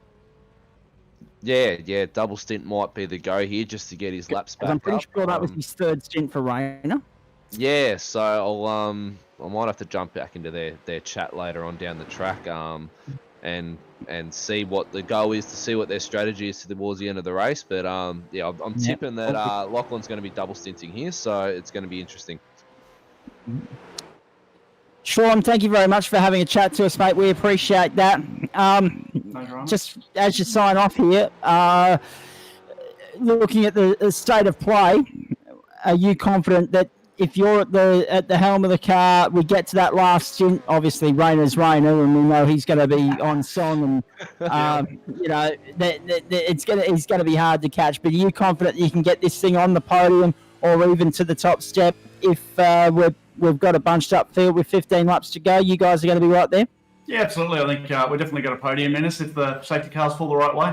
Everyone's a bit out of sync on fuel at the moment, but look, I've got the number one on the car for the next few hours, and then it's gone. So my plan is to put this thing on the top step if I have the chance. So that's the goal. Just before you go, Shawnee, mate, I know when I was doing the start of the season for the NTS, I was obviously doing the F-Suicide with the blue ribbon. Mate, just give them a plug.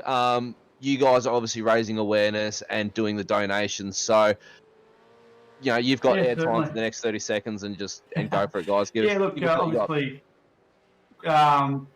certainly Beyond Blue, we've been raising money for them this season. Gotta go, guys. Gotta go. But so we've been raising money for Beyond Blue this season to raise awareness for mental health and depression and suicide and all these things. And Matt's been a great advocate of that as well. And we've raised I think about $700 through the season, and we're looking to finish it out strong. So sounds like there's a bit going on in pit lane world, so I might leave you to it. But we've just got the 888 in now, mate. So thank you for your time, mate, and all the best for the rest of the race. Nice, guys. Cheers. 888 in the pits, guys. 888 in the pits. Indeed it is. It's Alex Court and Lassif Leonage in the pit lane. So no real surprise there. We're in that pit window for a lot of these guys that stopped around that lap 73 marker as the safety car came out. So that's why Lachlan Murphy's jumped back in. That's why Alex Court's jumped into the lane. Aidan Schultz is back with us in the commentary box. David Kirby has had to go because he's jumping back behind the wheel of his car very shortly. So we'll catch up with him again a little bit later. There was a question that I wanted to throw Matt's way, and it's something that goes along the line of this. Given that you're a regular sim racer, the boys said, hopefully you're back behind the wheel soon. How hard is it to sit here and watch this for 6 hours with us, knowing that had all been fair and equal and real world commitments didn't get in the way of your fun, you might have been out there playing with the boys as well?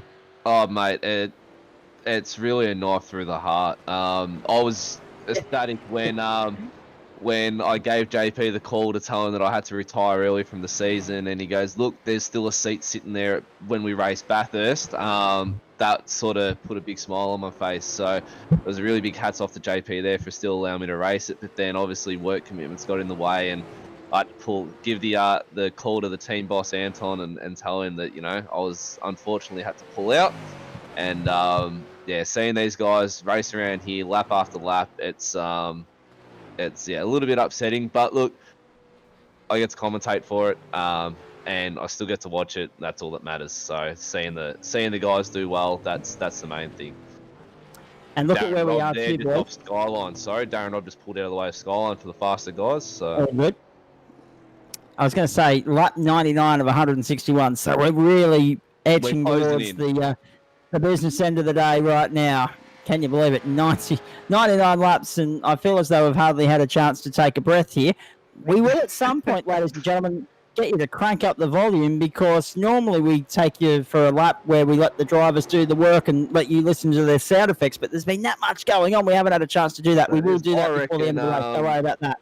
I reckon JP should throw it on one of the lead cars and give us a good lap from start to finish of what it's like to be behind the wheel of one of these cars and muscling them around over the mountains. So here we go. Absolutely. There we go. Right on cue. Let's crank the sound, ladies and gentlemen. Enjoy the...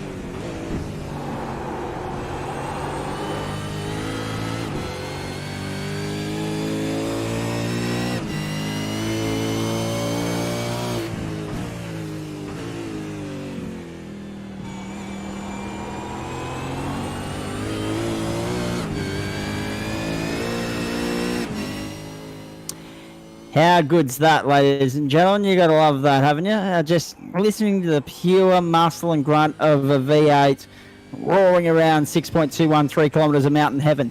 Fantastic stuff. Huge thanks to the people that make this possible, of course, our broadcast partners, our sponsors of the NTS V8 Evolution Championship. What we do doesn't happen without them. And that's, of course, Nationwide Tracking Systems, Goodyear, Autocare, Warana. I keep going to say Warana, and it's Warana. I'm still getting my head around that. Abritzi Australia, of course. Custom Track Art, Track Racer. Melbourne Hydrographics.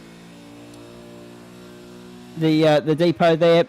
Track Cams for Gourmets, Race Management Services, and Coghlan Race Engineering. Aidan Schultz back with us in the commentary box as well. Here to the checkered flag. Zach Caban alongside Matt Davis and Aidan Schultz for you for the Goodyear Autocare Warana Bathurst 1000 on SimShed Broadcasting. Hope you're enjoying our live exclusive commercial-free coverage. It's been fraught with danger thus far, some of this, but thankfully everyone's still running relatively okay, those that are still in the race.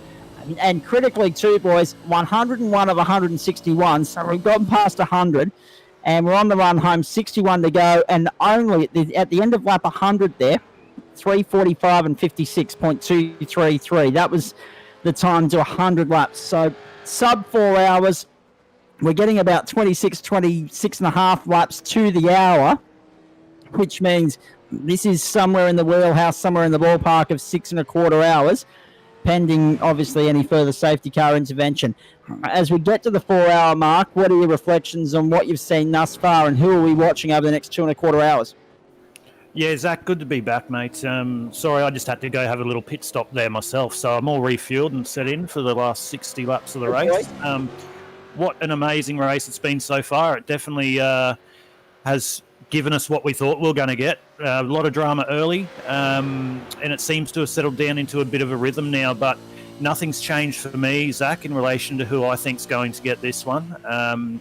You're going to see the usual at the front, so that 888 card's going to be there somewhere, I believe. Mitch Campbell and Sean McNamara in the number 1 car will most definitely be there at the end, but I still think the number 44 of Lachlan Murphy and Raina Costello, they're on. If they have a really good run towards the end, then I think they'll be really close. Matt, your thoughts at this point in time, mate? It's been a phenomenal day. Your team's pretty well positioned there at the top end of town, but some serious pressure lurking behind. Yeah, that's it, Zach. I mean, look, obviously being an E1 sim racer, my money's got to be on Lachlan and Rainer there in the 44, but as Macca said, he's only got the number 1 for a little while longer, so him and Mitch are going to be doing a massive push to get the number 1 car on the top step. But Laz and Alex, I mean, wow, they've been a formidable pair all season. They've been top 5, and Laz has taken out nearly every single race win, every single pole. So those guys are going to be one to watch come, the lap 140, lap 150 when the push really starts to happen. Indeed it is. Lap 102. 161 the journey here. Goodyear Autocare Warana Bathurst 1000, of course. If you want good tyre service up there in the Sunshine Coast region, head to Goodyear Autocare Warana. Proud sponsors of this iconic event. SimStyle, Virtual Style in 2020 as we cross the line one more time. There is Lachlan Murphy, the leader of this race by 10 seconds at this point. The Kai Sloggett entry is due for a pit stop. Yeah, I was going to say, Kai's due for a stop. He'll be due for a stop, though, very shortly, I would say, because he's out of sequence with these guys. So keep an eye on that. That'll be the next talking point. Lassif Leonage is sitting 3rd, and then Kyle Booth in 4th. However, here's a curveball for you guys. If we get a caution, say lap 110, 111, 112, it's almost tempting for it to become a 2-stop race. Stop right then at the safety car and then try and get it to lap 136, 137, and then push it home from there. So keep an eye out where this next safety car falls. If we get another safety car, critical. It is critical. And then the teams have also got to throw into the mix. Have their co-drivers completed the minimum of their minimum laps? Correct. Yeah. If they haven't, they're going to have to keep going, and they're most likely going to have to stop under green flag. So that is definitely one to watch towards the end of the race. There's Kyle Zink on screen at the moment, the 35-year-old from Queensland. When we say hometown, we mean home state, but that's okay. The 9.5 Sim Sports entry. We're being told that it's an American thing, and that makes a lot of sense now, because nothing with America makes a lot of sense at all. So. Got a replay. Yeah, we've got a replay coming here. We'll have a look at what's unfolded for you, ladies and gentlemen. Down through the chase. Trouble point of the circuit, as per usual. Here we go. 3, 2, 1. Oh, too much curve, and around he goes. That was the 016, of course. Jake Saddington. In position 11 at the moment. Interesting to note, too, there's still, I think, 12 cars on the lead lap here, which is not bad, considering that we've had a really lengthy green flag run here for about 24, 25 laps now. We're on lap 104. In fact, it makes it 26, 27 laps then, the green flag run. So for 12 cars to still be in outright contention at this point, again, makes that next safety car, should we get one, all the more critical. Here's Kyle Booth. These guys have been quite achievers all day long. We've mentioned it a couple of times, Aiden. These guys, the GAC Warana Esports entry, they're going to be right there, ready to pounce with the top three, Murphy, Sloggett, and also Leonage. And let's not forget Campbell and McNamara in behind them. We've really now got 5 key contenders. But bad news for Ford fans, they're all Holden. Yeah, well, Kyle's up 20 positions here, so he's had an awesome run. Obviously started 24th, so for them to be, in the top 5, punching out with the top guns of the NTS series, that's a big feat. Indeed it is. Across the mountain we go one more time. So Lachlan Murphy continues to lead here. In fact, let's just have a look at the iRacing server to tell you that we're at the last time by the line we were at 3 hours 52 minutes 19 seconds. That's Murphy coming down Conrod Straight. Now you ride on board with him. The lead from the E1 Sim Racing entry to the Middle Finger Racing entry, which is the number 4 sitting in second, is 8.2. So that margin is coming down a little bit. Sloggett's got good pace, but he's out of sequence. He's out of sync with the rest of the pack. Whether that balances out because of where the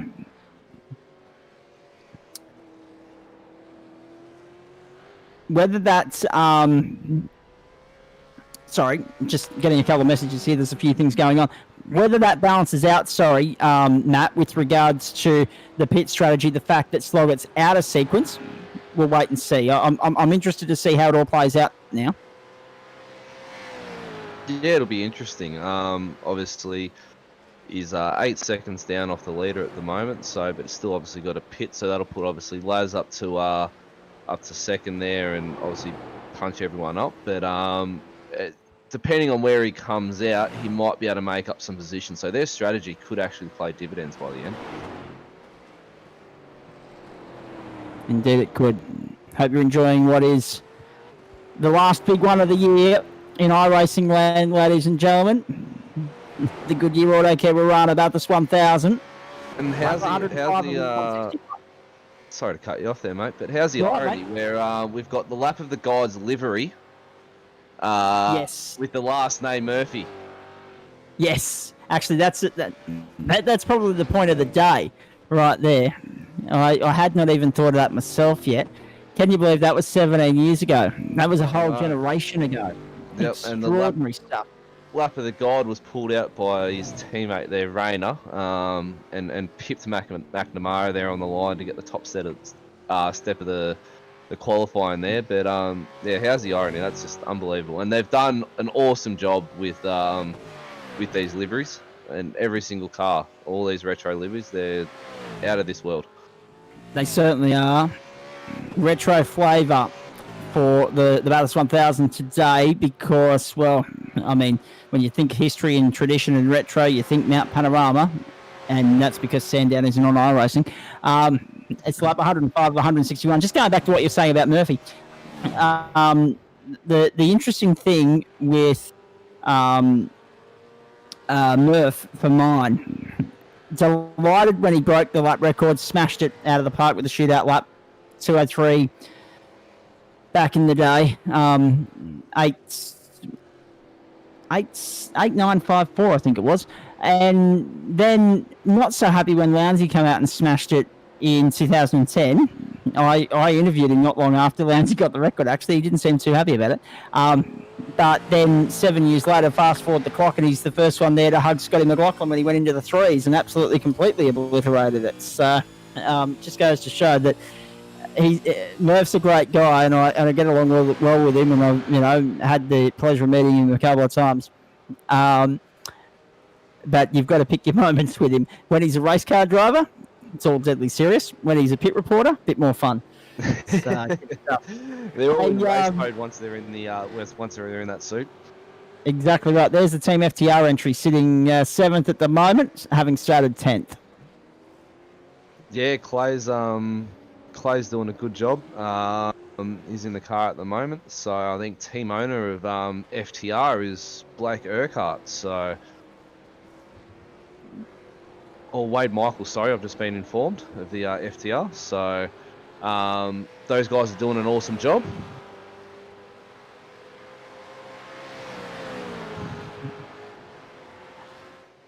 Jonathan Ben's just jumped back into the broadcast booth here, mate. Didn't even notice him there. No. What have you made of what have you made of what you've seen in the last few minutes since we spoke to you a short while? Plenty of hard racing out there. People off sequence, but it's definitely heating up out there, getting a bit loose. Indeed, it is.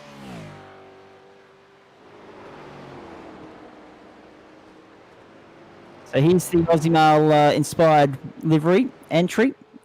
The retro Brad Jones. And the 63, of course, it's War Boys. And he's back behind the wheel now. Sitting down there in position number 15. So it's been a long day at the office for those guys. Especially But when track they're temps are continuing getting the up style there, drawn. Actually, that's a good point. 23 Sky temp at the moment. We've got to 10:30 in the morning, which is about normal start time, let's be perfectly honest. The track temp up to 39 degrees.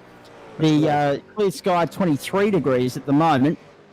So it's interesting. It was 21 degrees when the race started, both in the sky and on track. But as we've got further into the day, more rubber's gone down, more sun hitting the circuit. 39 degrees on track right now. Extraordinary stuff. Yep, and those tyres are definitely going to start fading away with those hot track temps. It's definitely hard to handle them. So the boys on the field are definitely going to be trying to save those tyres. I mean, Jonathan, like how are you guys trying to tyre save? Oh, just minimising your lockups and your slides. But yeah, when it was around about the low 30s, there was a bit of a purple patch. It was really nice to drive, and then you felt it start to teeter the other way off the seesaw, and you're like, uh-oh, this is going to get fun. So, but no, the boys are managing it. I know the 4-car is a bit off sequence, but not as much as you guys will think. But I'm not giving away how much, so they've been saving a bit of fuel. That's it. I'm just standing by to bring Ash Barella into the broadcast room at the moment. Just having a little bit of trouble dragging people in and out, but that's okay. Ash joins us now. Of course, Ash Barella out there in this race, sitting pretty, but it's been a long slog to get to where you guys are now, but at least you're still in the race, still in the hunt for some championship points, mate. Yeah, definitely. It's as Blake would have said, we got a bit unlucky early with the repairs in the pits, but we're just trying to circulate and keep consistent and hopefully get a few laps back if it falls our way later on. Well, it's interesting. This is the longest green flag run of the race right now, and we've got the 307 moving slowly over across the top of the mountain at this point in time. The 307, of course, is Craig Hopkins at the wheel, David Kirby, his co-driver. Still, it's been a tough day at the office for the old Ford boys, Ash, but have you still got another stint in the car, and what are you hoping to salvage as you continue to play your way through here? Yeah, I've got one more stint, but yeah, it's just keep the rubber down and hopefully get to the top 15. I think we're sitting 15th now, so we just track along and keep the rubber down, I suppose. Indeed, it is the case. Lap 108 of 161. We're watching Jonathan's teammate in action here as well. So we've got Jonathan Bent and we've got Ash Barella with us in the commentary box. And of course, that's Latham on the screen at the moment in the 019. How's he finding the day, Jonathan? Yeah, not too bad. It's actually suiting him a bit better than the cooler weather. So he's settling into a rhythm, doing some good times where we're a few laps down, but we're actually battling for position. So with the car we're battling position with is actually who I'm battling for championship position with. So there's still something on the line. Isn't it amazing how that plays out? And this is the thing too now, right? Because we were saying at the top of the broadcast, it's so much about the race result because it's Bathurst and everyone wants to win. And for those of you that are out of race contention, your mind's got to go back to where it was at the start of the week, and that is the championship. There's still championship points on the line. There's still teams points on the line. A lot to play for, even if you're not in outright race contention here, which is why it's important that so many of you continue to soldier on and get to the checkered flag. And that's it. I'd like to keep me top 10 in the championship, and we're currently sitting second in the team. So the further up Peter and I can drag this car, the better that's going to be for MF Racing. So just to come back to Ash for a quick moment here, and I appreciate you guys coming in mid-race as you do. It's a stressful day for everyone. There's no doubt about that. But Ash, Blake must have been really happy with the pace of the car in the opening stint there. It was just unfortunate that when you got to the pit lane, there was as much hold time to get the repair done as there was. Looking back, if you had known it was going to be that long, would you have burnt the fast repair early, or are you glad that you guys kept it up your sleeve? Oh yeah, no. If we knew it was any more than a couple of minutes, we definitely would have. Once you drop 2 or 3 laps down, it's always a hard fight to get back. But yeah, Blake's driven unbelievably so far, and he's probably in the top 3 or 4 with the pace, unfortunately. So yeah, it's one of those things you just got to keep tracking around, and hopefully we get a little bit of luck and finish it off. Rightio, mate. Well, thank you very much for stopping by to have a chat to us. Jonathan, when do you jump back in the car, mate? I think Peter's going to do a stint in a bit here, get his laps up, and then I'll finish. But no, I do want to just jump back to the liveries, if you don't mind, just quickly. I just want to do a shout out to Daniel Stevens, who I know is over in Kiwi land watching at the moment. All our liveries are done by him with virtual car art, and Trent's one's actually Brooke Tatnall's first sprint car livery. So something a bit different tied across.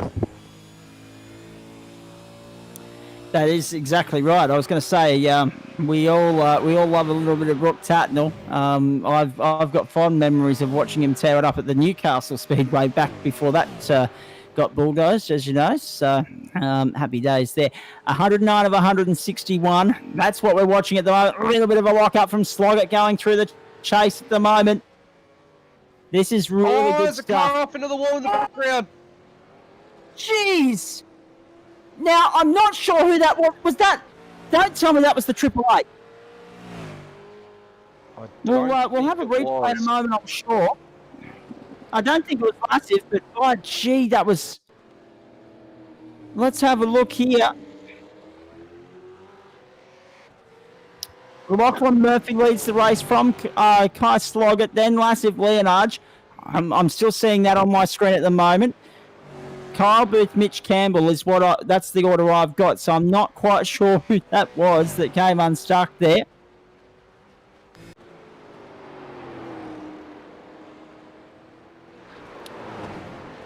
All right, we're getting word through that it might have been Andrew Johnston, but we're not 100% sure. We'll follow it with interest. We'll see what we can find out for you. Geez, that was a hairy moment. This late into the race, you don't want to be having those moments when you can see the finish line in sight and you can sense that you've still got an opportunity here. Lachlan Murphy, what a performance this has been from the number 44. He leads at the front of the field by 4.6 seconds to Sloggett. Ben Leonard, there's the champion-elect. Doing a nice job. This won't be his last stint. There'll be one more for him, and there's also one more for Court as well. There are 2 stops left in this race, the way we see it. And this is actually interesting because Sloggett, I had them booked in for another pit stop before now, so they might just have played the wild card here, or the trump card, or whatever you want to call it. They might have played a beautiful game of fuel saving to get home on 2 more stops rather than 3, and therefore this is going to be a race of 4 or 5 when we get to a lap 140, 150. Looking forward to that immensely. It's obviously difficult, Jonathan, when Peter's... I mean, you guys have been out of contention for a while. You're 6 laps down, but there's obviously a lot of incentive there to soldier on. How's Peter enjoying the day at the office? And are you guys managing the difference in pace between you, or is that not a factor as it is for so many other teams? There's a little bit of a gap in pace, but Peter's a solid driver. Like, once he gets in a rhythm and gets a time down, he just keeps putting that same time down. He's consistent. He's not going to bin the car. I think all the scratches have been mine so far. So yeah, it doesn't make it a hard day. Peter's really easy going, easy to drive with. Doesn't get stressed at all, which I envy. But no, he's got a lot of he's got a lot of experience in the V8. So. Indeed he does. And when you reflect on the season that was, what have you enjoyed the most leading into Bathurst? Because I mean, the championship's visited some fantastic circuits along the way here. Oh, for sure. The season itself's just been, there's, you know, the goal the whole way along was make split one and try and not, I won't say that on the broadcast, not make an idiot of myself. I'll reword that. I'll PG what was going to come out of my mouth, but no, look. Read between the lines, folks. Yeah, look, we're here to, you know, here to represent the team and obviously race in the NTS Championship and, you know, do the series proud and racing hard and fast but fair. And that has got a lot better over time, and it's fantastic. We enjoy being in here. You know, the boys show up week in, week out, do the work beforehand leading up to it, and then battle hard. And the red mist comes down when things don't go their way, but you always get over it and come back again and battle on, and that's what we love about it. So. Sorry to cut you off there, Jonathan. There was a good save there by Dave Zitterbart in the E1 Sim Racing entry, just coming through Griffins there. To be fair, of the E1 entries, that one's had more hits than Elvis today, unfortunately, Matt. Definitely has, mate. They've been a little bit unlucky through the field today, but nonetheless, he had an extremely good save. It's hard to save the car going through that corner. You're doing, you know, 200k an hour or whatever it is, and it's extremely hard to pull the car up in a slide there. As we have the 005 of Steve Vella go off in the grass there.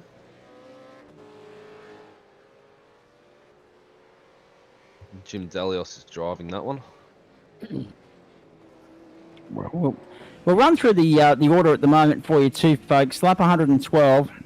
Lachlan Murphy, Kai Sloggett. I keep going to say Kyle. I'm in that bad trace of not being able to break bad habits at the moment. Lassif Leonard, Kyle Booth. That's probably why. Mitch Campbell, Clay Lewis, and then Kyle Zink. Then we go back to Michael J. Brennan, Craig Schultz, and Tim Mulford making up the top 10 at this point in time. We are racing towards the final quarter of the race here. Only 8 laps away from that number. 75% race distance is 121 laps here, of course. But there are no red flags in iRacing.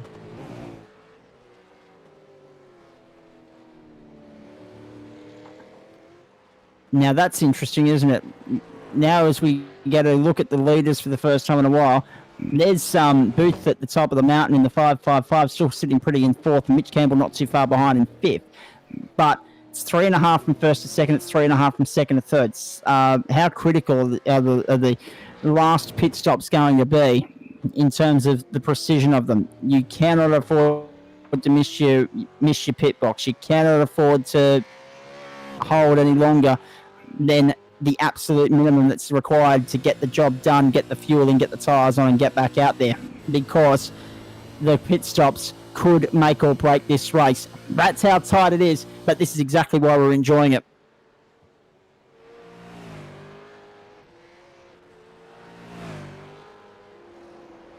Well, up 113. There's the 888. Lassif Leonard doing a nice job here. The Goodyear Autocare Warana Bathurst 1000 as they head up Mountain Straight one more time.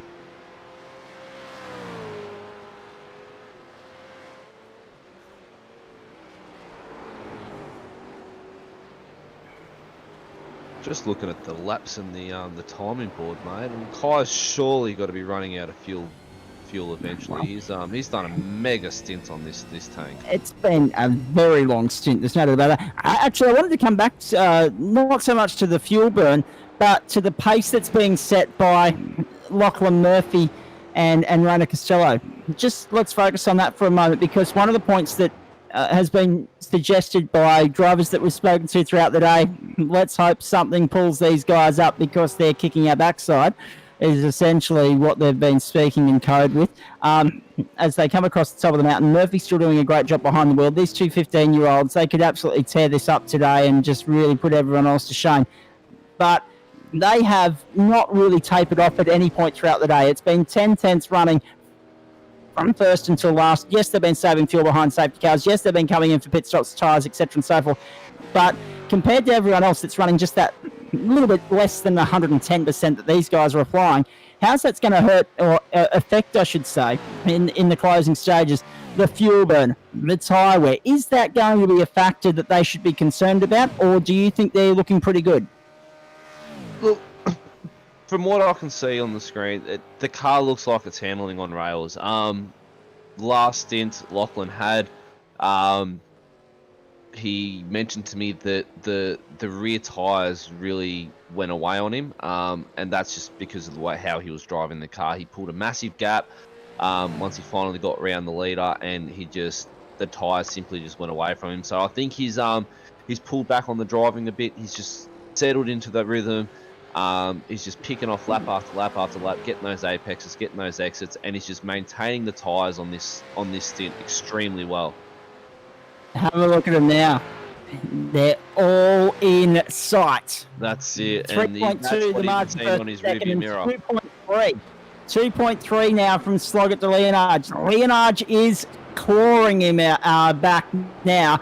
He's closing in. He's tracking. This is going to be a pressure cooker here. Do not switch off. Don't leave the couch, ladies and gentlemen. Stick with us. Another couple of hours of motorsport from the best real estate in the land, Mount Panorama Bathurst. The Goodyear Autocare Warana Bathurst 1000. It is all on for young and old here. We've got 3, possibly 4 race contenders, depending upon very much whether we get another safety car intervention or not. And that could actually extend to 5. If we get a safety car at the right time, there could be 5 race contenders here, and that's exciting too. Just past 10:47 track time. Again, we are running. So how's this, right? We are catering to people all across the country. The sim time syncs up with Western Australian time. The broadcast is coming out of Queensland. I've advertised it as Eastern Daylight Time on my socials because the world doesn't revolve around Queensland. So we're running in 5 different time zones, but the sim itself is pretty much bang on Western Australian Standard Time at the moment. Western Standard Time, 10:47 Eastern track time and Western actual time. How good's that? Now, have a look at Leonard. Oh, that was the incident that we missed earlier. The 016. The 016 was caught up in all of that. That was, of course, the ANZ CRL Esports entry. Yep. One of our wild cards today. Very nicely done. Peter Antoniadis. He's slugging in the lane. This is the critical stop now because when you look at the race, you look at the context of what we've got here. What's 113 is... Well, this is the thing.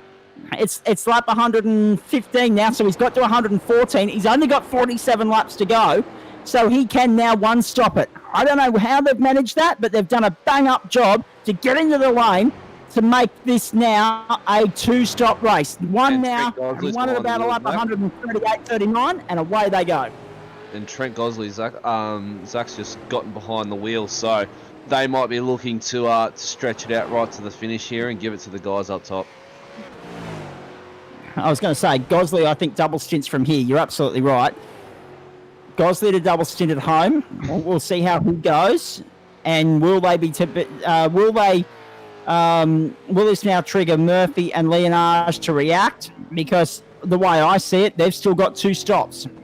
There's going to be a stop now and then a splash and dash. Or a stop, sorry. Their last stop was around 97, so they can stretch it to 120. Oh, car in trouble. Lachlan goes by. Now, we'll wait and see if that triggers a safety car, but it looks as though the car's got back going, so we'll be okay for the moment. The last stop was 97. It's now up 115, so that's what 18 laps. So you got another 9 or so laps. That gets you to 122, gets you to 147. If you're doing 25 laps to a stint, not sure what the fuel burn is, and if you've got more intel on that, you can let us know in a moment. But what's going to be interesting there is when you look at the closing stages, now that Gosley and Sloggett are doing 2 full stints, and these guys have got to do 1.5, that shakes things up just nicely because we've got 3 cars on different strategies, all fighting for victory here. They're all still in contention. That's the exciting part. Yeah, it is, and it's really going to come right down to the wire here. As you said, you've got Lachlan and Rayner, they've still got to do a driver change. So there's a 40-second pit stop just in its own for a driver change with fuel. So they're going to be coming out on fresh tyres and looking to make amends of that lost time that they've had. But then they're also going to want to be trying to fuel save so they don't have to do that splash and dash at the end. So I've been just informed that it's 24 laps, which is including fuel saving. So they're probably going to be wanting to look at it around trying to get 25 laps out of a stint to 26. Which still means that they're going to have to come in just before that lap 150 marker. They are, yeah. By the numbers we're looking at. And yeah. 23 That being said, if they get a safety car now, it becomes a legitimate one-stop race because they'll come in the top up and then, yeah. It does. And we haven't had a safety car for about 40 laps. Hey, commentator's curse, mate. Look out. It could be one around the corner. Exactly. So, they're probably I'm here for entertainment as well. Although that being said, don't tell any of the drivers that they'll be gunning for me if they don't want a safety car now and we get one now that I've put the back on it. To be honest, every commentator wants a safety car towards the end of the race because it just bunches everyone back up and it makes for some awesome racing. So that's what we'll be hoping for. Oh, indeed we will. Down Conrod. Welcome to those of you that might have switched off after New Zealand wrapped up the first test against the West Indies as well. You're looking for something else to watch on a Sunday afternoon. Innings and 134 runs, I think, was the margin with the Black Caps in the first test against the Windies. Comprehensive victors on the rubbish pitch there in New Zealand. So anyone that's tuning in after having watched the cricket, you've got more cricket coming up later in the day. You need a motorsport fix to get you through. Those of you that have got us on while you're also watching the Australian Superbike Championship from Wakefield Park as well, good afternoon to you. Great to have everyone on board watching the Goodyear Autocare Warana Bathurst 1000, lap 117 of 161. Lassif Leonard sitting second at the moment, 3.8 off our leader Lachlan Murphy, so that gap's just shrinking ever so slightly. But Murphy running a consistent clean run here, and that's going to bode well for young Rayner Costello to jump back in for the run to the checkered flag. Exactly. And I was just thinking just before, Zach, wouldn't mind actually seeing if one of the boys from Race Control wouldn't mind jumping in for a bit of a chat and just to see how their afternoon's going, because they're watching, you've got 22 cars on the field there, and obviously 28 to start, so their day's going to be full on. So maybe we could drag one of the boys in from Race Control in and have a quick word with them and give them a bit of a chat. I might let you jump out and see if you can bring people in. In saying that, though, I'm glad that you've waited until now, because the first 100 laps there was always something happening. We seem to have got into a rhythm now where we've hit that processional phase of the race. Things are about to ramp back up again, but we're just going through the motions at the moment to get to that last round of pit stops. Yeah, we have, and by the looks of it, every driver's gotten into a groove now. But this is where fatigue starts to set in, Zach. You're 117 laps in. You've still got 40 laps to go, 40 odd laps to go. It's still a long race at the end, like 40 laps around Mount Panorama. That's a long race. That's 250 kilometres. Exactly, and there's still such a long way to go, but you've been racing for so long already. As you can see from the pictures, the marbles are starting to pick up on the track, so it's going to be extremely slippery making these overtakes around the outside or inside off the racing line. It's going to be fatigue. Everything's going to be about fatigue management and trying to get towards the end of the race where you're in the last 10 laps. Now, here's a moment coming up into the cutting. This is the 0-2-0 entry. Too early. On the gap too early. How many times did you see it? Cole Scott. And it's extremely easy to get out there. Well, not only that too, but it's extremely easy because you were just mentioning it right on cue, that fatigue factor. Yep. It's so easy to just have a small lapse in judgment, make the error that you wouldn't make 99 times out of 100. But now that we've got past 100, you're allowed to make it again, just for the statistical purposes. it's amazing the concentration levels required to do this for as long as these guys have been operating. I mean, we're now past the 4-hour mark, ladies and gentlemen. 4 hours, 22 minutes, 17 seconds last time by the line for Lachlan Murphy.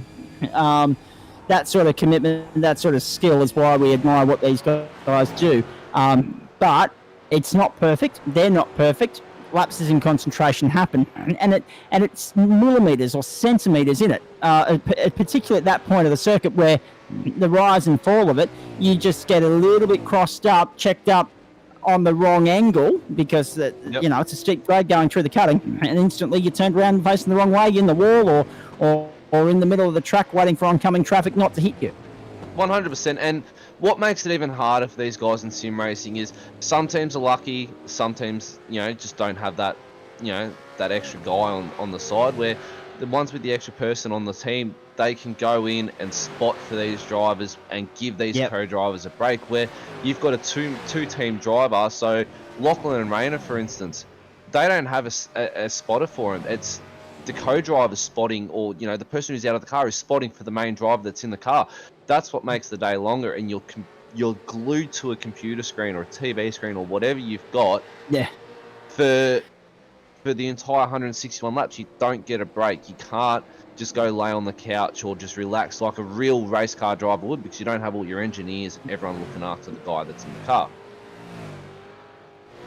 Now, I don't want to put the mocker on it, but now that we're at the 4 hour 24 minute mark last time by the line, Lachlan Murphy is a leader by 1.5 seconds. Lassie Leonard continues to close that gap, so we'll keep an eye on that very shortly. Here's another incident for the Stone Brothers inspired Mustang. I know. This isn't good. Into the S's. I don't know how this is going to end, don't you? Oh, no. Into the wall. Into the the wall. 058 finds the wall again. He did not for the first time today. Damage it any more than what it is. So, Yep. luckily, it's a little John Van nut, Rake. and he was able to get away and going again. So, but that car has definitely seen some better days. And here we are. Here we've got Laz starting to put the pressure on Lachlan Murphy. Who is the race leader? That's the margin, 1.5 seconds. It's extraordinary pressure at the moment coming from Lassie Leonard, but when are these guys pitting? When are they due? You look at the fact that we're 119 laps into the race. They last stopped 97. Their critical number is coming up. It's either 120 or 121, depending upon how long they've pushed it or how well they've pushed it. It's a two-stop race for these guys. From here, they could pit any time now and still have to stop. But the longer they can stretch it, the shorter that last fuel run's going to be, and that could be all the difference in the end. I'm looking at the lap times, and I mean 90 minutes, 96 minutes, 94 minutes, I should say, away from the 6 hour mark. There's a real chance if this goes green all the way, we'll be finishing bang on the 6 hours. But if we get another caution, forget about it.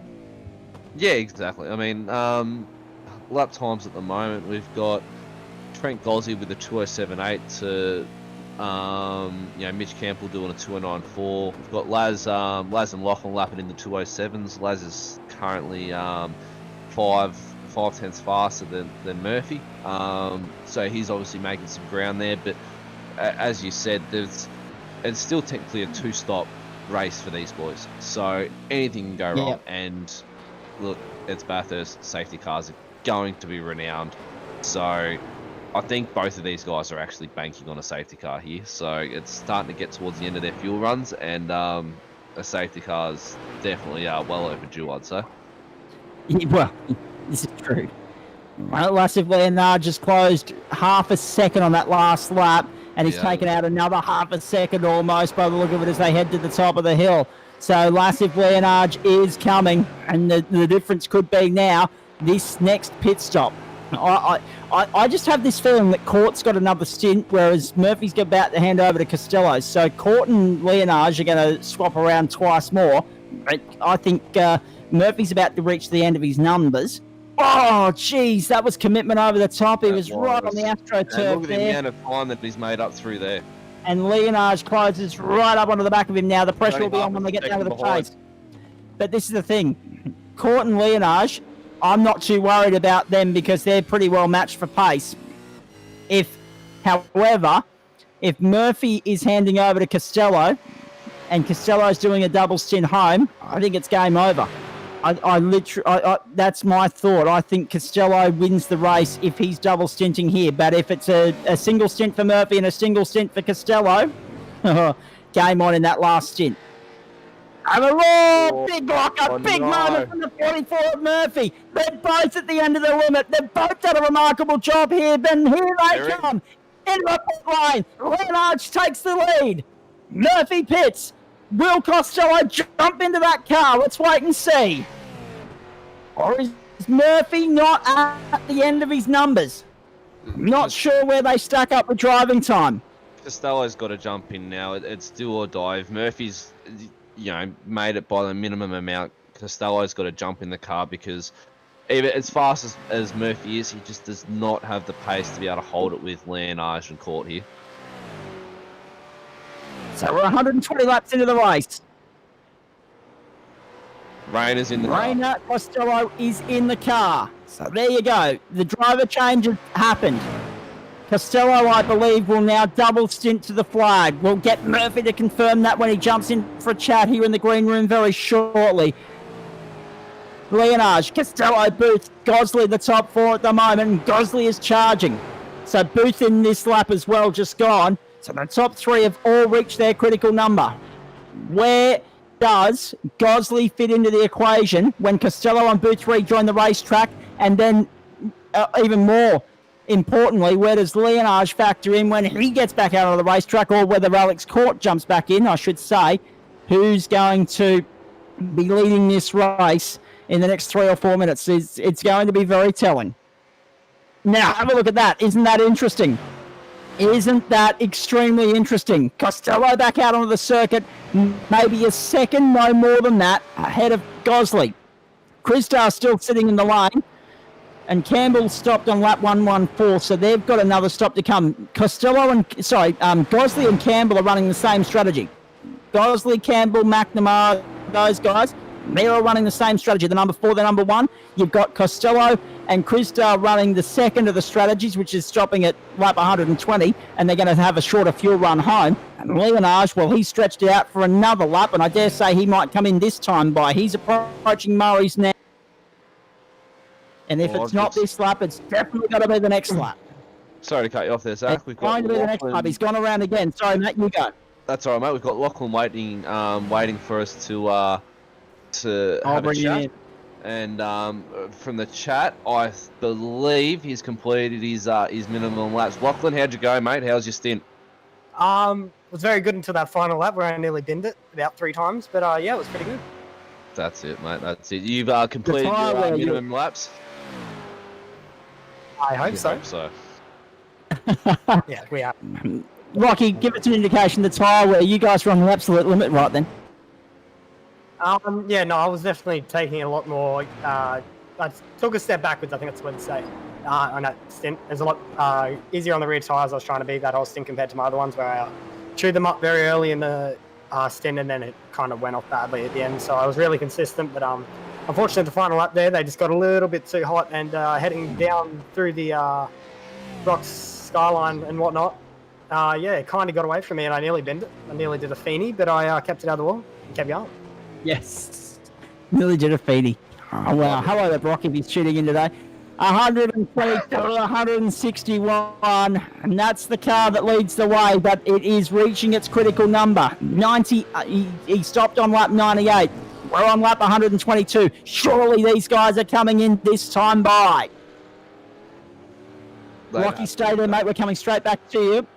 We'll watch this car coming down Conrad. Next lap or two because they'd be getting very low on that fuel. That fuel light on their dash should be popping up left, right, and centre. So I think, yeah, look out because they might be even pitting this lap, I reckon. That's why we're going to stay with it. We're right on board with Lassive Leonage into the chase one more time.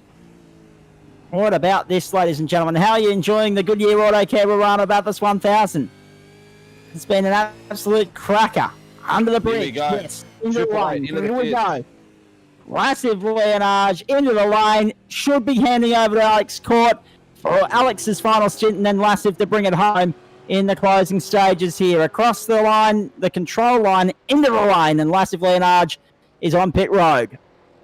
Lockie, just give us an indication, mate. Rainer Costello, is he in now for the next 2 stints? You're done?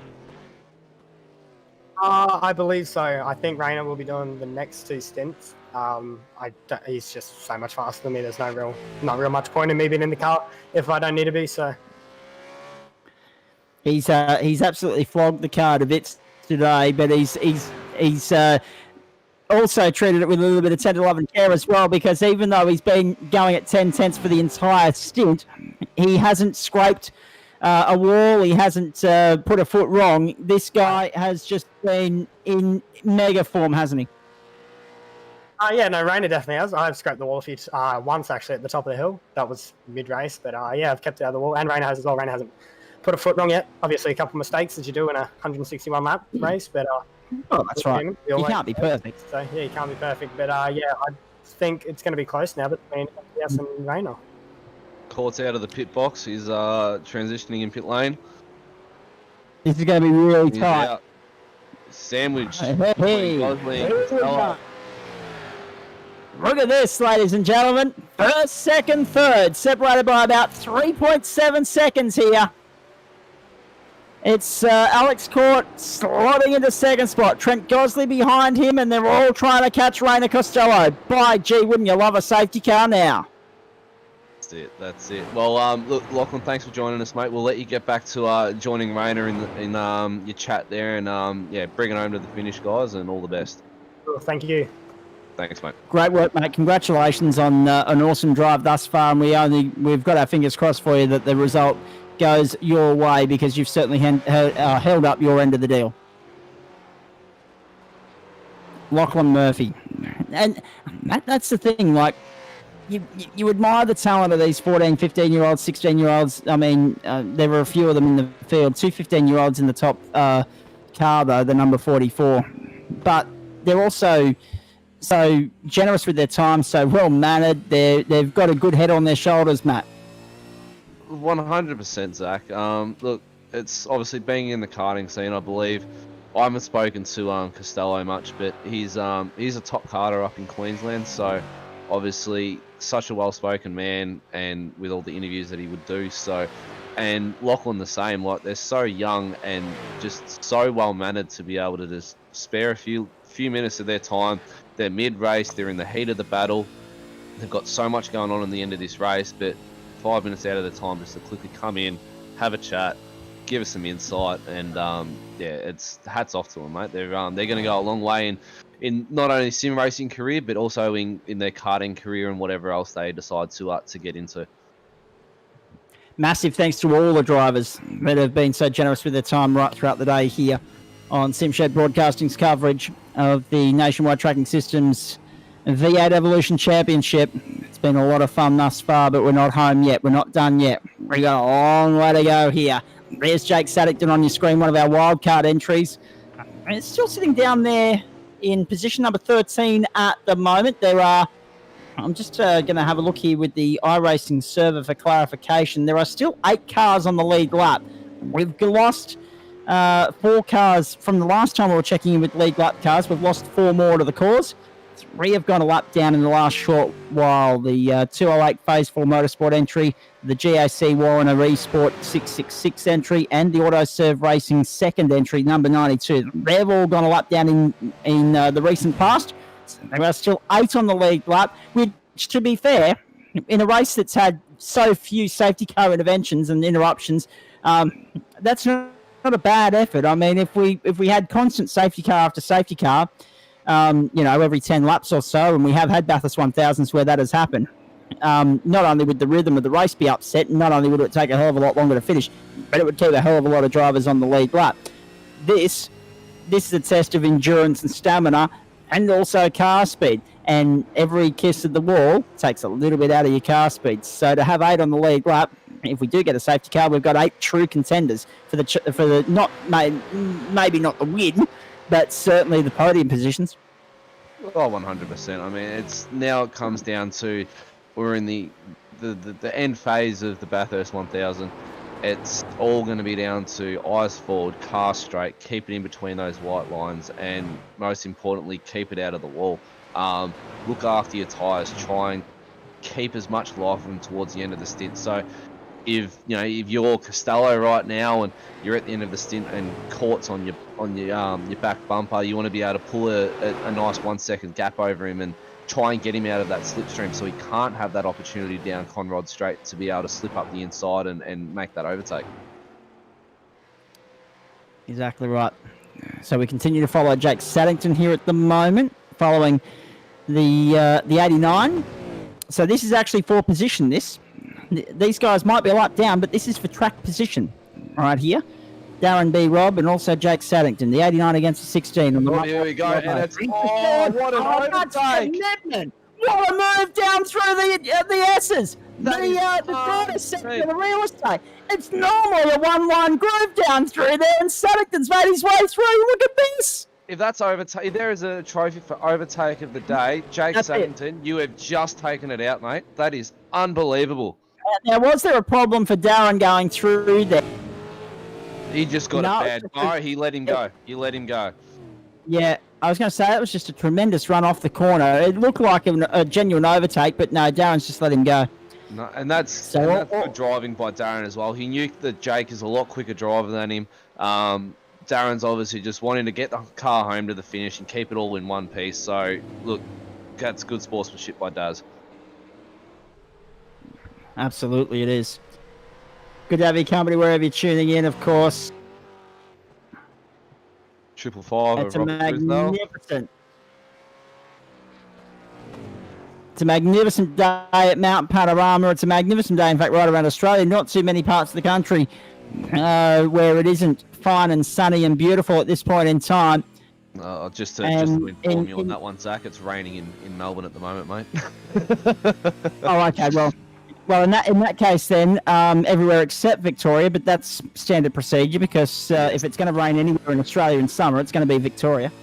No, I was going to say it's a fine and sunny day. Those of you in Queensland and those of you in New South Wales, it's a bit of a heat wave going through at the moment. Although that being said, in Queensland, heat wave basically means end of October through to the end of March. So I don't know what they're crapping on about, but it's nice and hot outside. About 41 degrees here at Ipswich at the moment. So it's the perfect day to be inside, the fan on, the aircon on, and the esky opened, and watching the SimShed broadcast of the Goodyear Autocare Warana Bathurst 1000, and then go out and get sunburnt later. In fact, Ipswich is amazing. You can get sunburnt just walking to the letterbox in Ipswich. Here's David Kirby now. Yep, that car looks a little bit worse for wear as well. I'll be interested to see how many drivers turn around and park it on the cool down lap just so they can get a photo of their car, just to compare the before and afters. Because I tell you what, there are a few cars here that the value of them is in the Brock Skyline. Oh. Look at that! Another case of being let go. But by gee, the commitment required to pull that off and not muck it up. You're off the racing line there too. It's just full of marbles, and like you're coming out of McPhillamy there, and it's just there's nothing but marbles on the edge of the track there. You can see it on the camera angle here. It's nothing but marbles. You're on the inside of the corner, which is not the correct line really to be jumping into Brock Skyline, and he's been able to pull it off. We are over 4 hours and 40 minutes into this race now. Lap 126 of 161. We're going to have 35 laps to go, which if it's a clean green run, is going to be somewhere in the vicinity of 75 to 80 minutes. And that's exactly what we've got in terms of time to the 6 hour mark. So we'll wait and see how all that plays out. Whether we're going to break that 6 hour barrier or not, I'm not entirely sure. If we get another safety car, we definitely don't do that.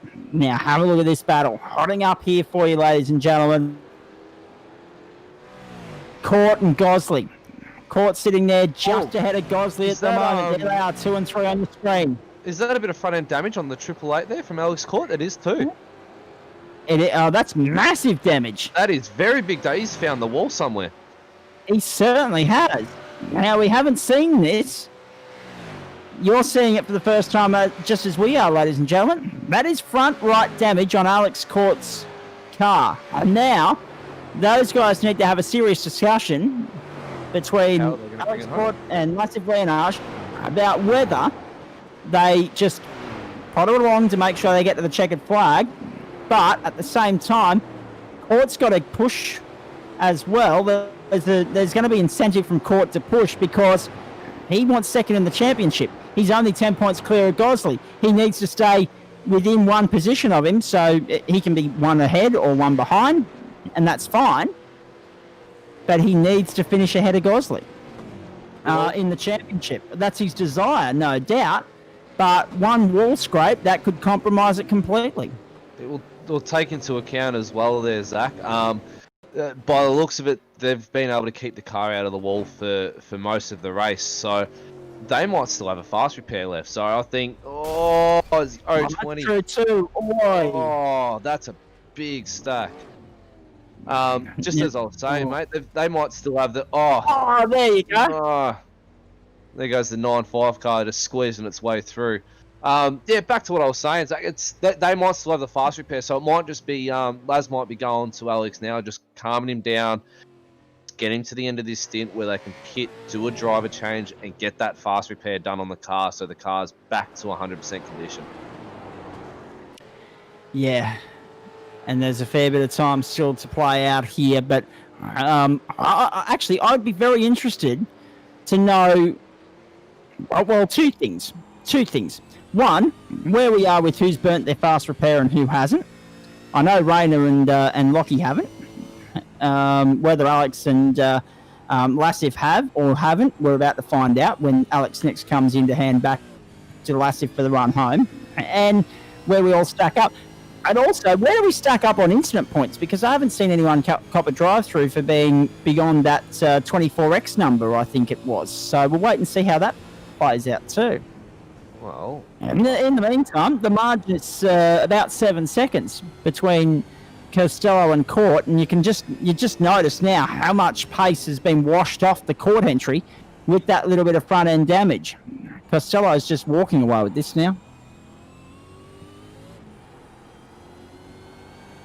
Yeah, he is. He's out to a 7.9 second leady by the looks of it, of my timing screen. So, yeah, it's Costello's just obviously been given the word by his co-driver Murphy there that he's obviously gone into the wall, and he's just gone pedal to the metal and trying to put the gap on him to limit damage on the next pit stop. But Court's also got Osley coming up on him, behind him pretty quickly. I would say he's probably more worried about that than anything else.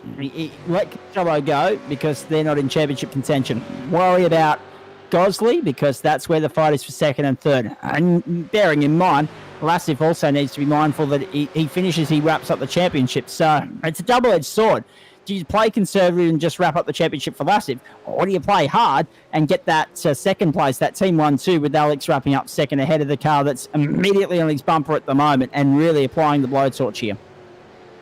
That's it. And if I was Laz and Alex, I mean, they're on the top steps at the moment of the championship, I would be trying to do damage limitation right now. Bring the car home, fingers crossed, they've still got that fast repair. As he's got the headlights flashing ahead of him for this 63 to let him through. Damage limitation, get the car to the pits, use that fast repair if they've still got it, and get Laz back out on track where they can just motor home towards the finish and hopefully, fingers crossed, put it on the podium, if not top step. 129 of 161. 33 laps to go. And Rayner Costello is charging at a rapid rate of knots here.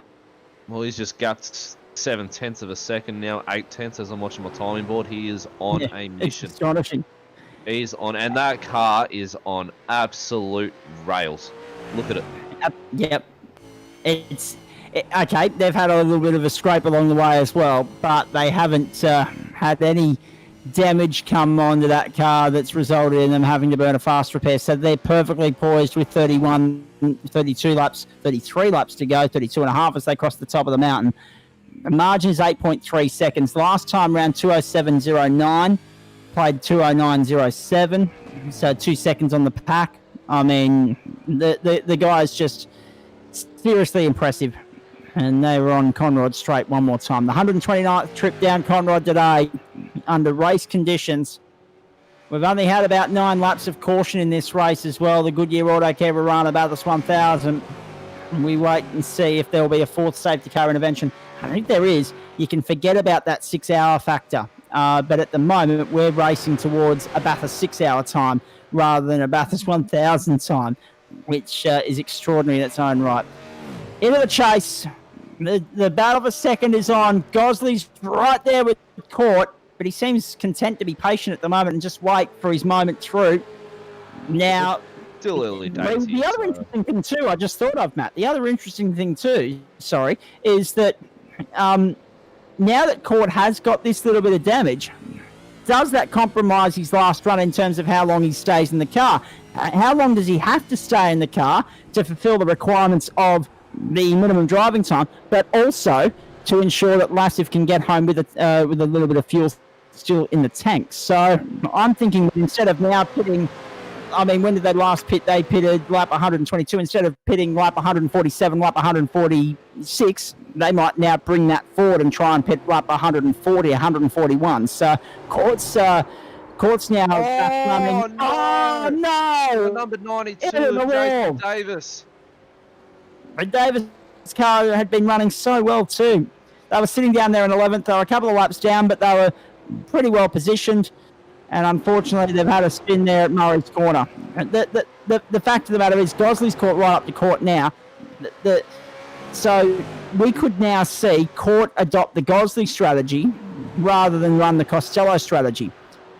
Well, do you let Gosley go? Do you let him try and keep him behind you? Oh no, you hold him up. Everything, yeah, this is everything that'll be running through their heads right now. I'd try and play the defensive game, but then obviously playing defensive game, you're going to be using that fuel. So they might be trying to do a tiny bit of fuel saving, trying to push this stint out as long as possible to give Laz that fresh car on a light fuel load where you can just punch out quality lap after quality lap. So this is the pinnacle of the point of the race, I reckon. Now, there's 2 ways to play this. If you're Gosley, you're getting really annoyed, you're getting irritable because you're stuck in behind this car that you're essentially faster than at the moment because of so many varying circumstances, not least the damage on the 888. And there's the right here, right now. Gosley on the inside. It's a slide hooked up. Oh no! Jeez, they did well to not bang each other off the circuit there. Gosley goes to second. Gosley to second. Game on in the championship battle for second as well. Now, can Court go with him? Probably not, because we know that car is compromised. How long do they stay out there before they can come in and pit legitimately? And that's with regards to driver time and also laps to the fuel tank. There are 2 factors there. And I was getting at the point. Sorry, mate, you go. Well, that's right. I was getting at the point that if you're Gosley, you were starting to get irritable because First was getting away. Costello was getting away and just clearing out into the sunset. But if you're Court, you're trying to hold Gosley up, or you were trying to hold Gosley up, as long as you possibly could, because you know that battle for second in the championship is still very much on the line. Now, that slight wide exit of the car, the chase, I should say, has cost Court second place, where it factors in as far as the championship's concerned. We wait to see. Lap 131 of 161, 31 to go, 30 and a half across the top of the mountain. Game on. Shots are being fired. The battle for second is looming large. If I was Court right now, I'd try and not let Gosley get away. The front end of your car is damaged. You're going to be losing a little bit of straight line speed. But if he can stay tucked up in that slipstream of Gosley, he might be able to do a little bit of damage limitation there of allowing Gosley to just creep away from him.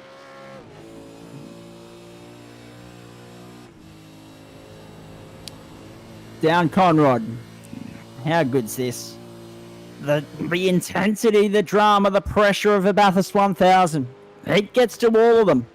Even gets to us here in the commentary box. 30 laps to go. Rainer Costello finishes lap 131. Bang on cue. We are 180 odd kilometres away from the finish of the great race. Rain is now out to 11.2 second lead over Gosley here. And he's just done a 207.2 to a Trent Gosley on a 208.1. So he has got hammered down. Oh boy, wherever you're tuning in from, let us know, folks, across Twitch, YouTube and Facebook. Let us know where you're tuning in from. I know we've got viewers in Western Australia, South Australia, Victoria, the ACT, New South Wales and Queensland today. Maybe a couple in the Territory as well. It's very good to have your company. I hope I said Tasmania and all of that as well. But viewers right around the country, great to have your company. If you're tuning in from overseas, good afternoon, good morning, good evening to you, wherever you're tuning in. Hope you're enjoying what you're seeing here. Sim racing at its very best. The Goodyear Autocare Warana Bathurst 1000. Now, I did promise at the start of the day, Jamie Michaud. I haven't seen him yet, but we appreciate the efforts of Matt Davis hanging in with us here in commentary due to Benny having to skip off early and also something coming up at Aiden's end as well.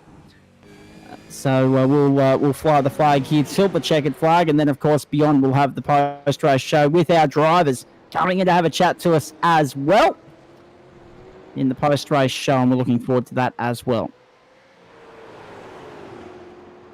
Got a little bit of a technical issue here. Well, looks of there we go. We're sorted now. It happens. Technology isn't perfect. The fact that it has lasted 5 hours already, because remember, we're approaching the 5-hour mark of the race, but we've been on air. We've been on air for about 20 minutes before that as well with our pre-race show. So 5.25 hours of coverage already behind us. And the best part of 2 hours still to come with the post-race show coming up as well. And a big chat with not only the race winners, but also the champions as well. And we expect Lassif Leonard to factor in both of those interview segments as they come across the line. Lap 133 now underway. 4 hours, 53 minutes and 12 seconds of racing. Oh, no, he's just put into the wall. No! Oh, no, Saint, that's all right. That's another one for race control to look at. They won't have they won't be having a laugh about that one, race control. They'll be thinking, oh no, here we go again. They've had a busy schedule of work to have a look at today. It's been a bit of hip and shoulder, biff and barge, but again, Robbins racing. 4 hours 55.12, I should say. I misread the 5 for a 3. 4 hours 55.12, lap 133. We are on track. If this stays green, we are on track for 6 hours, maybe even a couple of minutes this side of, which is extraordinary pace.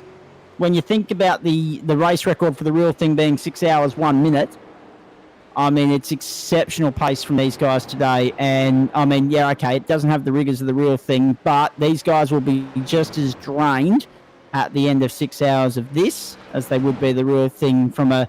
There'll be sweat, there'll be cramp, there'll be exhaustion. These guys have put everything on the line today, and they've really done themselves proud. There's no doubt about that. 28 laps to go next time by the line. As I say, we are on track for sub 6 hours. And I mean, look, just going back on what you were saying of how they're going to be, you know, sweaty and tired and fatigued. It's just doing a 28 lap race around here, a 21 lap race around here for the official iRacing race is draining enough that your arms are dead. I mean, the feedback through some of these wheels, I mean, some of these guys have got direct drive systems, which is the top end of the market there. And trying to hold on to that with the feedback coming through the wheel, your arms feel like they're going to fall off.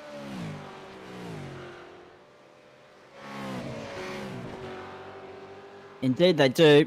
I tell you what, good to have confirmation coming through from Brody Scott. Brody Scott's just got back to us and said that he's watching in New Zealand.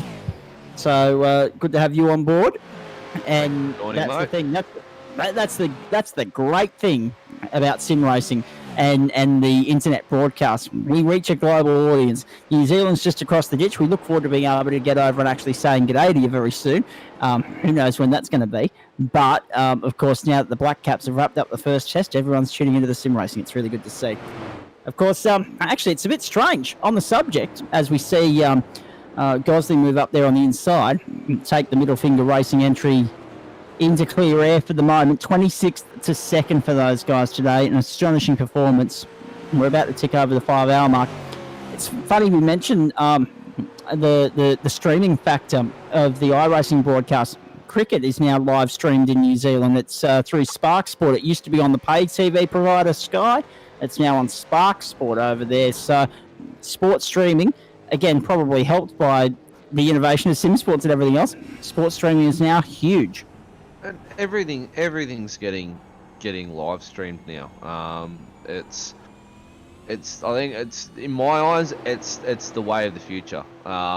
It's going to be easier sometimes if you've got if you're out on the road or you're out at the park or something like that, and you're having a picnic or a barbecue with friends and family, and you want to just check on the cricket scores and watch 5-10 minutes of the match.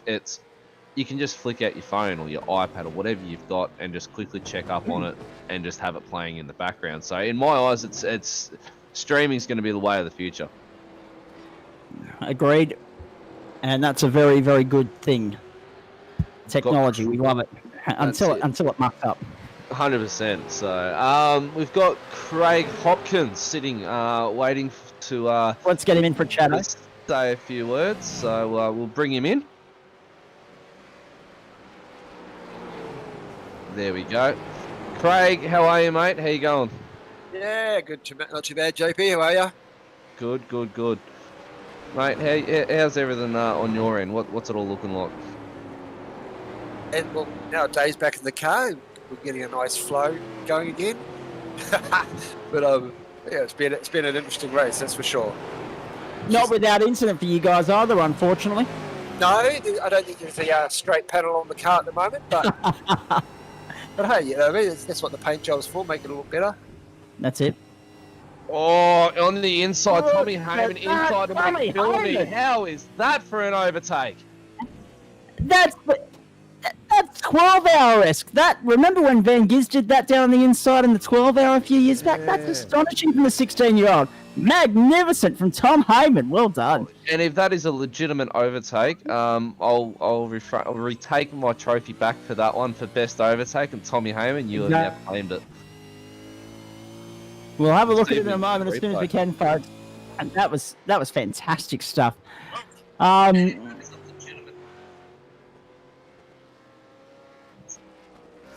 That's the 307 on screen now. That's of course David Kirby. We've got his co-driver in here for chatting. Craig Hopkins, no, Tommy, McPherson struck again. What did you do? Not for the first time today. As soon as we're in the commentary box with the co-driver, the driver that's out of the circuit runs into trouble. Fair dinkum. Craig, I'm not going to take blame for that one because I don't think David knew that you were in here having a chat to us. But it's been that sort of day, hasn't it? There's been moments, and in a 6-hour race, moments are going to happen. You guys aren't expected to be precision drivers for 6 hours and hit your markers every second of the way. 3,703 corners in 161 laps of Mount Panorama. You're not going to get every one of them right, even with the most elite concentration levels. Absolutely not, mate. No, and I'm normally down in stint 2, so yeah, look, I find it's a tough track, and definitely, the concentration is intense, and the nerves. That doesn't help. No, it certainly doesn't. We'll wait and see. Confirmation here about We've got a replay coming up here, boys. Possibly. Now, will this trigger a safety car? Into the S's. That's what we need, a safety car. Oh, no, it won't. No. Oh, now it might. Big accident. That's a big shot. Engine smoking. This could potentially bring out a safety car if he can't get it back to the pits here. Because that engine is now smoking big time. The front end of the car is gone. It's a 3-point. Don't pull out. Stay there. It's a 14-point turn trying to get out of there. And now he's safe to go, but is he going to be able to? Wow. This could be potential safety car here, guys. Wait for a memo from race control at the bottom of your screen, folks, because if the safety car comes out now, it's a one-stop race. Everyone will be in. They fuel up. They get home. They fuel save under the safety car. They get home. That's... Oh, it's pressure cooker stuff.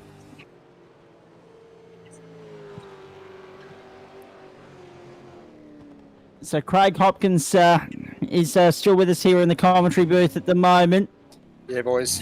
What have you made of the... Oh, what have no, jeez. This is safety car territory right now, guys. He hasn't been able to get out of there. Race control must be fuming at the moment. 25 to go. As Costello crosses the line. Craig, if you need to jump out of the commentary booth, mate, to go back and check on the team, mate, go for it. Feel free to. I might do. I was going to say, just quickly before you do, Craig, have you got another stint, or is David into the checkered flag, mate? No, he's into the checkered flag. I've done my stint, so he's on the way to the end. So a safety car will be handy. It would be indeed, and it is on circuit. The safety car is on the circuit. Oh, We've got our first one of the day. This changes All the everything. best to you, Craig. Take it easy, mate. Yeah, thanks, guys. Take care. Bye. And Matt, you are absolutely right. This changes everything right here, right now. The fourth safety car of the day. And Ryan is in the pits. Well, this is the Costello's thing. in the pits. Gosler's in the pits. Cruisdale's in the pits. And Alex Lassif, Court has stayed Leonard, out. and Alex Court have stayed out, and that could cost them in the long run. My goodness gracious me. What drama here. And there goes. See, we were all talking up, oh yeah, it's going to be 6 hours. It's going to be maybe a couple of minutes sub 6 hours. Not anymore. We're going over 6 hours now. Costello's 5 back out on hours, track. 3 and 36. He's got fresh tyres. Gosler's on his way out. This is definitely heating up here, Zach. This is going to be a flyer to the finish by the looks of it. Well, this is the thing. Strategy's been eliminated from the equation now because everyone stops and gets home. Except the problem is this car here, Alex Court, Lassif, Leonage. Because that's the big yes, one. they're going to pit, but they're not going to be. They're going to pit, but they're not going to be at the pointy end of the field. They're going to be bunched up in traffic again, just as they were after Lassif's first stint. Remember when he fell back down? When he fell back down from the top of town to 15th and had to work his way back through. Yep. That was okay back on lap 25. It's not going to be okay on lap 138. And if he pits now, he's going to be using every single bit of life in those tyres to try and work his way back up through the field, back up to the pointy end, and that's going to hurt him in the long run. Exactly. The other 2 points that we should make here too, Lassif will take over from Alex Court when they get back to the lane, so that's okay. We know Lassif's going to be in the car to get the checkered flag. This has implications with regards to the championship, though, because of where the number 4 is in relation to the number 44. In relation to the 888, I should say. They are first, second, and third on the racetrack. As of the last time by the line, this all gets mixed up now. There are just 7 cars left on the lead lap, but McNamara's back because the safety car will let the 888 will go into the lane, and the safety car will then let the field by until it can pick up the leader. There will be some cars potentially get back on the lead lap, or at least get a lap back. So this all gets changed, all gets shaken up again right here, right now. Can't say it enough. This race just got a hell of a lot more interesting. 24 laps to go next time by the line. Oh, don't touch the dial, folks. Stay with us right through to the checkered flag. This is going to be astonishing stuff.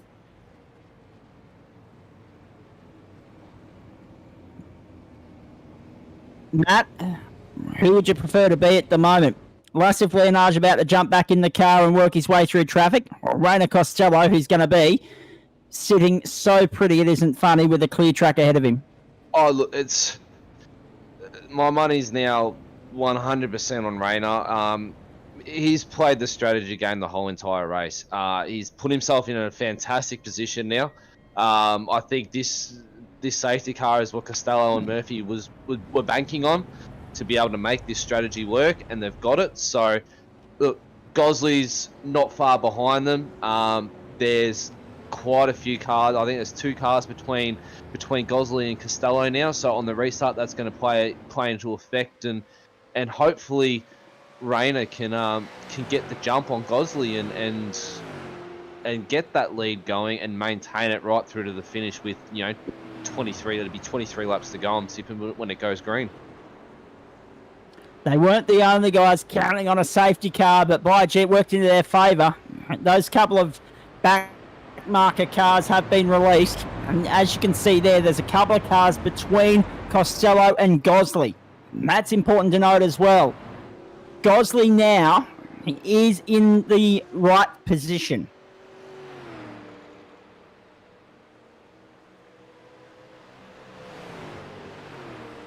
So Lastif Leonage, according to our timing screen, has come back out in 4th place. Now, I'm not sure how that implicates Alex Court's championship chances in terms of 2nd place, because that's the battle that we're talking about here. It's 10 points between Gosley and Leonage and Court. Now, look at that. Look at that, Zach. The front end of that car, they've had a fast repair up their sleeve. They did indeed. We got word through about that 10-15 minutes ago that they had a fast repair up their sleeve. They've been able to bank it and use it at the pressure cooker end of the day. Magnificent performance from them to have such a clean, consistent race, but also equally impressive performance from Alex Court to work with the wounded car for as long as he did, to get it to the lane, to make sure that they didn't have to take an unnecessary stop and remain in contention in this race. Costello, Gosley, Crisdale and Leonage. Now, I'm trying to remember the matrix here. If Leonage can get back by Crisdale, he might not catch Gosley left with the pace that Gosley's had this afternoon. But if he can get back by Crisdale, that's going to make it really tight in that contest for 2nd in the championship. Does Gosley get it with 2nd and Court being 3rd, or does Court have to be 4th? We'll wait and see.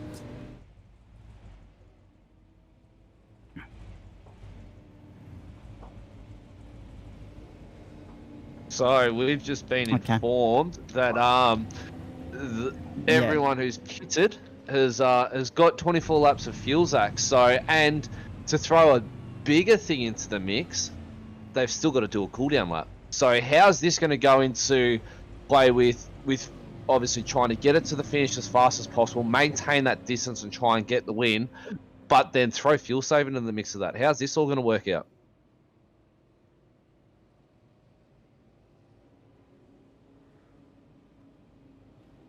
There you go. Now, actually, this is the interesting point too. Is the safety car going around one more time? Because if it's going around one more time, there will be some serious fuel saving going on, and that could just be the difference here. That could get a few of these guys to that point of not having to fuel save to make sure that they've got a lap of cooldown lap fuel up their sleeve. We wait and see. Well, where is the pace car? Is it going around one more time?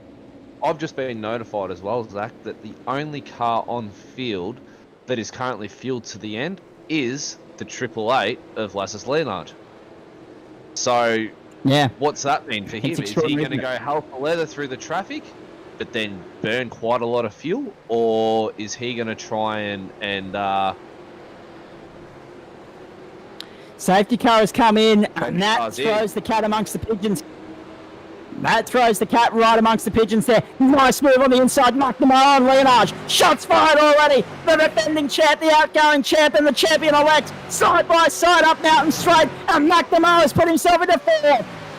We're going to go round lap traffic on Mountain Straight. Next target, Robert Crisdale. But now we've got 5 contenders for 3 podium spots. And we've got 23 laps to go. Lap 139 of 161. I tell you what, there's a lot about to unfold here in a very short amount of time. About an hour to go here. Stick with us, the post-race show coming up. As soon as we're done, we'll hear from all the drivers that are featured. Costello's already got nearly a 2-second lead, 1.8 seconds over Trent Gosley. So That's he's not really put the surprising at all. pin down. He's flying. Let's see what his lap time is across the line with clear track in front of him. I reckon we might be looking at a high 5 or a low 5 even from him right now. I wouldn't be surprised. Costello, to see Gosley, Crisdale, Leonard, McNamara. Well, that's true 2, although, that being said, when he set the 4 on lap 2, the track was, about 21, 22 degrees. It's now 49 degrees, the track. The ambulance is 24, the track 49 degrees. That is ridiculous. That is for Mount Panorama, that is ridiculous. That's ridiculous, and that's going to be playing into effect on those tyres a lot. Oh, yeah. Hope you're enjoying it, folks. We're going to have 22 laps to go here next time by the line. 5 hours, 11 minutes, 26 seconds. So gone is our chance of being sub 6 hours here. But that's okay, because we've got a contest on our hands. We've got a fight, and a real fight, a hot fight at that. Costello now under pressure here because Gosley now has clear track ahead of him. Have they been saving something up their sleeve? Have they been holding something back? This run to the checkered flag. Is there another sting in the tail? Have we got another safety car about to play out here? We wait and see. 22 laps to go from Mount Panorama Bathurst. What a great race this has turned out to be. Exemplary performance from most of the drivers. There have been a couple of sketchy incidents, but for the most part, everyone's done a bang-up job today. Into the cutting one more time. Costello, Gosley, Crisdale, McNamara and Leonage right on McNamara's tail at the moment. They make their way up to the top of the mountain. Watch Crisdale, because McNamara and Leonage are 2 seconds away. They're closing in. Can they prove to... can they find a way by? Can they apply the blowtorch, the pressure? Can they get by unimpeded with enough time to then fight towards Gosley and Costello? So many variables still to play out here, Matt. There is, mate. There is. 22 to go. Take a breath and hold on, folks. It's got that sort of feel to it. You just feel as though now that we've had one safety car, we might get 2 more, or maybe at least 1 more. With 22 to go. It's not Bathurst. Exactly the effort from all those car at the end. That's exactly right.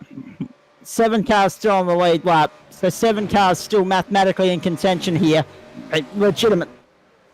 It's 1 car in contention, and as long as it stays on the black stuff, no one's beating this guy today. He's had the pace all day long. His co-driver didn't have the same pace as him, but did a bang-up job all the same. As I said, we'll be hearing from the winners of the race and the winners of the championship at the end of this broadcast. So stick with us. 21 to go as they cross the line. We are on lap 141 of 161 from Mount Panorama.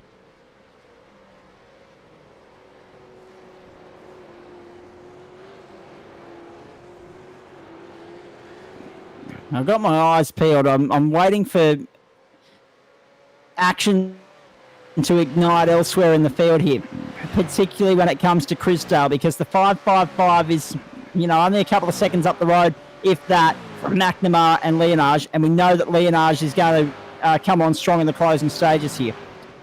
So, if your money, and at the moment, you've got your money on Costello for first, you've got your money on the number 4 of Gosley for second. But that third place, Matt, that's where the business is at. That's the open playing field. We've got Gosley, 1.5 seconds down the road. We've got Robert Crisdale on the 555. He's only 6.5 seconds down the road. And 2 seconds down the road from that is the number 1 of Sean McNamara. And then only a further 2 seconds down the road is Lassus Leonard. So there's still 21 laps to go. This could close up right towards the end. It could be a battle right to the finish line. It certainly could be. 21 laps to go. Goodyear Autocare Warana Bathurst 1000.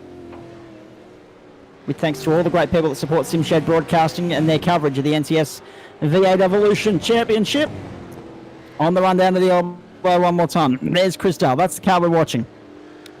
The next car in shot there, you'll see it on Conrod, will be, there it is, McNamara and Leonage. It's about 2 seconds. And it's not much more than that. But Crisdale is the faster. And see, this is the thing too. These guys have been the quiet achievers all day long. We've said it 3 times. We'll say it 3 more times. They've been the quiet achievers all day long. The 555. They could just be about to snag a Bathurst 1000 podium here with 20 laps to go. Lights are lap flashing 142. He's on a mission. Lap traffic, get out of my way, he's saying. And thankfully, the number 12 does a good job of that. That's, of course, Lindsay Hobbs behind the wheel at the moment. Well, the slower one out of that top 5 was actually Lasses Leonard, followed by Costello. So Costello and Leonard, Costello with a 208.06 with a Leonard on a 208.6. They were actually the slower two from Gosley with a 207.4, Crisdale with a 207.3, and McNamara with a 207.8. So the track temp's really starting to heat up now, Zach. It's slowing the cars down. They're not punching out their fast lap times like they used to. That's right. And also, they're trying to, on tipping, most of them are trying to fuel save. Well, this is true too. So they've got to be conscious of the rubber, they've got to be conscious of the fuel. They know they've got to have a lap up their sleeve for the cooldown lap. I mean, yes, you can fuel save on the cooldown lap, that ain't a problem. But you wouldn't want to have any less than half a lap across the line. Rainer Costello leads Trent Gosley and Robert Crisdale 1, 2, 3. Look at that track temp, just stiflingly.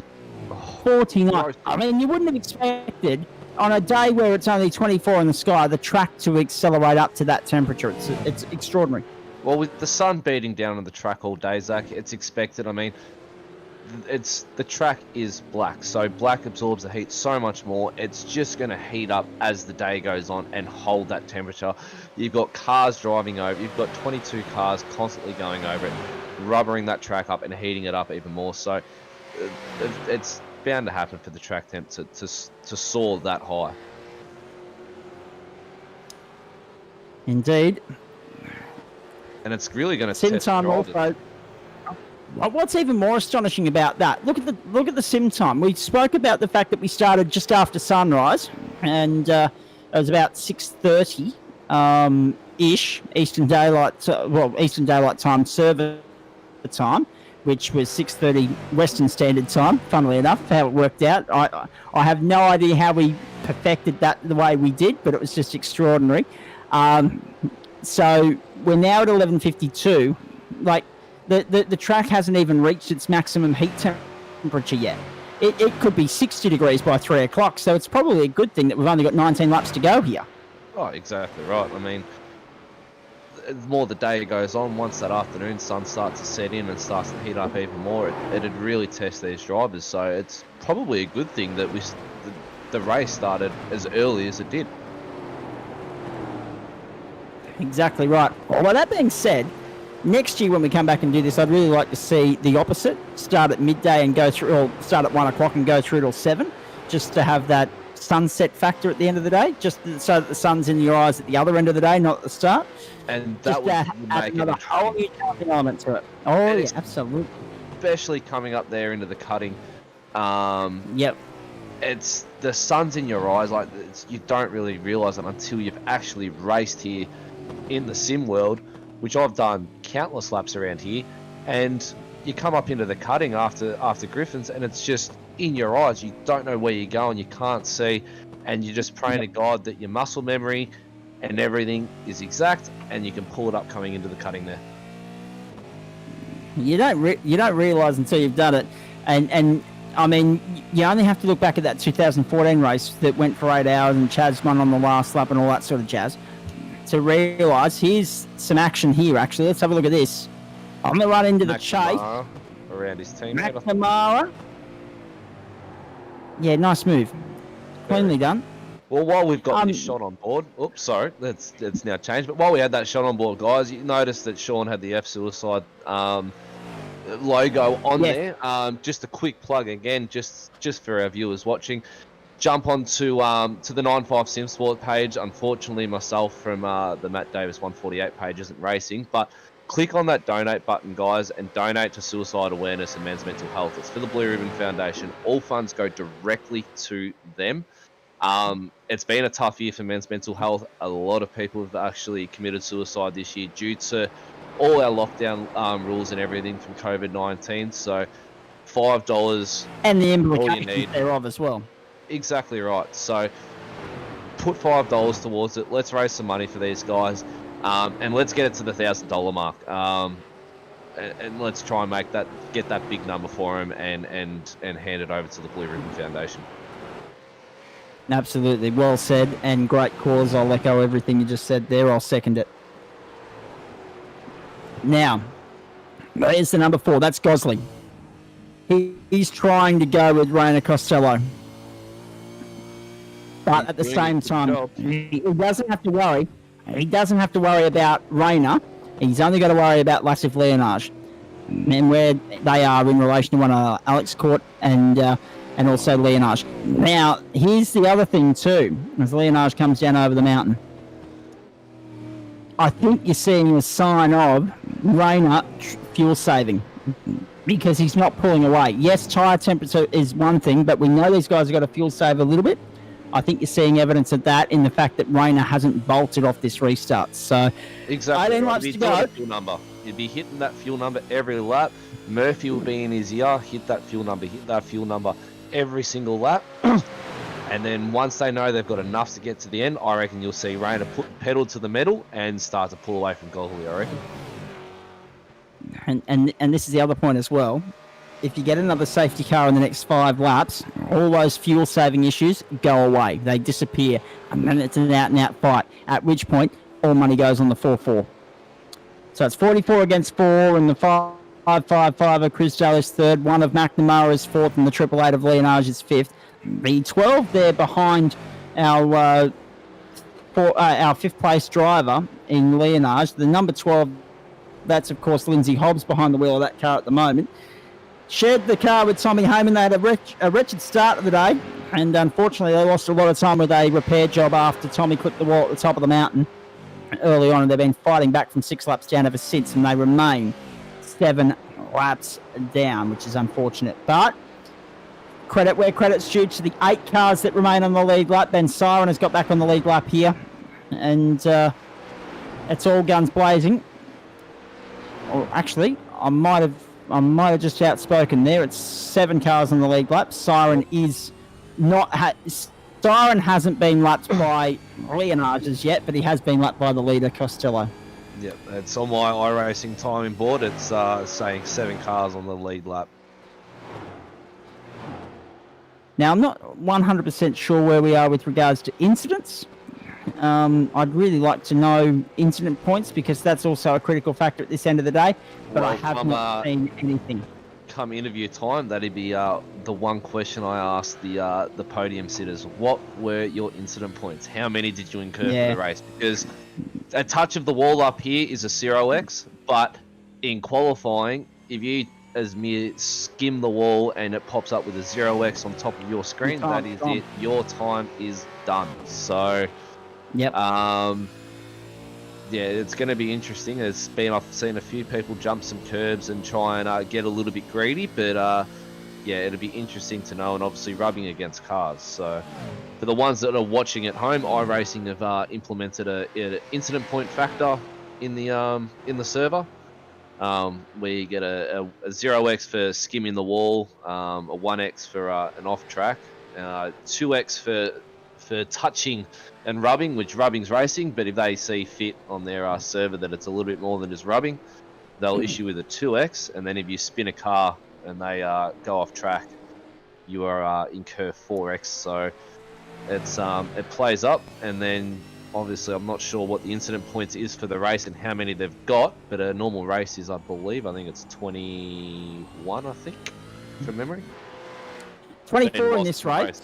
Or 24, there we go. So, incident count penalties this race, 24, and then every 12x after that. So, well, if anyone's got the 24, they've already served the penalty. But I haven't seen I'll tell you what, you wouldn't want to get the 24 because then it's 12x and it just becomes more crucifying, if you like, as the day goes on. And you know as well as I do that when you're having a bad day, it just keeps getting worse. And when you're finding trouble, it seems to attract you, or it seems to find you. So 24x, 12x quickly becomes 24, 36, 48, and then you just say, no, I'm done. And if you're having a bad day at Bathurst, well, you're in for a hell of a long day.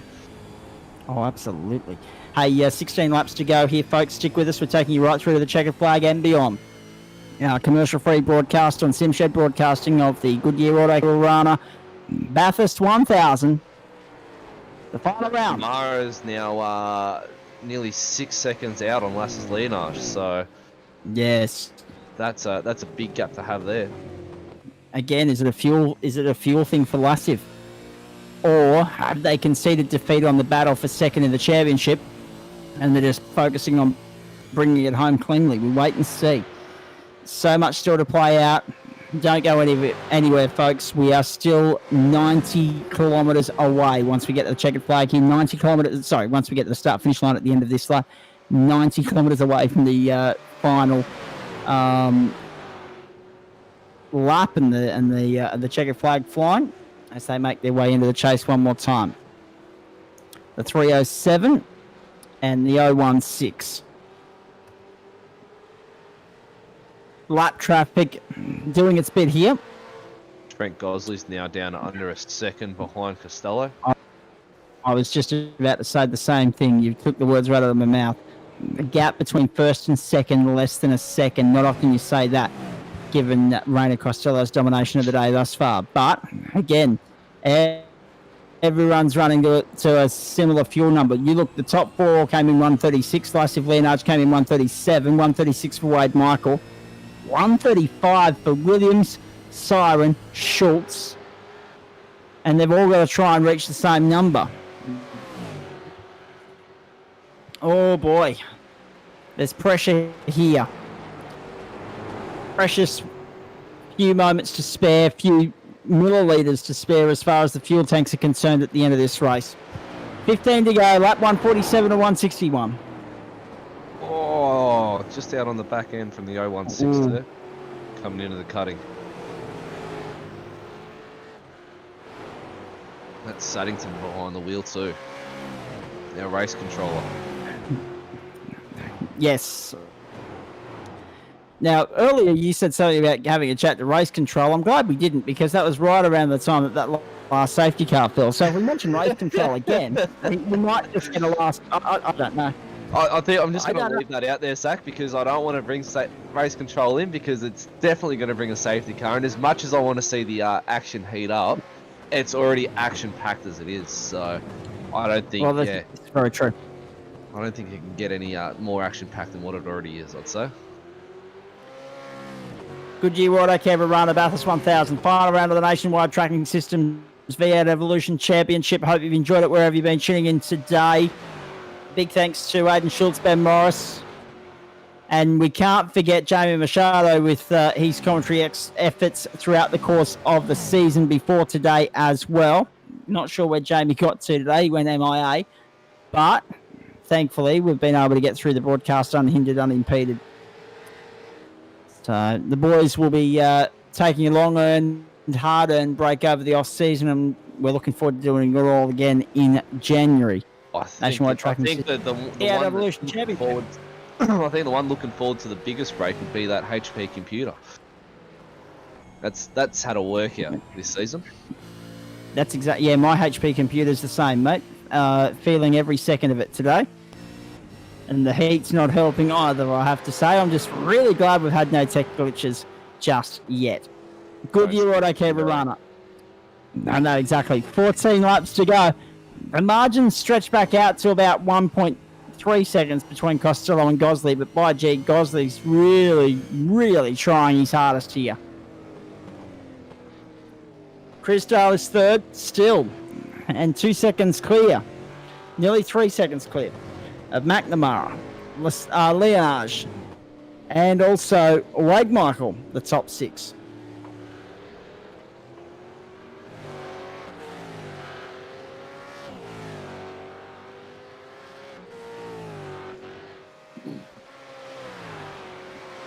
So I've just been informed that if Lastus Leonage finishes fourth, Gosley and Court will be tied for the championship. In which case it comes back to countbacks.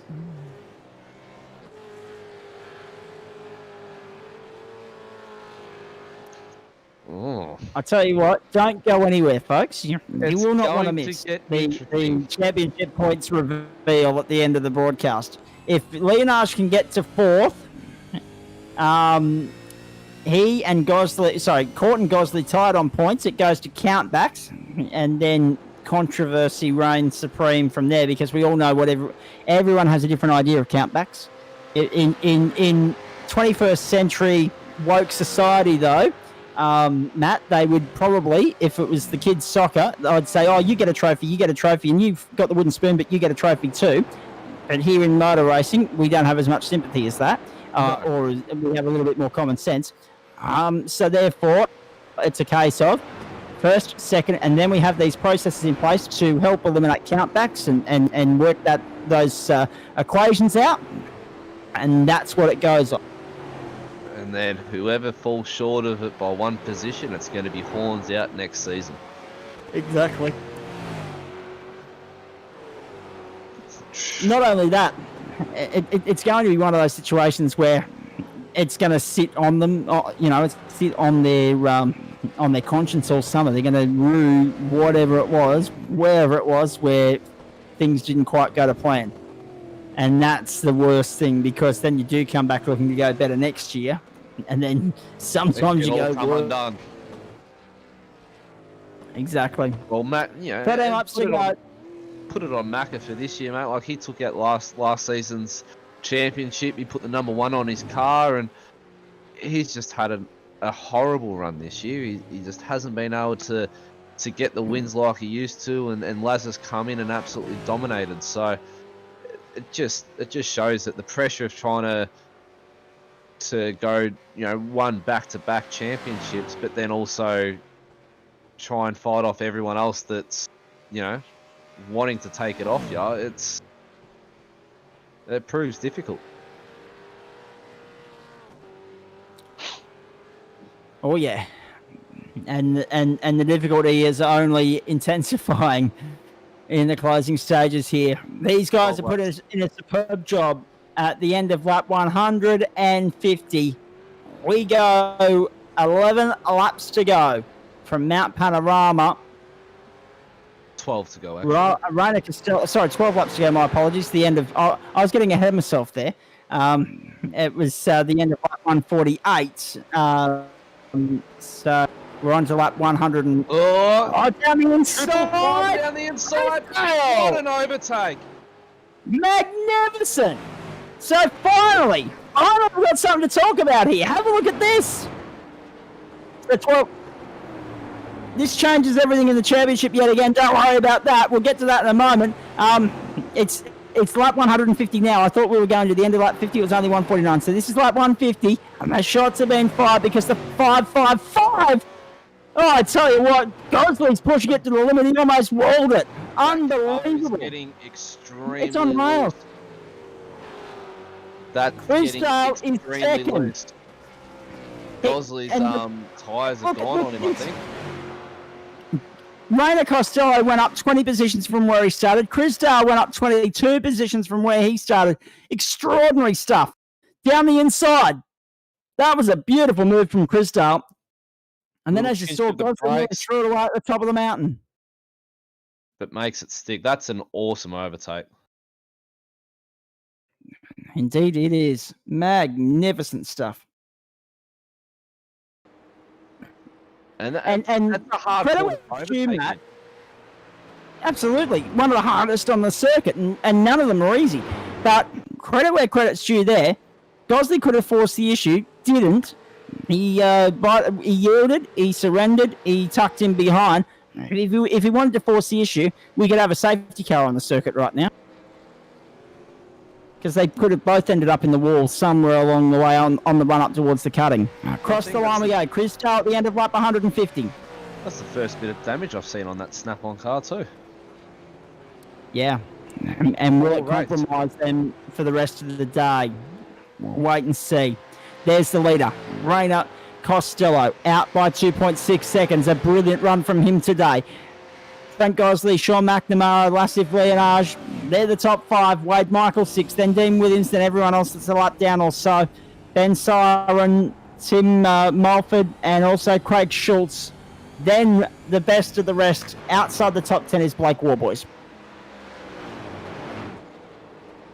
What a day at the as this has been, folks. If you haven't enjoyed this one, you're very, very difficult to please.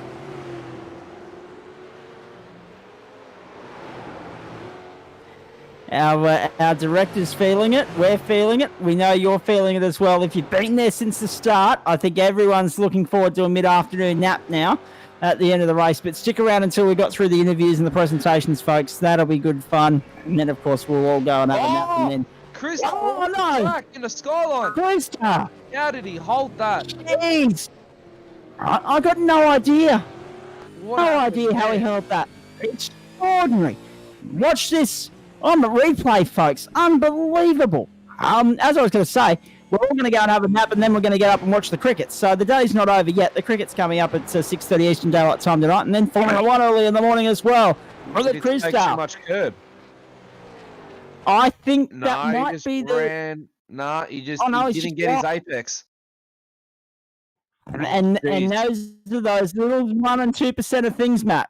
1 and 2% things that we talk about the consistency of the day. You've got to hit your markers. It just takes that slight little lapse in judgment, and it's an inkling thing. It's a nanosecond thing. It's quicker than you can click your finger. The difference between hitting the marker, missing the marker, and therefore ending up where he was just a moment ago in the grass and nearly. That's it. It was 10 laps to go now. Raiders out to 2.8 second lead. And by the looks of it, if you want your money on the pole sitter and the podium sitter, it's definitely got to be the number 44 of Costello. So the 44 had pole originally before iRacing just, shuffled the field quicker than a deck of cards. And then Chris Dale in the 555, he was also in the top 10 on the grid originally. These guys have come from 21st and 23rd on the 21st and 24th on the grid respectively. And Gosley from 7th to 3rd, McNamara from 17th to 4th. Lassif Leonage. I keep marking up the LA and the LI. Lassif Leonage, the 888 plus 4. So he started 9th up to P5. And Dean Williams from 14th to 7th. They're the big movers in the field today. Caldwell's been in the lane again as well. The 208. Down the mountain we go. Now, can Chris Dale catch Costello?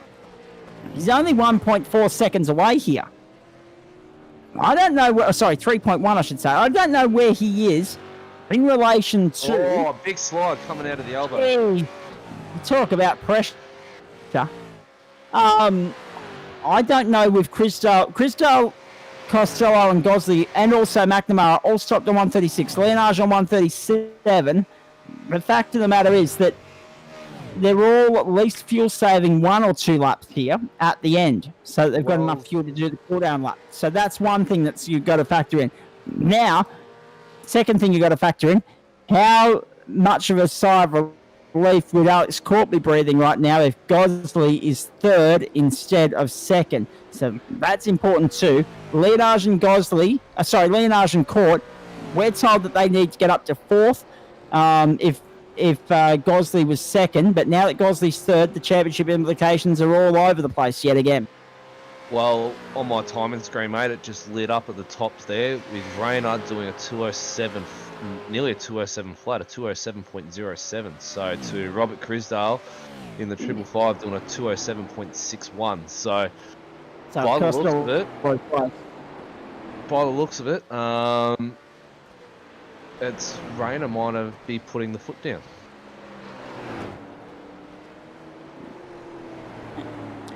At 10 bucks, there will be no count back. Wow. If things stay as they are, Alex Court gets 2nd in the championship. I'm not going to tell you by how much, but there won't be a count back required. I'll keep the margin in suspense for you between now and the end of the race, folks. It's extraordinary if things stay as they are. So I've just been given He's done such a good job all day, Matt. He's done such a good job all day. If he was to lose 2nd in the championship because he's lost out to Chris Dale in his final stint, he'd be kicking himself, I'd reckon. Oh, he would be, and I've just had a little bit of an inside word from the team manager at E1 there, and Rainer Costello is actually fuel saving right now, and he's still punching out lap numbers faster than the boys behind him. We suspected this might be the case about 5 minutes ago when Gosley was going with him and he wasn't pulling away. So he's been fuel saving for the entire stint. This is an extraordinary drive. 8 laps to go next time by the line. The end of lap 153. 8 to go on the mountain.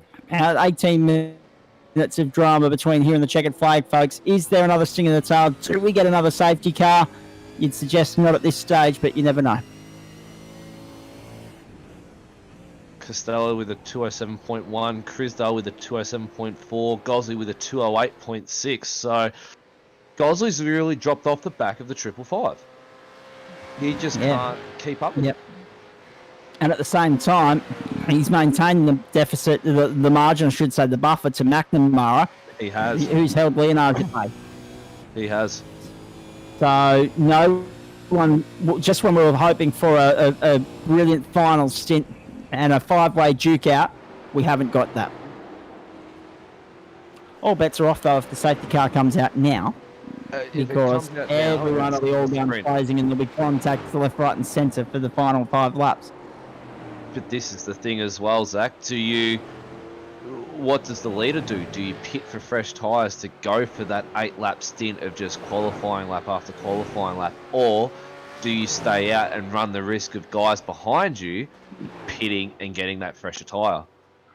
Well, remembering the cool-down lap factor as well makes the decision even harder, doesn't it? But 9 laps, so 8 laps plus the cool-down, I just don't know. I don't know if it'd be worth it for the tyres. The fuel, a safety car means you save the fuel required to get home anyway. So I think it'd just be an out-and-out duke. Good luck, try your hardest. But again, I don't think it's going to be a factor. We're 7 laps from home next time by the line. And the E1 Sim Racing entry is in complete control by 3.5 seconds.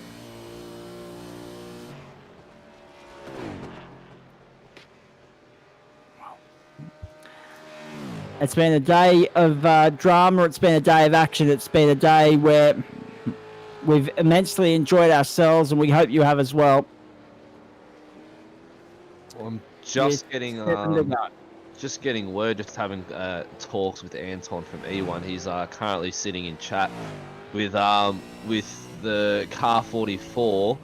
I just asked them, how much fuel are you going to have when you cross the line? And he goes, we'll be getting home on a very small rag of fuel. So these guys are going to be pushing it. And don't forget, for the people watching, they have to complete the cool down lap to be able to place on the grid. That's the rules through the NTS series. It's been like that throughout the whole entire season. If they don't complete the cool down lap, they're disqualified from the race. So minus 3 places, sorry. Yep. So they'll drop down. So all that day, all the work that's been put in to finish the day in first could then become fourth, and you really don't want that. That's it. So and Rainer's got what's he got now? 4.6, 4.7 over Crisdale. About, you'd want to say around 3 laps to go. You'd want to back off the pace, start losing out that half a second a lap, or 0.8 a lap to Crisdale, just to be able to save that extra bit of fuel. Clutch in, coming down into the elbow here, let it out. As you're coming down into the chase there, put your clutch in, save a bit more fuel, get on the brakes a bit earlier, lift off where you can, roll through over the top of the mountain. All those key points there relate into fuel saving. So that's what Costello would be doing right now, I'd say, just to be able to make that cool down lap complete. For sure. Now, I'll see if the director can give us a shot of the manufacturer standings here at the moment, where the numbers are on your screen there. That's normally where the manufacturer logos are, just to paint a very nice picture for Holden fans and a very depressing one for Ford fans. It's been a difficult day at the office for the FORDs. Holden lock out at least the top 5 here, and probably a couple of positions in the lower half of the 10 as well. There it is. So Holden 1, 2, 3, 4, 5. 3 forwards in the 10. That's better than I thought it would be. Michael Ceron and Warboys. Actually, good effort from Warboys to get back to 10th place. Still 3 laps down, but there were only 2 cars 1 lap down, and then everyone else is 4 or more down after the Warboys cars. So 7 Commodores, 3 Mustangs in the top 10. Robert Crisdale, what a performance this has been. Second in the race. A superb performance.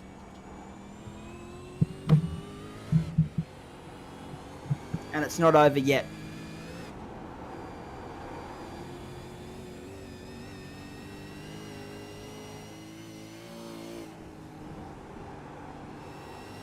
So we're just getting word through that all these lead cars, as we suspected they might be, will be marginal on fuel. 5:47 gone.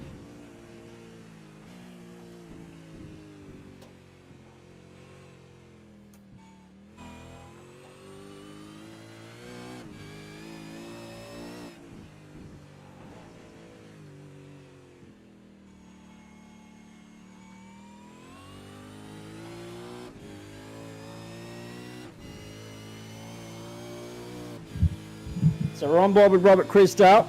And let's not forget also, Matt, the brilliant performance that Crisdale's teammate Kyle Booth put in. 3 brilliant stints. Kept it off the walls. Kept it on the black stuff. Kept it out of trouble. Didn't get involved in too many positional fights.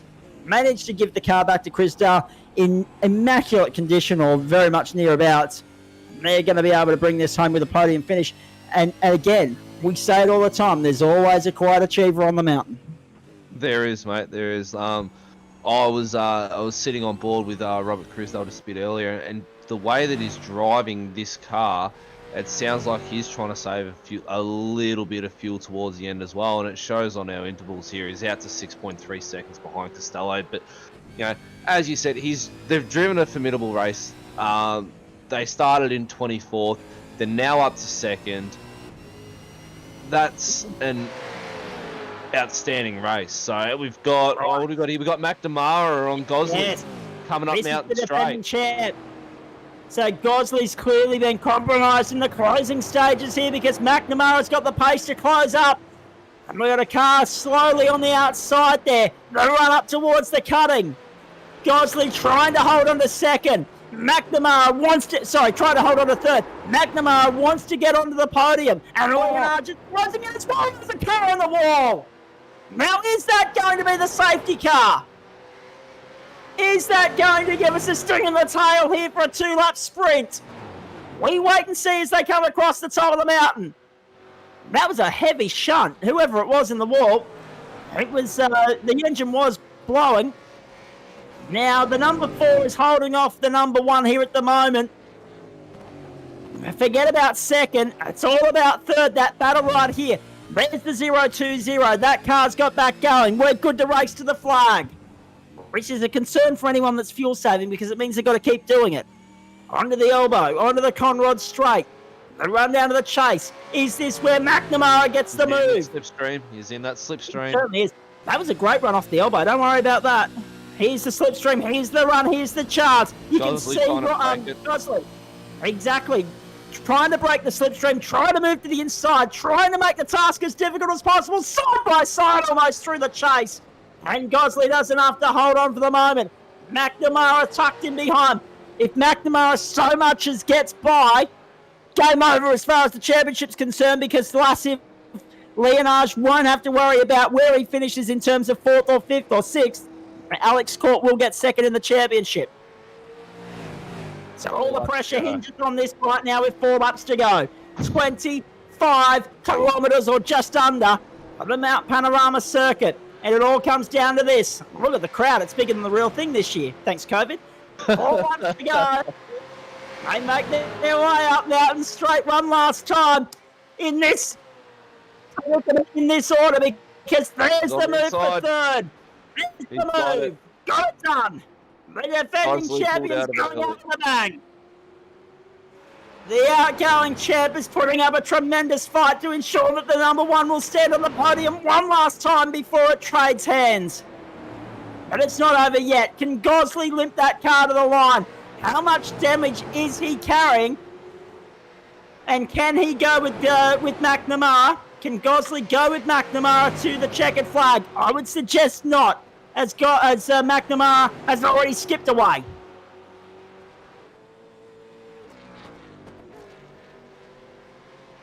And whatever the case may be, McNamara is not going to be in a position to get to second place there at the moment. The 555, the Goodyear Autocare Warana Esports entry of Robert Crisdale.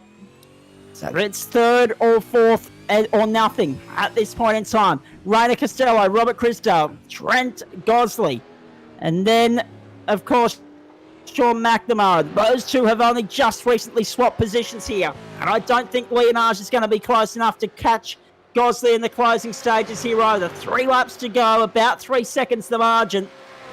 Rainer's Might down to even be a little bit more 8.3 than that. second lead, Zach.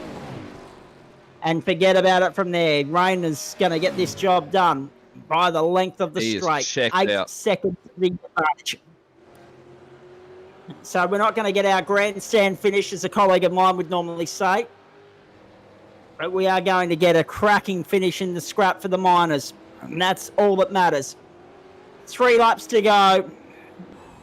Lap 159, 161. We hope you've enjoyed the broadcast today. It's been a beauty, hasn't it? We've been with you now. We're into our 7th hour here. And the race is about to go into its 7th hour as well. And I tell you what, we are only just going to be missing that 6-hour mark, which is extraordinary. 5:54.06 by the line last time round. So this is going to be 6 hours and maybe 30 seconds. So that safety car, that last safety car, whilst it spiced things up from a strategy standpoint and everything else, it did cost us a sub 6-hour race. We've never seen one of them before. Confirmation here, Zach. Just sorry to cut you off, mate. I just got a word from Anton there. He's going to have 0.4 litres over the line, Costello, so he's foot to the floor and on it. And he can save enough fuel to limp it home on that slowdown lap. He won't burn the usual amount at 40 kilometres an hour or whatever the case may be. He's just going to have to soldier it home at a very slow safety car like speed. No burnouts, no nothing for him. But exactly, no celebrations. No celebrations, but he's going to bring it home with the win, and that's something the boys at E1 are really looking forward to. Exactly right. And there's been no bias here throughout the course of the day. We're just happy to be watching the spectacle, but there will be a few people, including my colleague here, that will be very happy to see the 44 take the checkered flag first in 2 laps' time. He's about to come into the main straight and make it 2 laps to go. We're following battle for third through the chase, and it's still the number 1 ahead of the number 4, but the number 4 of Gosley staying with McNamara at the moment. We are back onto the main straight with 2 to go. Lap 160 of 161 from Mount Panorama, Bathurst. 5:56 and 14. So we're literally going to hit 6 hours and something seconds. Probably 31, 32 seconds. It's extraordinary, the race pace that we've seen here today. Only 4 safety cars along the way. We're still under 6 hours. Extraordinary speed. Extraordinary consistency and dedication from these guys. Commitment plus right throughout the course of the day. They put on a great show, and we hope you've enjoyed it as much as we've enjoyed bringing it to you. But it's all about these guys. They're 15-year-olds from Queensland, one of whom I know is an actual local here in my neck of the woods in Ipswich, in young Lachlan Murphy. I'm not sure. I think Rainer Costello's not too far away. He's also based here in the southeast as well. And the boys are going to fly the flag and decimate the competition. We're all going to be outdone by a pack of teenagers. Have a look at it. But I don't mind that in the sense that these guys have got level heads on their shoulders and they've put in just a superb performance. You'd rather be shown up by 2 nice young blokes than 2 blokes that have a little bit of arrogance about them. These guys, level-headed, calm, smooth, consistent all day long, and they've showed the rest of the pack how it's done, and that youthful exuberance sometimes gets the better of valued veteran experience. The last lap board will be out next time by the line for Rainer Costello. These guys, this pairing is one to look out for next season. So watch out for them, because Costello and Murphy, you're going to see them at the top of the field quite a lot, and they're going to be bringing the heat to Leonard. Oh no, Rob Christgau. We've lost Rob Christgau. He's dropped down to 5th. 6th. He's dropped down off the podium. Make it 6th now. I'm not sure what's happened to Christgau, but he's out of contention for the podium. That means that Gosley's back on the podium and Leonage is up into 4th. Now let's see if we can find what happened to Christgau here. I think he's jumped out of the server. Wow. Would you believe that would have been internet dropout or something? What drama here on the last lap? So that changes everything, because now McNamara is going to sit P2. Gosley's going to sit P3. Court will win the championship in terms of the battle for 2nd, with Leonard in that battle for 4th. I just got word that on the iRacing server that Robert Christgau was disqualified, so we have no idea why. Wow. There's always a string in the tail at Mount Panorama. That's it. That's next level. But all eyes on the number 44, Rainer Costello. We go down the mountain for the last time. What a day this has been. I hope you've enjoyed it as much as we've enjoyed bringing it to you. I turned 30 this year, just to dob myself in and refer to myself as an old person all of a sudden, to Matt and JP and everyone else that's watching. And it's a combined age of 30 that's going to win the thing. I'm not sure how close these guys are to 16, Costello or Murphy, but they have put in a superb performance at a combined age of 30, youngest ever pairing to win a Bathurst 1000. This is phenomenal stuff. We're on Conrod for the last time. The leaders are into the chase for the last time. And this has been a superb performance from first until last. Fastest qualifier, fastest in the shootout, fastest lap of the race back in lap 2. And now, last turn, checkered flag. Rainer Costello and Lachlan Murphy win the Goodyear Autocare Warana Bathurst 1000 in 2020. What a superb performance from 2 hotshot young guns. McNamara was outgoing champion. He goes 2nd. Lassif Leonard, the champion, finishes 4th, right on the tail of Gosley. And that will also enable Alex Court to secure 2nd in the championship as well. Magnificent stuff. Awesome. And to be fair, I don't know what's happened to Christgau, and that's really unfortunate, Matt. But to be fair, these 4, they were the first 4 on the grid in the, with the exception of Tommy Heyman. These guys were right there at the start of the day in the top 5 on the grid before the iRacing glitch. They were the 4 that we highlighted as the 4 to watch at the end of the day, and they've come home 1st, 2nd, 3rd, and 4th as well. Exactly right, mate. It's a strong performance by the top 4. They started, real high in the top 10 shootout before our glitch, and they've really dominated throughout the whole day. There's been trading for first position. They've been trading positions all day long, and it's what a magnificent drive by all of them.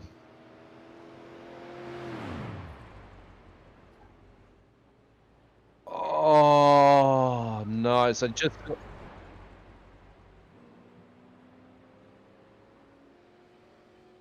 Just got information that race control have made an error, and instead of disqualifying, obviously our safety car isn't the iRacing safety car, they are joined in through the server as a competitor. Instead of disqualifying the safety car, they have disqualified Robert Christgau and the team by accident. Wow. Another thing in the tail. Go down. Jeez. And just quickly too, we were talking about the NTS safety car. I just want to confirm this, but I'm pretty sure it came home in 25th. because it did 11 laps throughout the course of the day. 4 safety cars, 11 laps. Crisdale, now, so I'm not sure what that's going to mean. These results now obviously go as provisional. So I'm not sure whether Robert Crisdale slots back in as second, or it's going to have to be confirmed with race control stewards and a few other things. But at the moment, as it stands on screen, is how it is.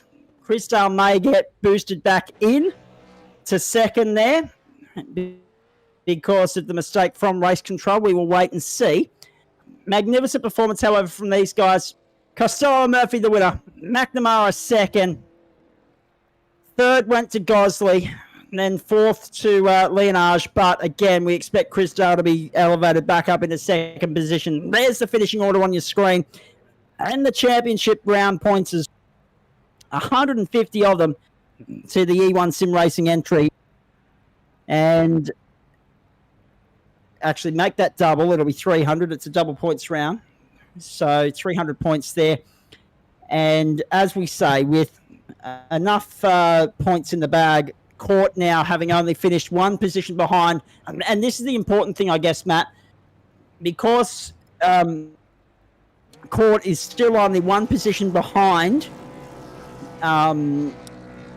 Gosley. No matter what the outcome of Crisdale, it's still second in the championship to Court. It's an NTS Esports 1-2.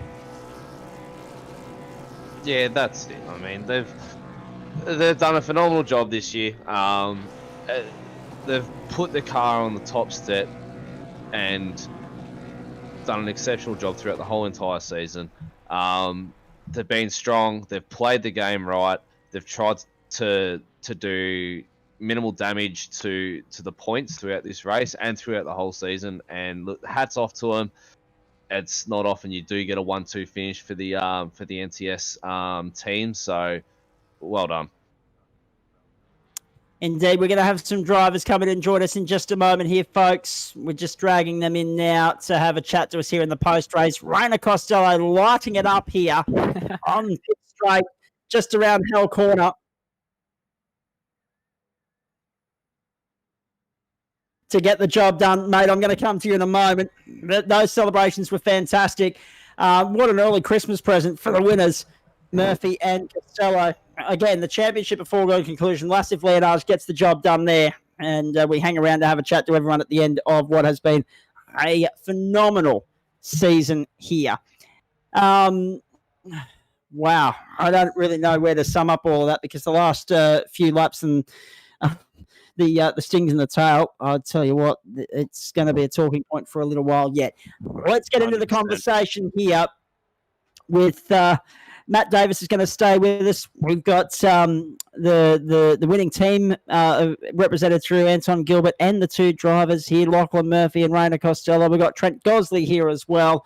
We think that what's happened with Crisdale will see them brought back into second position, but that is all very much unconfirmed, subject to confirmation at this point. If you're just joining us, and this is for the benefit of the drivers as well, the closing laps, we saw Crisdale disappear out of the server. There was a mistake in race control where they've disqualified the wrong car. They disqualified the safety car. They disqualified Crisdale. He was a comfortable second at the time. We feel as though that's where he probably would have finished. But once that balances out and all of that's confirmed and finalised, we will finalise that for you right here, right now on SimShed Broadcasting. The Goodyear Autocare Warana Bathurst 1000, proudly brought to you by the great people at Nationwide Tracking Systems. Goodyear Autocare Warana at Britzy, Australia. Custom Track Art, Track Racer, Melbourne Hydrographics Depot, Coghlan in Race Engineering, Race Management Services, and Track Cams for Gourmet. Now, let's get into the conversation with our race winners here. Rainer Costello and Lachlan Murphy, the 15-year-olds, a combined age of 30, and the race-winning time for you, ladies and gentlemen. The fastest 1,000 I've ever seen, 6 hours, 30 seconds, 0.861. Lounsey and Richo did it in 6 hours, 1 minute in 2018. So the sim world has just gone faster than the real world. A scintillating day of entertainment. Rainer, you've completed the sweep, mate. You've wiped us clean. It was qualifying, provisional pole, shootout pole, fastest lap in the race, led the most laps. won the race. Things couldn't have gone any better for you guys today. Yeah, it was pretty awesome. Lachlan Murphy, he drove flawlessly all day. He went really good, put in the laps he needed to, didn't get a single incident point, and it was just awesome to have him a part of the team. And then, yeah, come the end, it was because we had a comfortable 15-second lead, and then the safety car came out, and we made the split second decision to come in, fuel it up, and we were about 2 laps short on fuel. And we just drove to a number. Lachlan kept informing me of it, seeing how much we needed to get to the end, and I think it was with about 10 laps to go, we reached that number and we could start pushing again. And actually, on that note, let's we'll drag some more drivers into the post-race chat here in just a moment. As I throw back another question your way, Raider. When you talk about incident points, mate, where were you guys after 6 hours? Obviously, you say that Lachlan didn't rack up any, but what about you? Were you on 0x as well? I finished on 1x. I'll tell you what, yeah, after 6 hours, that's bloody superb. Yeah, I think it was just one of the laps cars, just a bit of confusion, just got a bit close, but no, it was all good. The laps cars were great all day, just letting us past. A few close incidents, but nothing too serious. Indeed. Now, Lachlan, let's get to you. Obviously, the weaker of the combination in terms of lap speed, but in terms of head on shoulders, you guys far outweigh your age in terms of maturity today. That was superb stuff. You did everything you needed to do, mate. You kept the car clean. You kept your nose clean. You brought the car in. You handed it back to Raider. You must be stoked with how today's unfolded. Yeah, it was a great day. Obviously, great to come away with the win after everything Rainer's done. I think he definitely deserves it. Rainer was definitely the primary driver out of this little group here that we had. I was definitely the co-driver out of them. But, yeah, it was a great day. Rainer did really well. Fastest lap, pole position to get us to where we are here on the top step of the podium this afternoon. So, yeah, it was great. Thank you to, obviously, everyone that's helped us out to get to this point here leading up to the race. Rainer, I'm pretty sure I'm right in saying, judging by the lap times, yours was the only 2:04 of the race. That thing was on rails at the very start of the day, but then the track heated up to an unimaginable temperature. I think it was 50 degrees in the end. So that made lap speed very, very hard to find, not just for you, but for everybody else as well. Yeah, for sure. I believe it was on about lap 2. I did that fastest lap, but then after that, it just sort of dropped away as the day heated up, and towards the end, it got a bit slippery. So you hitting your marks and getting good exits off corners was crucial to keep the lap speed up. Race results coming at the top of your screen there, folks. They are provisional, of course. We're going to get Robert Crisdale in here for a chat very shortly about the drama that unfolded with him in the closing stages. Again, not his fault. All good. We're going to sort that out. Lachlan, for someone that's just come in, I mean, I think I'm right in saying that you were in the second server of the series before this event. You've come in, you teamed up with Rainer, and you guys have come out on top. You must be looking forward to stepping up to the top split in 2021. Oh, okay. I didn't know the pressure was going on me that much, but yeah, okay. Yeah, so it'd be good, I guess, to go up to split 1 next year. I'm not sure how it'll work, but yeah, no, unfortunately, just during the season, I just haven't been really good in qualifying. I've never been good at qualifying and being able to get myself into that top split. But fortunately, my race pace and the way I race, I managed to get some good results in split 2. But yeah, looking to do a bit more practice than what I normally do and get myself comfortably into the top of split 1. He sells himself a little bit short there. He's a little bit modest, ladies and gentlemen, because my records show that you won the Sebring round in Split 2. So you've not only had some good results, you've had some great results in Split 2. Now the ultimate prize in Split 1. Just having a look at the championship. Rainer, you were sitting 9th coming into this round. Just looking provisionally at the results here, I can see you jumping up to at least 7th. And it depends on where Blake falls into it, how far he falls down, because he ended up a few laps down there in the end. So it's been a positive day in every sense of the word, but you must be looking forward to a proper crack at Split 1 all season next year. Yeah, definitely will be. Thank you guys for running the race as well, especially JP for getting everything all sorted up. Thank you to E1 Sim Racing, the team and management, Daniel from Coghlan Race Engineering, Total IT Solutions Brisbane, Ross at RSW Graphics, and yeah, again, all the NTS staff for making this race possible here this afternoon. Obviously, massive shout out to Rainer for bringing it home. Well, I was actually going to, Rainer, so that's all good. I'll get in there now, Rainer, before you say anything else, mate. Obviously, you've got a few people to thank as well, but the fact that you were ninth coming into the round, jump up, I reckon, to at least seventh, maybe even sixth if results play your way. But that's an awesome finishing point in which to launch into 2021. You must be looking forward to that already. Yeah, I'm right with that championship result because this was my first season in NTS, and coming in I wasn't that competitive at the start, but slowly we've gotten there. My pace has gotten better, so yeah, we'll go for it in the next season.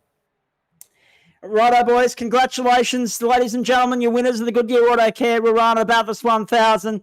Rainer Costello and Lachlan Murphy, boys. Well done. Stay there. If we get time, we'll come back to you, have a quick chat post-race here with all the rest of the interviews to get through. Firstly, let me, at this point in time, bring in Robert Christa.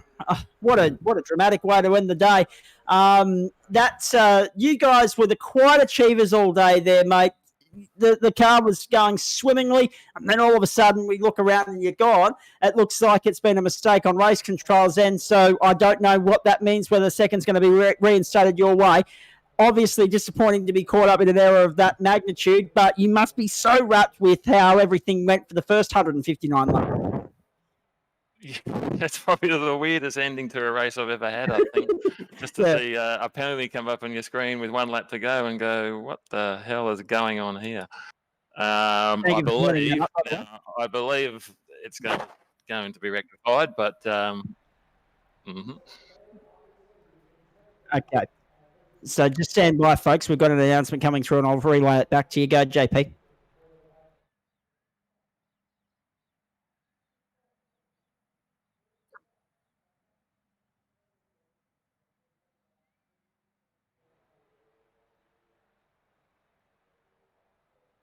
Perfect. We thought that might be the case. I've just had it relayed through my ear, folks, and that's why we went a little bit quiet there. Unanimously voted by people on the board of the race control series here, including Mr. McNamara, who is implicated in all of this in terms of finishing positions, and also Mr. Gilbert, who's the team manager of the race winners, and we'll get to him very shortly. That unanimous decision that Robert Christar will be given second in the end here, which is a superb result. And no doubt a great degree of relief for you, Rob, and also your co-driver and Kyle Booth, and we'll get a comment from him or about him, I should say, in just a moment. But that must be a huge relief for you. yeah, it was thanks to JP and the admin team for sanity prevail. I would hope the right decision was going to get made, and that's what happened in the end. As for the race concern, I think at the start was pretty ordinary from my understanding. I got I don't know what I was doing at the start. I jumped the start by about 300 metres on the first lap. That's a very good point. I forgot about that. I forgot about that. But yeah, I got a 32-second stop and hold. So I guess you could say we had almost a Larry Perkins style last to first almost run this race. We had sort of everything thrown at us from the start by mistake at the start, but we just head down, kept the car straight. Cole did a magnificent job. He was nowhere in practice, he'll admit that, but he did a whole heap of laps up until today, and he proved his worth.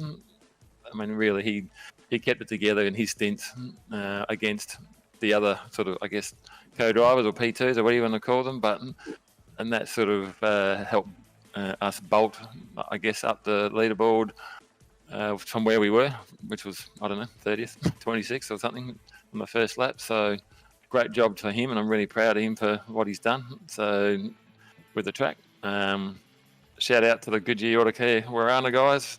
Hope you enjoyed that. You definitely got your money's worth for. Oh, they certainly did. On the TV for that. Thanks to JP, thanks to Brutesy Racewear, thanks to Nationwide Tracking Systems for the series. I've had a good show on this series. My first real crack at a V8 series proper, I guess.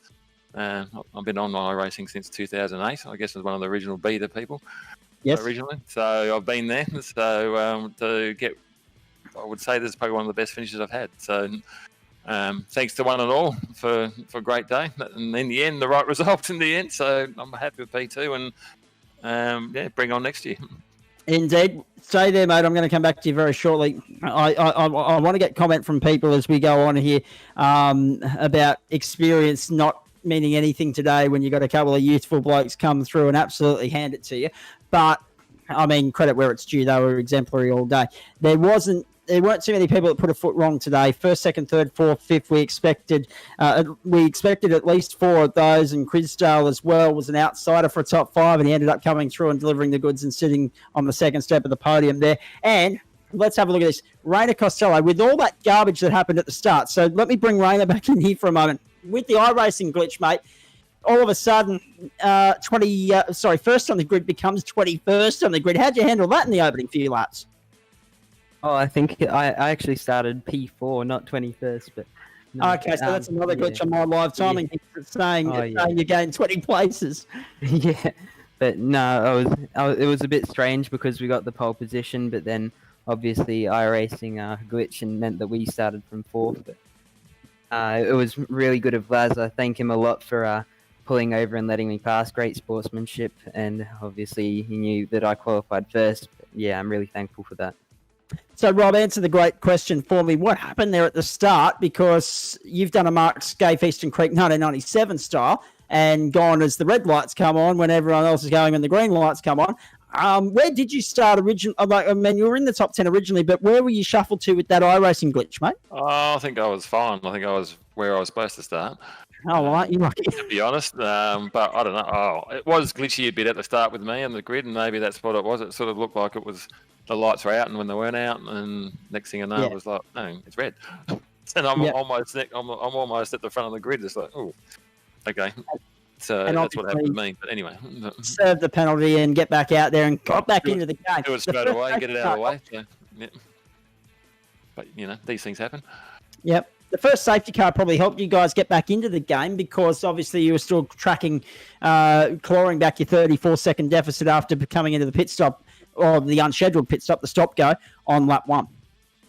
Yeah, I mean, from that point, it was pretty much pray to God and hope that some safety car comes out at some point. We knew there would be, so there's always going to be a safety car around here. So we just made sure that we didn't go down a lap. That was the key. So I just kept punching out some laps after that, and sure enough, the safety car came out. So we got our margin back, and then went from there, I guess. So we just sort of short filled a few times here and there to try and keep in the mix, but instead of the full amount to 90 or 100, so that played out okay. And then it's a bit of pity towards the end because I think we're all fuel saving those last 10 laps. I was catching Rainer, but it's got to the point where Kyle just said, "Look, you're not going to make the cool down lap if you keep doing." So I just had to back it right off, and I had almost a 1 lap in hand by the time it got down to that point. But anyway, P2 from where I was is, like I said, pretty good. Exactly right. We'll get to your coach driver in just a moment. You're saying there, a little bit of a stroke of luck from God. After 2020, I'm not sure if that's even a thing anymore, but we'll play with that for the moment. Hey, Kyle Booth, let's go to you, mate, because that was a phenomenal drive from you as well. We mentioned right throughout the call, based on, multitude of different factors, including the fact that you guys went by relatively unnoticed for the first half of the race, but you guys were the quite achievers. I don't know after the drama of lap 159, 160 if we can call you that anymore, because by gee, there's a lot of mention with regards to the 555 being reinstated into second after the fact here. But from your standpoint, what did you make of the day? Because it didn't look like things could go any better for you guys after the penalty. What's on lap 1?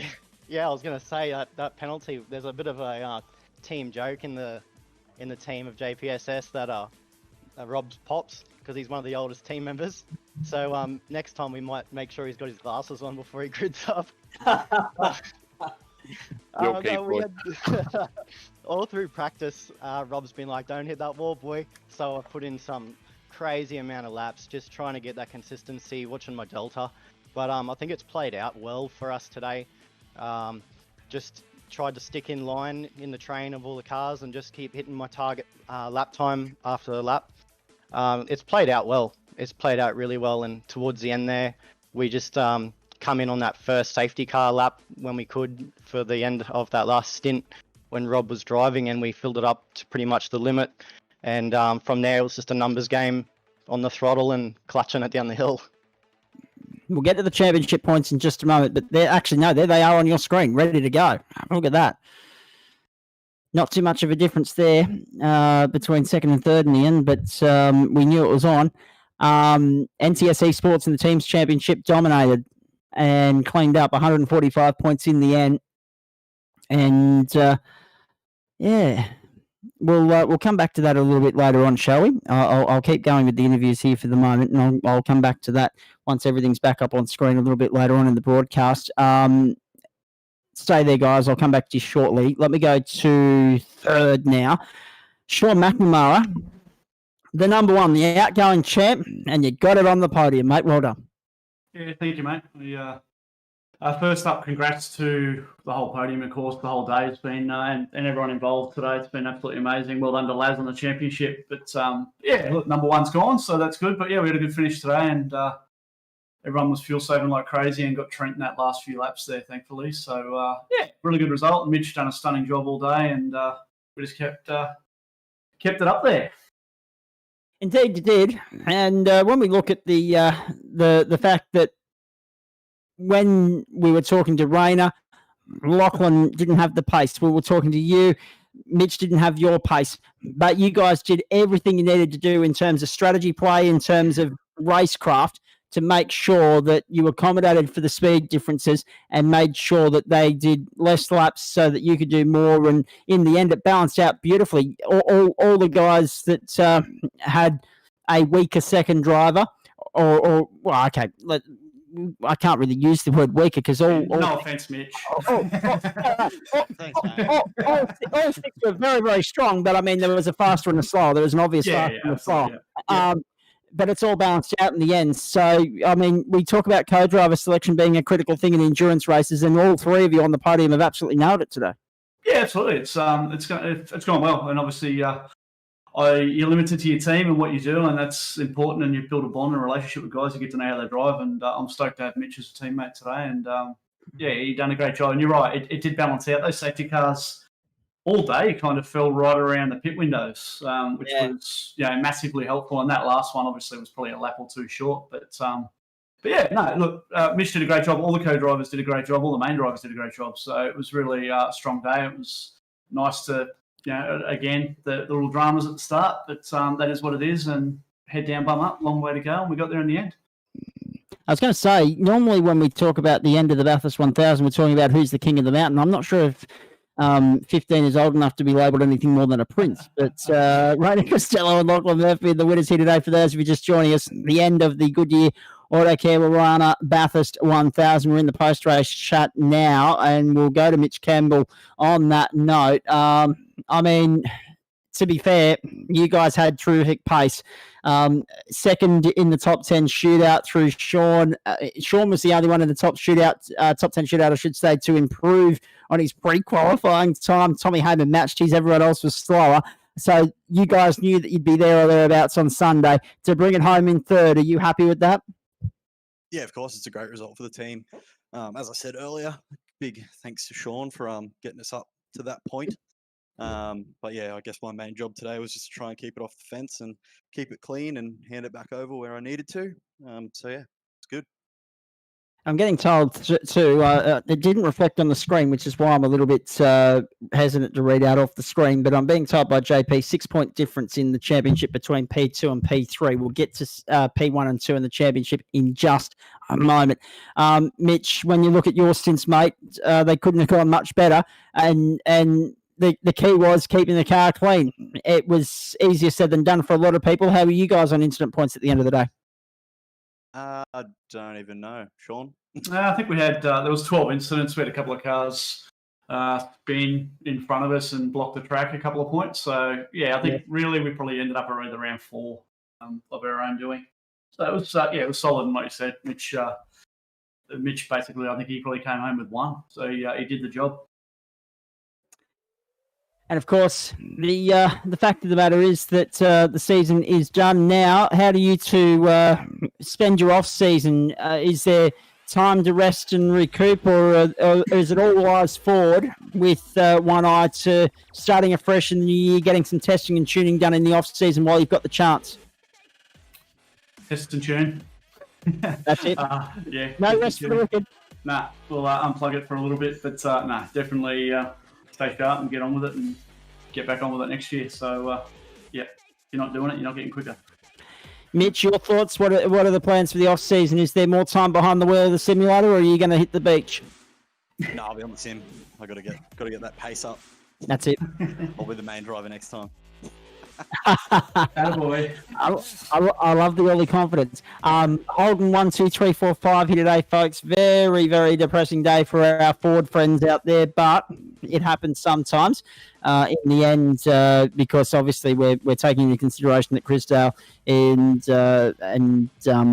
Booth are being put back up into second position there. So it's a Holden 1, 2, 3, 4, 5. But 2 Fords in the top 10. So 8 Holdens in the 10 for the shootout, 2 Fords, same at the end of the race as well. A little bit of a different order, of course, but that's okay. Let's get to our champions, though.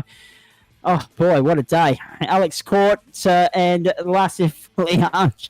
I mean, seriously, that was a fantastic performance from you guys. You were charging home late. You're right on the tail of what was third and second across the line, third and fourth on the overall results sheet. At the end of all that, though, Lassif, you brought it home cleanly. You did everything you had to do, mate. The championship is yours. Congratulations. Thanks, mate. Your thoughts on the day? Could it have gone any better for you guys, or did it go just as well as you could have scripted it? Oh, to be honest, I would have been happier with a podium or a win, but you know, 5th place is not bad, considering we managed to wrap up the championship 1 and 2. That was pretty close towards the end. At one point, I thought Alex might lose his second position in the championship, but we managed to make it stick. But yeah, the last pit stop is what cost us the podium for this race, because Alex was 1 lap short of his minimum driver quota, so we had to stay back 1 more lap under safety car before we pitted. And because of all the issues he's been having with his wrists, and he was not comfortable in doing a double stint. Otherwise, I would have let him finish the race. But these things happen, and that's racing for you. But overall, it's been a great season. Can't complain. Well, this is exactly right. Actually, you've just highlighted 2 points that are worth talking about there, and I'm going to go to Alex in just a moment. But with regards to the fuel strategy, so you got called out by not hearing the safety car call in the first instance. That was the first pit stop, the first round there. Everyone came in a lap ahead of you. And the same thing happened. We thought that bad luck had struck twice, but it was obviously a case of making sure all the legalities were ticked off, and that was the critical point at that point of the race. There were 2 things there. Everyone needed to make sure their co-drivers had done enough laps, and B, everyone needed to make sure that they'd be going to be able to get it home. Fuel saving was not going to be an easy thing to do around here, as everyone has proven. So, I mean, it was a double-edged sword, and it was a lose-lose situation, unfortunately, for you guys. Yeah, well, we didn't have to save fuel on that stint, but that pitting in the second lap of the safety car really cost us track position, and then we struggled to catch up to the rest of the pack. So, yeah, that definitely hurt us there. But you know, these things happen. That's racing. I mean, we're glad we finished.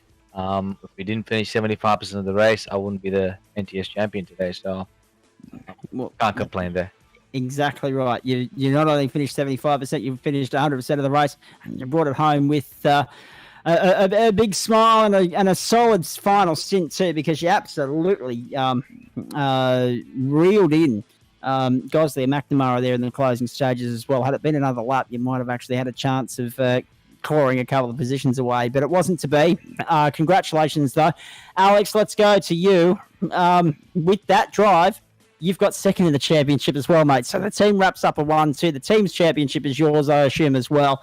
So you've ticked all the boxes you needed to tick. Obviously, now revenge next year will be coming out and winning the big dance, the one that everyone remembers. But from your standpoint, with the wrist injury, which we'll get to in a moment, you must be relieved to have got to the end of the 6 hours. Absolutely. First of all, I just want to say all credit to Laz. He's driven well all season. He's been the guy to chase, and second of all, thanks to everyone who's put the series on. JP for all the tireless hours and effort put in, and everything he's done. So race control, commentators, yeah, thank you. And just talk us through the wrist injury, mate. What exactly happened, and obviously, how are you treating that to sort of numb the pain whilst you compete in this race today? Because it wouldn't have been easy. No, so I just recently upgraded to a new rig. So I've got the Track Racer TR160, and since using that, I've been having a few problems with my wrist due to steering wheel position. So been pretty painful the last few weeks, and yeah, today was a struggle to get through as well. After every stint, I was icing and heat pack and paracetamol, and yeah, it wasn't fun. No, it didn't look like it. It didn't sound like it the way you were saying. But now, obviously, you've got a chance to at least let the wrist heal and mend, and then back into the sim and ready to go for 2021. Yeah, definitely looking forward to next season. So yeah. Should be an absolute cracker with what we've seen today as any guide. Boys, stay there for a moment. I'll come back to you if time permits here. We're almost into, well, actually, we're past the 6.5 hour mark of on-air broadcast here. We're racing towards the start of the 8th hour, actually. We were on air at, we were supposed to be on air, of course, everyone remembers, we were supposed to be on air at 20 to 9 Australian Eastern Daylight Time. We ended up on air at 10 past 9 because of some glitches, and the race started half an hour later. But we ran through unimpeded in 6 hours flat. So we've got a bit of time to wrap up here before the Facebook Live window will close on us in about an hour. We're not intending to be here that long. We're all feeling very tired after all of that. Trent Gosley, let me come back to you before I go to the other guys here, and also Rainer Costello at this point in time. I'll start with you, Rainer. If you can unmute your microphone there for me, mate. The fact of the matter is that you mentioned the critical point there at your pit stop, fuel saving. Everyone except Lastif had to do it in the final stint. How hard was it? We knew that there was something going on with regards to fuel saving in you guys from the outset of that final stint, simply because you weren't sailing off into the sunset at a second a lap the way you were in the opening stint of the race, and Trent was going with you. Yeah, well, I think we went the other way. A lot of people went out pushing, and as we came out of the pits, as we were going around behind the safety car, we sort of worked out what we needed to do, and I was saving about, I think, half a litre each lap, so it was tough to do, but I just had to maintain that gap to Trent, try and keep him out of the slipstream. But yeah, in the end, we managed to start pushing at the end, and just came home. Trent, firstly, well done to you and Kai Sloggett on position number 4. It'll be once Chris Dale is reinstated. An awesome race. You guys were right there in contention all day, but there was some drama in that last stint that hampered your run to the checkered flag. Yeah, it's an interesting day around. I think it's drama right from the start. When we had to start second last, it made it tough. Well, in saying that, the move up through the field was astonishing, wasn't it? I mean, you guys gained, I think it was 23 spots in the end. Yeah, I mean, we did what we could with that. It was tough for Kai to have to start second last. I was hoping to put him in the car first and start 8th, but he did a good job at the start. And I guess safety cars fell away, and we managed to get up to the front there. Indeed, and talk us through that final stint, because at the start, you were right there, you were following Rainer, it looked like you were going with him, matching him number for number, and then was there an incident or a wall scrape that put pay to your outright chances? No, I was just trying to pressure him into a mistake, and he'd use his fuel up, and he didn't. He done a good job, and congrats on the win, and yeah, just had to save fuel at the end. They probably ended up saving a little bit too much to let Sean through, but it is what it is. They had to do what we had. Yeah, because I mean, there were a few hairy moments where we had our heart in our mouth. We were wondering if there was a wall scrape or something that compromised your run to the checkered flag. But no, obviously, again, victim of the fuel saving like everyone was. But it was a damned if you do, damned if you don't situation there on 136, 135 laps, wasn't it? Because you knew that you were in that pit window. You knew it would require fuel saving, but you also knew if you went in a little bit too late, maybe, one lap later as Lassif did, it might have cruelled your outright chances. So it was a double-edged sword. Yeah, it's much of a muchness really in that one. I just knew that if we saved at the start, we're never going to catch Rayner, so I had to do something straight away, and it just didn't pay off in the end. But we'll take what we got in the end. And what about your co-driver, mate? He put up a superb drive.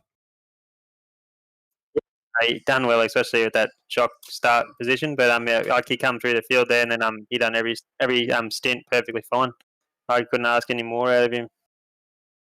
No, not at all. He was superb all day long, as were you, mate. Obviously, the glitch at the start threw a spatter in the works, but you guys fought back brilliantly to make sure that you got home in the top 5. So well done on all of that. Congratulations. Thanks, mate.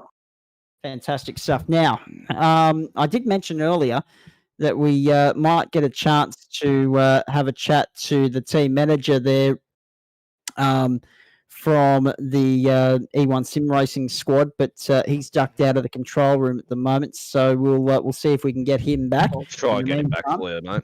In the meantime, thank you, Matt. Good work. In the meantime, we've got Craig Neville standing by as well with the microphone on mute. He's the only one in here that we haven't spoken to yet. So if he's available and can unmute his microphone, we might throw a question his way. Newell, I should say, Craig Newell. Sorry, guys, it's been a long, long day here. 6 hours looking at the screen. The eyes are starting to go a little bit funny. And I'm sure the drivers feel the same way. Craig hasn't unmuted his microphone yet, so we won't go to him just yet. But let's throw the conversation around after what was a superb day at the office. Reflecting on the season that was, apart from Bathurst, because obviously everyone considers Bathurst the highlight. But what were the other points of interest for you right throughout the course of the season? We might start with you, Lassif, if we can. Well, my first win at Le Mans was the highlight for me. It was a track that I've never raced before, and it was a long track, 4-minute lap times, and to get a win there and pole position as well, that was definitely the highlight of the season for me. But I did get a bunch of pole positions and a couple of race wins. It's been a good season. Indeed, and obviously Bathurst the standout as far as the all-day marathon is concerned. Well done on all of that. We've got Anton Gilbert back in the service, so let me go back to him now, and we'll fire some other questions off as we wrap up here. We're into the 8th hour of our all-day marathon broadcast here. We hope you've enjoyed it on SimShed Broadcasting, the Goodyear Autocare Warana Bathurst 1000 for nationwide tracking services and systems, I should say. Anton, congratulations. Brilliant day at the office. The team did good. I mean, obviously didn't get all cars home, but the 44 brought it home smiling. The young guys did a really just awesome job, and I mean you can tell just with the interviews you had with them post race, and even a few sort of during it, the level of maturity they show for their age is just incredible, astonishing. Yep, unbelievable. They've been an awesome fit into the team, and yeah, we just wrapped. I mean, we had no idea, you know what I mean, when these guys came along, and we got them involved with NTS and signed them up and got some liveries organized. And one of the beauties of having a larger team is, with our practice sessions, you're surrounded by, 4 to 8, sometimes 10 other cars, depending how many people we've got that particular night. So they get a lot of practice in, a lot of running with other cars, a lot of pressure driving and drills. And it's come to fruition today. It's fantastic. Indeed it has. And I mean, reflecting on the season that was, couldn't have gone much better at the end of the season, but what do you take out of the other 11 weeks, mate? Oh, it's the biggest shame about the season is probably the fact we lost Jacob Brewer. I think sort of week or two in with the wheel failure. So he didn't get back on board until I think like 10 days ago. So lacking a lot of sim time, but that also really hurt us in the team championship as he's one of our constant split one drivers. Yep. Also losing Matt Davis, who came on board halfway through sort of the mid-season actually. So that kind of hurt us a little bit, not having the real sort of the guys at the pointy end sort of involved and being able to drive. So that hurt us. But in terms of the team over the last 11 weeks, it's been phenomenal. You know, the team itself has expanded into dirt and GT3 and oval, like we sort of touched on earlier. And the involvement in NTS has been sort of fantastic. Everyone's progressed and developed as a driver, and the results really do sort of speak for themselves. It's a shame we had a couple of us sort of make a couple of mistakes there a lot earlier on than we should have. We had all 3 cars in the top 10 there after the first safety car, and 3 of the 5 cars, and we were looking really good. But yeah, still totally wrapped to see the guys bring it home, and also to see Stephen and Darren have a really solid run throughout the day. Also, obviously, it wasn't to be for you in your car, but again, to have the win, that's one that the team as a whole will celebrate. Talk to me about next season now, because the team, I mean, COVID's thrown iRacing into the forefront of our priorities and into the prominence like we could never have imagined this year. And you guys have been able to get hold of 2 young guns in the 15-year-olds that have won this thing. What's the key to nurturing that young talent going forward and establishing this team as one of the formidable forces in sim racing? well, I think the first thing I'd have to say to that would full credit to whoever's looking after them in real life. You know, they're out there karting sort of, you know, week to week and doing extremely well. And again, you know, just the maturity in the way they conduct themselves with their interviews throughout the day, and again, being part of the team. We're a larger team. We've got some older guys all the way up in the 60s and then all the way down to Rainer and Lachlan at 15, and they just fit in perfectly. They're well mannered. You know, they're gracious and courteous on the track, and they're professional on and off it.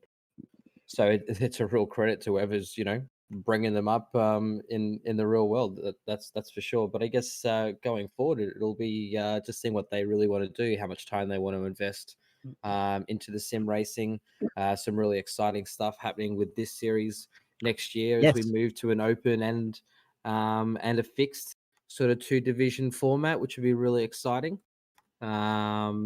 So yeah, we'll have a good chat with them over the off season, see how they're feeling and what they really want to do moving forward. I know we've got a bulk of drivers sticking with this series. We've got a few who are actually going to step out and focus more on dirt oval and sort of the NASCAR asphalt oval side of things. Very exciting also.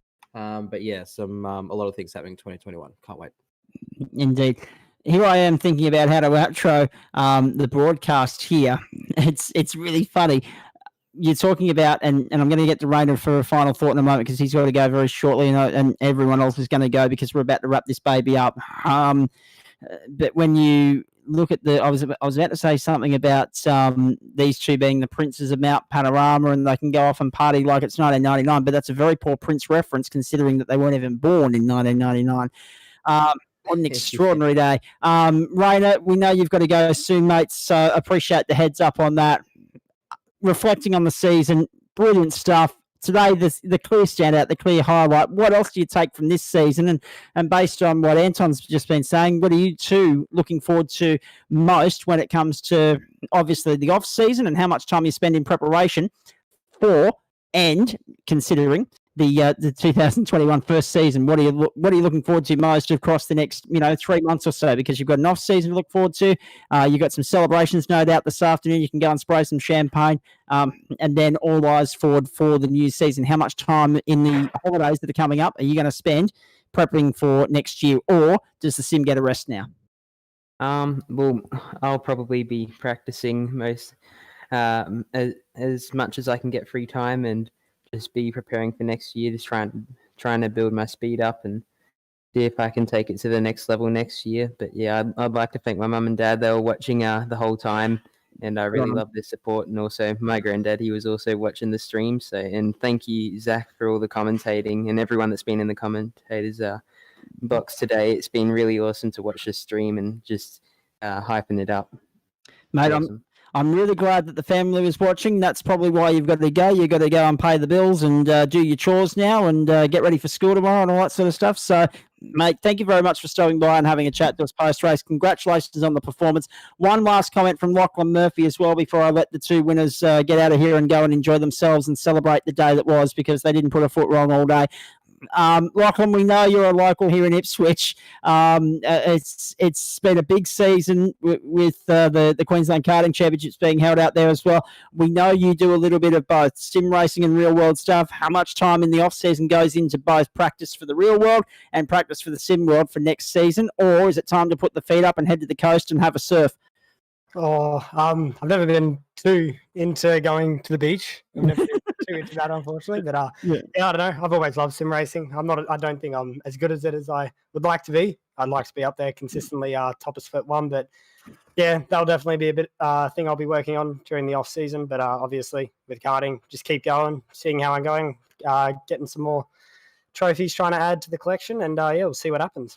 And I think the other thing to point out there too, folks, is next year I'd be looking at that combination as a formidable opponent for anyone that comes in to have a crack at the Enduro Series here with the Bathurst 1000 at the end of the year. Lachlan Murphy, Rainer Costello, congratulations, boys. Well done. Thank you. Let's get some final comments here from everybody else that stuck around. Well, Lassif, Leonard, you're the champion now. You get to wear the number 1 next year. Does that come with added pressure to try and back up the claim when you come to season 1 of 2021? My plan was to always wear the 79. That's the number that I've always had in cars and karts. So I doubt I'll be wearing the number 1 next season.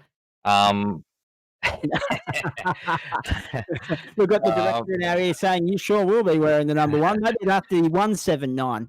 That's up for discussion later on. But For sure. Yeah, I just wanna thank some sponsors and things Please like do. that first. Nationwide Tracking Systems. Craig Neal helped us a lot with crew chiefing for us throughout the season, ever since he stopped racing. So big thanks to him. Goodyear Autocare Warana for sponsoring the team as well as the championship. Track Race Australia, Brucey Australia, RMS, Cars for Hope, Racing for Autism, and TrackScan for Gourmet. And I'll have to thank Alex in a big way because when I first started in this series, I was a Split 2 driver, and then I got myself into Split 1, mostly because the kind of competition that we have in our team. Especially thanks to Alex and the rest of the boys. They always push forward. So there's no time to relax. So when we go into a practice session, I don't want to be the second best. So I always battle it out with Alex. And that improved both of us throughout the season. And that's why we're 1 and 2 in the championship in season 3. So I'm hoping to continue that into next year as well. And a big thanks to JP. Not only for getting me into the team back in Feb this year, but to putting up a amazing show like NTS series. I've never been involved in a series like this before. I have been involved in a few other series before, but nothing like this. So big thanks to JP and the rest of the admin team and race control, and obviously everyone who's been commentating as well. There's been some funny comments from Ben and Jamie over the last few rounds. Yeah, it's been a great season. I'm looking forward to next year. Indeed. Well done, mate. Nicely done there. Sean McNamara, let me come to you as the outgoing number 1. How strong is the fire in the belly? How fierce is the fire in the belly to come back and go in pursuit of getting the number 1 back next season? Yeah, it's always there. Certainly always there. But I think the 2 divisions for next season is going to be probably more of a focus on the open stuff as opposed to the fixed setup stuff. So yeah, I think time for some new blood to get a number 1 and to get some wins and bits and pieces. And it'd be nice to see, I guess, a few of those, call it the top 10, top 15, even out of the current series, step up to that open league. So yeah, the fire is always there. You want to win. But yeah, it's a good way to round out the season anyway. consider me the author of the upcoming book, iRacing for Dummies. Explain this to me with regards to the fixed setup and the open setup, Matt. Sorry, Sean, I'll come to you first. I'll come to Matt second.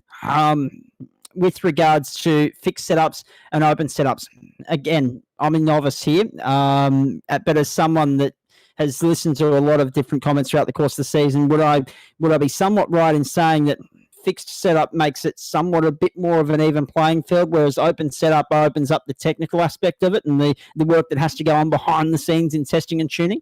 Yeah, absolutely. So in the current NTS series, and today, Coughlin put together a great setup. So effectively, you've got the NTS series runs as a fixed setup. So everything around the suspension, the geometry, tyre pressures, diff ratios, all of that is all fixed exactly the same for all the drivers. The only variability you've got is some brake bias adjustment that you can do.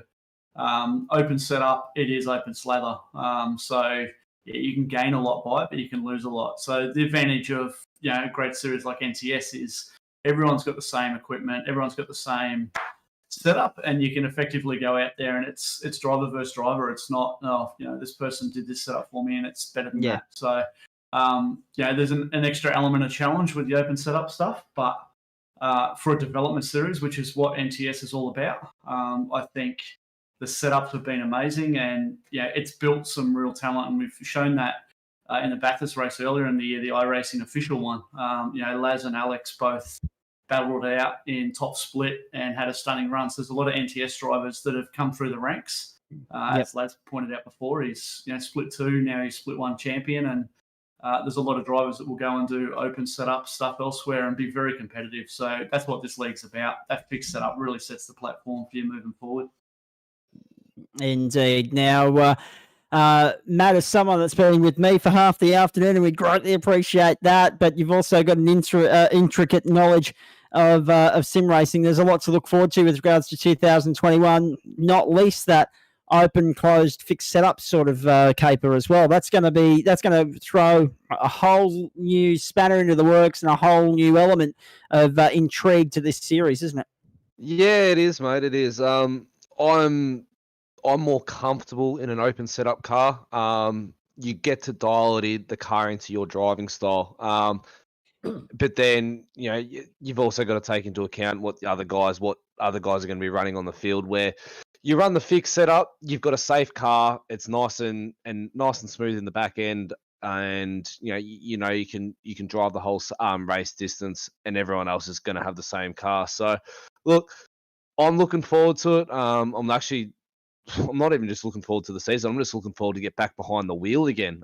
It's been 8 weeks now, so looking forward to rubbing some panels with Macca and Laz and all them next season, and getting back behind the wheel and try and put the 148, up at the pointy end of the field and show some of the guys that I'm here to race and I'm here to stay. Apologies, I'm sure all of that made sense, folks, but my Discord just froze for 30 seconds, and I just had my fingers crossed that Matt was still talking when it unfroze, which he was. Thankfully, that was okay. A tech issue avoided from being a calamity at this end, anyway. Congratulations to all involved here today. Anton, let me get your thoughts on this as well. The open setup, the closed setup, and then I'm going to throw one last question to Alex as well, and then we'll wrap things up and get out of here. Everyone can go and have a cool one and a well-deserved lie down. Where do you sit with the open and closed fixed setups, mate? So, because it's obviously a lot, a big talking point and a lot of intrigue with it with regards to next season, and by the sounds of the energy reverberating around the paddock, a lot of people are excited by the concept of open setups. Yeah, they certainly are, mate. Listen, it'll come down to how much time I can spend on the sim next year. At this stage, I'll certainly be sticking to the fixed side of things. If I had my choice, certainly the open would be my choice. As Matt said, just being able to dial the car in and make those sort of anti-roll bar adjustments across the top when it comes to Bathurst, no matter where you are. Is really, really handy, but you're also talking about, going up against some seriously quick guys that are sort of just a bit out of my league at the moment. So I'll certainly be sticking to the fixed side of things, but the open will be awesome. I definitely want to take this opportunity to shoot a massive thanks to JP, as always, for all the work that goes into this. Is just it's enormous, absolutely enormous. He puts his heart and soul into it, and it really is a thankless job. So thanks, JP. Thanks for everything, and thanks to you guys for your incredible hard work all day as well. Good on you, Anton. Thank you very much, mate. Nicely done. Thanks to everyone in race control and behind the scenes here, and thanks to everyone in front of the camera as well.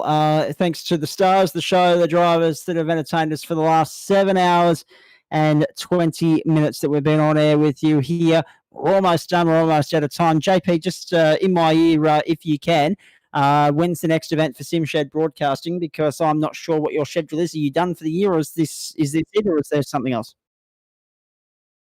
All right, JP is going to come on mic, and that's a good thing because the star of the show should get a little bit of thanks and a little bit of time to have a say. He needs some airtime. Exactly. He's been sitting there in our ear all day. This is the man that's been directing, producing, navigating the way through the entire broadcast and also the series as well. It's been nothing short of a headache today, and this man's going to sleep very well tonight.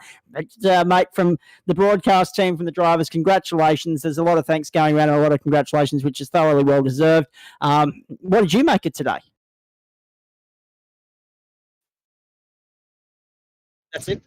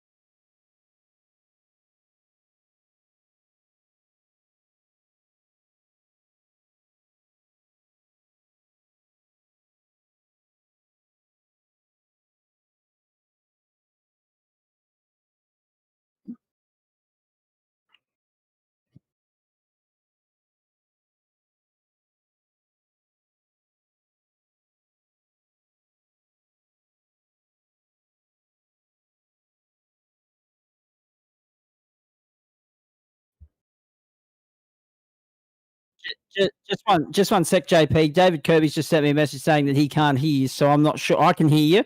And I'm sure everyone in our broadcast booth here can hear you, but I'm not sure if you're being heard on the feed there, which is a great shame. No, I'm not sure at all. If there's Yeah, let us know if that'd be you can hear awesome. JP at any point because, again, he's the man behind the scenes. You don't normally hear from him. It's nice to be able to actually have a chat to him post-race here. And we'll see if we can get him get the microphone because normally that's the role that's it's set up so that we can hear him, but you can't, and there's buttons that have to be pressed and everything else. But sometimes technology doesn't want to play ball, as you heard with as we all heard with regards to the iRacing server issue this morning, and apologies again for that, but nothing that we could do about that at our end. All hell broke loose, but we got a race on in the end. As far as SimShed Broadcasting is concerned, well, as far as my iRacing is concerned, that's it for the year. And a quick thanks to SimShed Broadcasting, not just from me, but also, actually, that's been rectified by Tim, who's now said, someone give JP a working microphone. That would be nice. So I'm sure JP is working on all of that as we speak. We might hear from him before we sign off here. And also someone get the man a beer as well, as David Kirby said. I'm going to cut you off there, Zach. Since you've done all the interviews and asked everybody the questions, I'm going to ask you the question, mate. What was your biggest highlight for today? Oh, geez.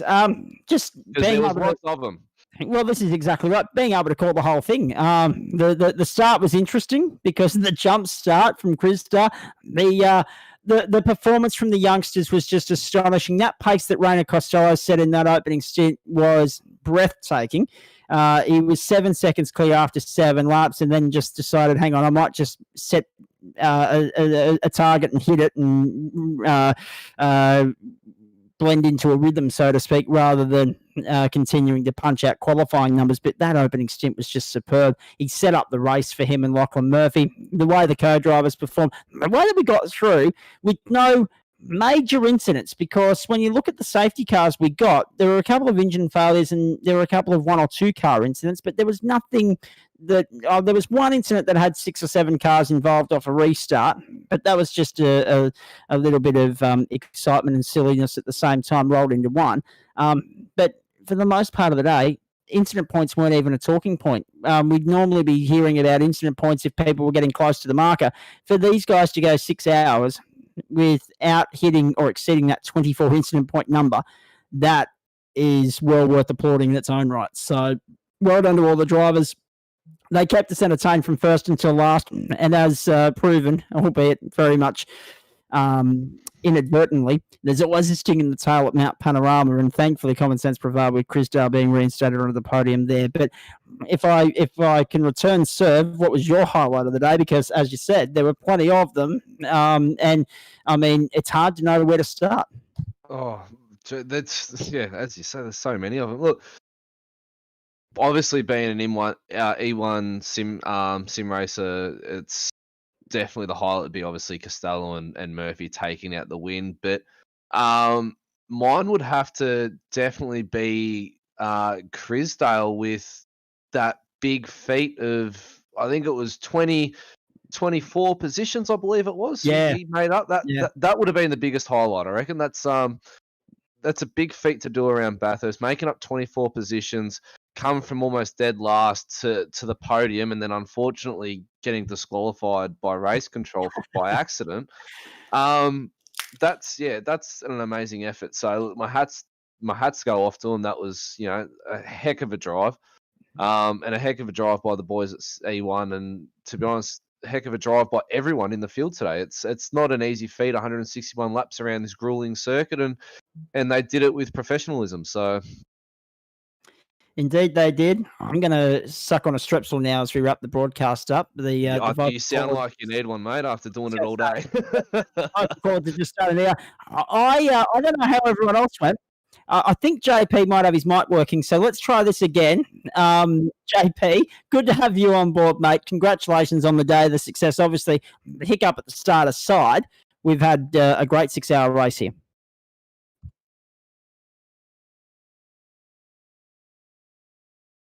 Immediately. I'll try and bring up the stream on my phone now. Keep talking, JP. We'll see how we go.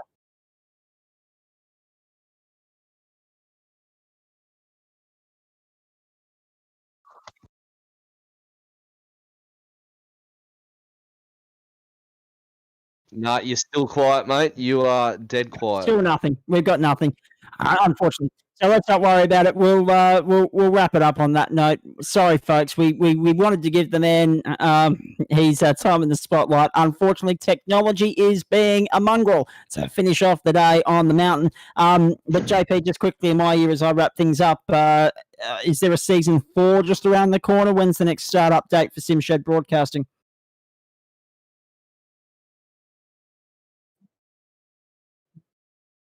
All right, entry forms for season 4 going out towards the end of next week, so keep an eye out for that if you're involved in the series.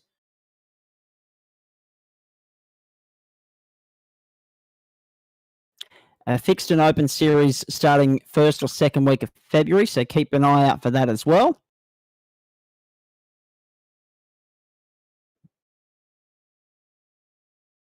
All right, and there's a teaser that there might be something, maybe something, we're not sure, with 911 Cup cars, so keep an eye out for that. But is that it for the year, JP? SimShed Broadcasting?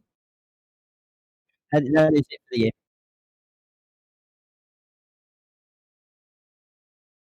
And rightly so. I've just had it in my ear from JP himself. That is it as far as SimShed Broadcasting is concerned for 2020, but not just for a variety of different reasons like the calendar being elapsed, but he also wants to have some time off to get in the sim himself, and he's earned every second of that. All right, let's wrap it up on that note. Recapping the final results in what has been a magnificent day on Mount Panorama. Rainer Costello and Lachlan Murphy, the winners of the Goodyear Autocare Warana Bathurst 1000. They won it in the end quite comfortably. from the number 1, of course, Sean McNamara, and alongside him was sorry, my apologies. I'm reading off the timesheet. I'm doing an anchorman when we know that Rob Crisdale is going to be put into second place there. So Rob Crisdale, of course, second there, and alongside him was young Kyle Booth. A fantastic performance there. Third place to the number 1 of Sean McNamara and Mitch Campbell. Fourth place to the number 4 of Trent Gosley and Kai Sloggett. And then fifth place, of course, to champion-elect Lassif Leonage. And alongside him was Alex Court, who wrapped up second in the championship as well. And NTS Esports 1-2, they wrap up the team's championship too. Have an emphatic day for NTS Esports here. As far as SimShed Broadcasting is concerned, it's been a massive season because they've also been covering some action for the Gentlemen Sim Racing Club, which I've been a part of throughout 2020.